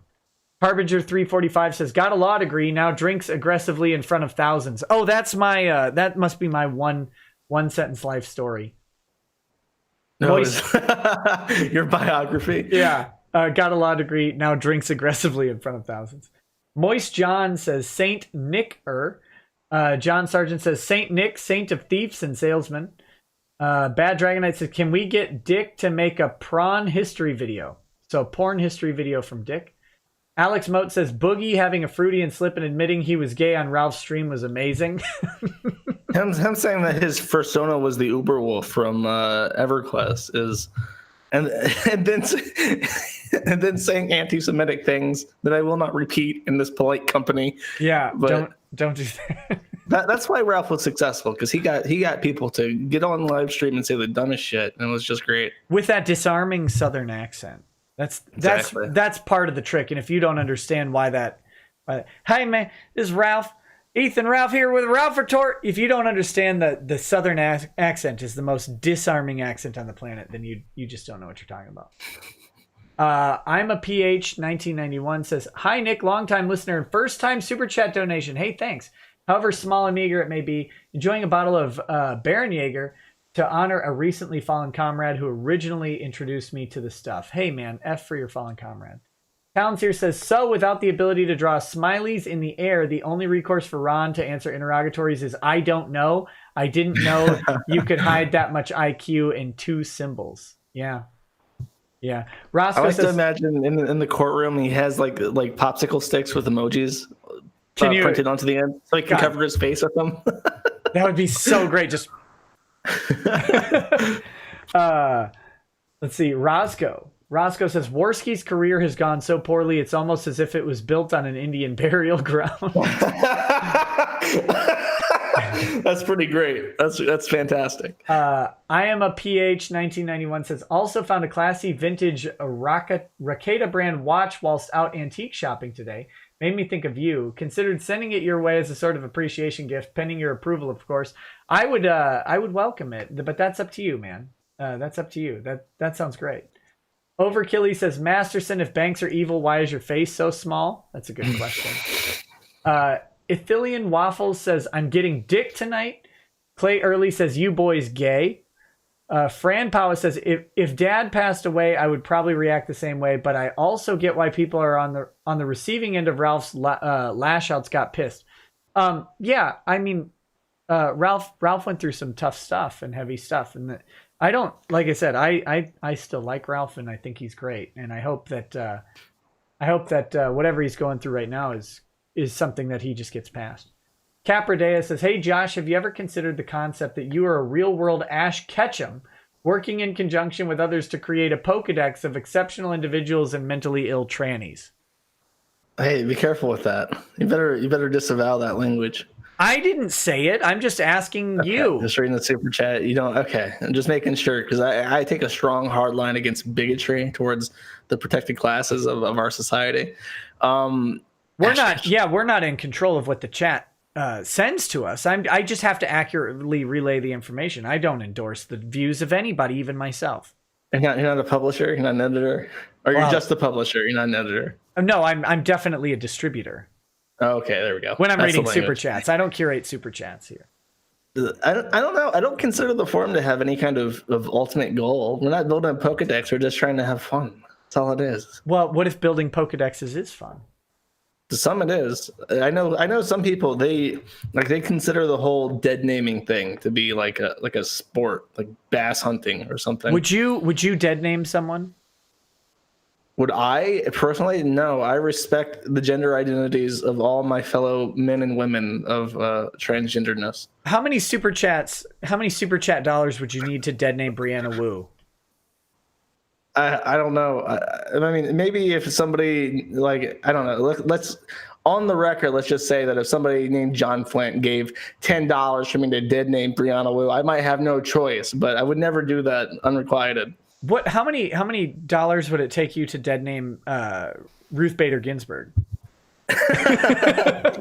Just kidding. Don't answer that one. That one might actually call Homeland Security if you answer it. Alex Moat says, yeah, they're feeding the homeless groundhog corpses. Oh my God. Puxatani Phil has been eaten by the homeless. No one important says, it's called adobo, and we Filipinos like to F with foreigners by not telling people what the meat is. That's the spirit. That's the dog. It should be called a doggo, right? Asia Fraser says skunk drowner votes for groundhog slayer. Did you hear that story?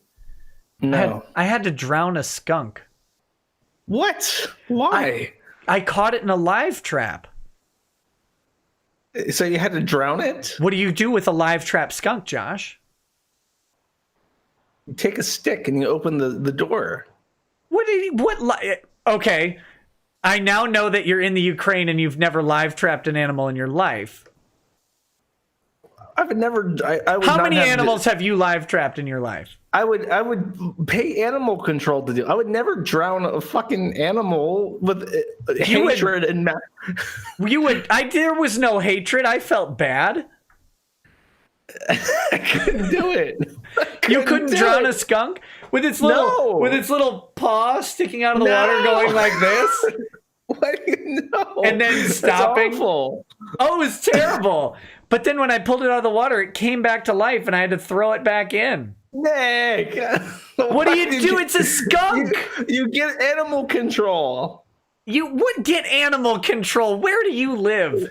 They send it to a farm. What is Ukrainian? What is Ukrainian animal control?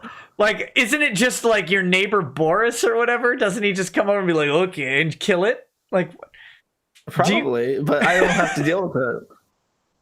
Yeah, no, Sergey would come over, the groundskeeper for this area. Everyone's saying, release the skunk. I'm going to live trap a skunk, and I'm going to mail it to your house, and I'm going to watch you release it. I'm going to watch you release a skunk that you trap. Trust me. I would get a very long stick, and I would make it happen. You would not open a live trap with a very long stick, no matter how long the stick is. I would find a way. I would make it happen. You're the Jeff Goldblum of saving skunk. Look, life finds a way. I got 200 hryvnia. I've got homeless people down the street. I can make this happen. The skunk will live. You just spray homeless people with skunk juice? They already stink. What does it matter? Not that bad. I'm just saying. Oh my goodness. Bird Reich says, what's also really funny and sad is how Mumkey got Asterios to quit drinking and smoking. No fun.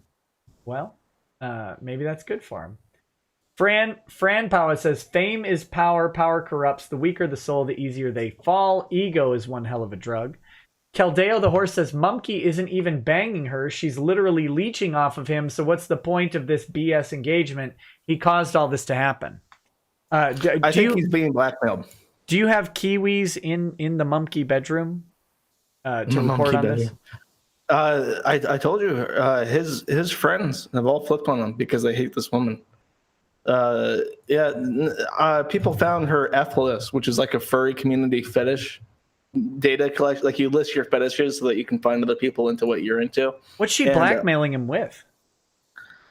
People speculate a sex tape. I thought blackmail was just another word. Never mind. I'm going to stop that joke. I've had too much gin. Colin Schrader says, effing attention whores. Asphyxiation says, Dick and Overlord. Have either of you ever had Vegemite? Also, my condolences, Willie, supervisor child, for your loss. I have to try and make it funny. I have. I've lived in Australia and I tried it and it's really bad. I'm being sent some. Should I eat it? Spread it very thin on toast. Do not try to spread it like jelly because it tastes like. Should I spread it on something better than toast, like meat or something? No, because it tastes like salty meat. And it has a meaty, savory flavor to it. And if you put too much on it, it will be revolting. You have to spread it very thin on toast. Okay, sounds good. That doesn't sound good at all. Actually, I don't want to sound. It sounds terrible. But Flint, what about putting it on a deviled egg? Because if it tastes like salty meat, you can put caviar on deviled eggs. Man, I don't know. I didn't try it. I didn't like it. Asphyxiation says, oh wait, no. Flint Cole says, how do you feel about J Station doing Etika clickbait? I don't care. I have no idea who J Station even is. Etika's dead. Let loose. Someone in my Discord made a picture of the Golden Gate Bridge, and then in the water they had the Smash Brothers off the screen. That one got spread around a lot. It's pretty good. Oh my god, that was brutal. Salvador Fourth says, please do more streams with both these guys, Nick. I love streaming with these guys, but I don't like taking people's whole nights either. Or in your case, mornings. Blue Satoshi says, Martian internet has at least a 14-minute ping. That's true. Yeah. Cesario JPN says, the U.S. Mint makes the U.S. government money. It's called signerage, where the cost of making the coin is generally less than its face value, which is why we switched to zinc in pennies instead of copper. Nope says, our 100G connections are around 12K each, but we have multiples. I don't. Oh, it's you can have it to different ISPs. You have multiple upstreams. Oh, there you go. Super Captain Chris says, the Homeowners Administration is a perfect example of a small government. Quote Maddox. Solo Beverly says, is that what I have to look forward to with the Butthole Weeb? LMAO. Yes, you do. On the anime stream, you'll be hearing lots about eating booty. That's just part of it. Bogus Fortune says, deep fake Elizabeth Warren doing a rain dance. Bad Dragonite says, GameStop may be suing a Camelot 331 for his videos. Okay. Classical Positioning says, got any advice to avoid problems with being a public figure? How to avoid it, and what do you think should happen, if anything, to the public-private dichotomy so people don't get their lives destroyed? No, I'm terrible. I'm terrible at that. What about you, Josh? Any advice for people who are trying to avoid problems with being a public figure? Keep your personal issues off of Twitter and stuff. Big reason why the forum has managed to avoid like an internal collapse is that all the staff members of the site have their interest, and it's diversified, and we get along, but we don't have like games nights where we all get together and do stuff together. It's it's a loose confederation of people who are all interested in maintaining the site, as opposed to like a group of friends. And don't fuck anybody. Who don't fuck your fans. Yeah, that's the best advice anybody can get. What I'll say about it is, take care. If you're going to enter the public eye, there's a lot of things you can do to protect yourself. A lot of people should start doing things to protect themselves from, if you don't want to be doxxed or whatever, take some measures. You can't guarantee anything, but you can take measures to make it harder for people to find you. But that's the last part of it is, realize that if that happens, it's not the end of the world, right? Like, a lot of people are doxxed and all of them are still alive. If you get doxxed, never confirm it. Never tell people that it's right. Yeah, that too. Just never do it, because if you don't explicitly confirm it, or if they don't like go to your house and find you at your house, you always have that benefit of a doubt, and it never spreads as fast as it would otherwise. Yeah. Bruce Rodriguez says, have y'all heard of Anon IB? I love you guys. I have no, sorry. Anon IB? Oh, that's like a revenge porn site. Oh, no, I've never heard of it. There you go. Blaine 20 says $14 is 30% less than $20. You bright one. Oh, thank you. That's the super chat was $20, but I only get 14 of it. Thanks. Asia Fraser says, is Ty free to scorch the earth? That's not up to me. That's up to Vic and Ty. So I can neither confirm nor deny. SM Scorx 89 says, you are forgetting about Jamie Markey. Well, that's because she's forgettable. Shane Quigley says, Josh should do a tech stream. I enjoy his theories. My madness. It just comes to me. You should do a tech stream. That's all you should. Just stream tech. I don't know what that means. Isn't that what that Linus guy does? Linus Tech? I would be like the crazy ANCAT version of Linus. That's about nonsense. Overlord Tech Tips. That's what it is. It's like you just feeding CDs into the CD-ROM drive. No one important says, so Veronica and Casey spilled their spaghetti all over the court. How predictable. Boag says, reminder that Raftalia is less than 13 years old. I don't know what Raftalia is.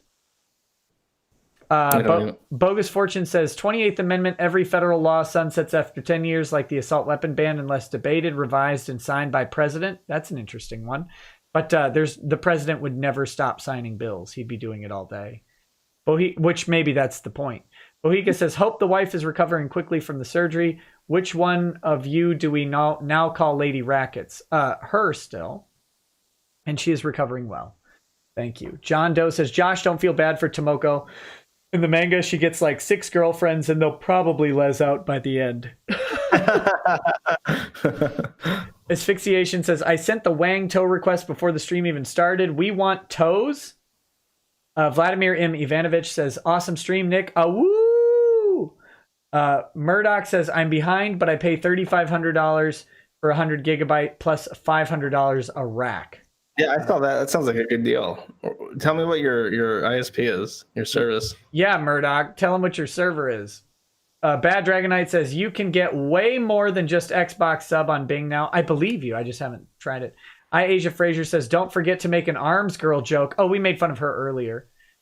Fetus the Patty says, holy buckets, you're still going. This is a nice way to start my workday. Well, it's about to end because that was the most recent super chat. And except for this one, Night of OPEC says, net neutrality. No, wait, that's not new. That's old. That's old. You have to read the Justice chat now. No, I did those earlier. Oh. So we're good. That's all of them. All caught up. Oh my God. That's good because in 26 minutes I have to go give Lady Rackets another round of Rush Limbaugh pills.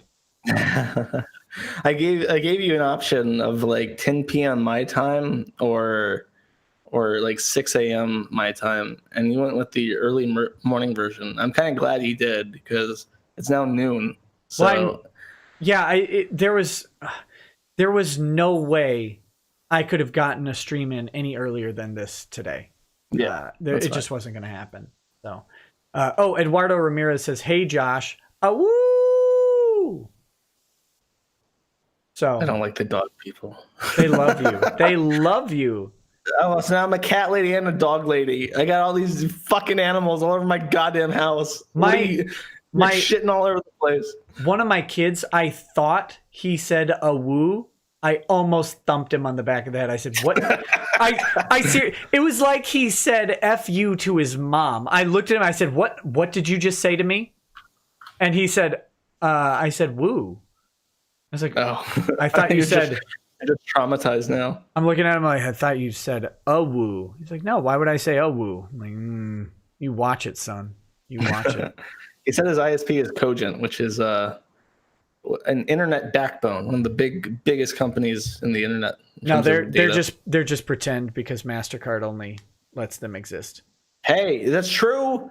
It's true. You telling me that if MasterCard blacklisted Cogent and they would survive? No. I did not. Why? Maybe liquidate. You said it sarcastically, motherfucker. I did not.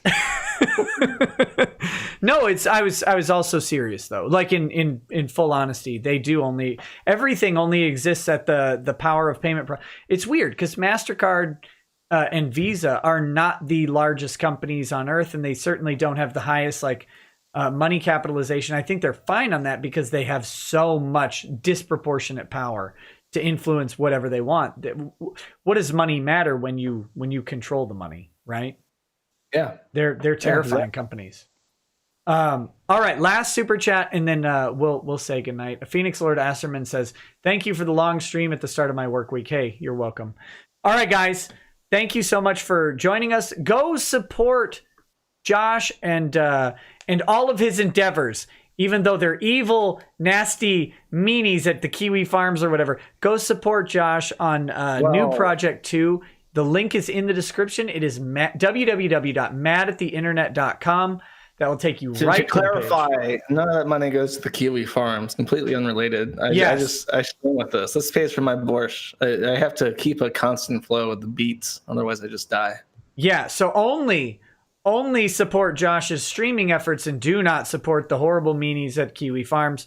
And that you can do that on New Project 2. Link is in the description. Like I said, madattheinternet.com. Dick is no longer with us, RIP, but resting in peace in his bed. But you can also find him at dick.show, not dickshow.com, just dick.show. His branding is fantastic, by the way. It really is. It really is. All right, guys. Thank you to my guest Josh, and thank you to the chat. We're gonna say goodnight. and we'll talk to you later. You guys have a good night. Peace. Take it easy.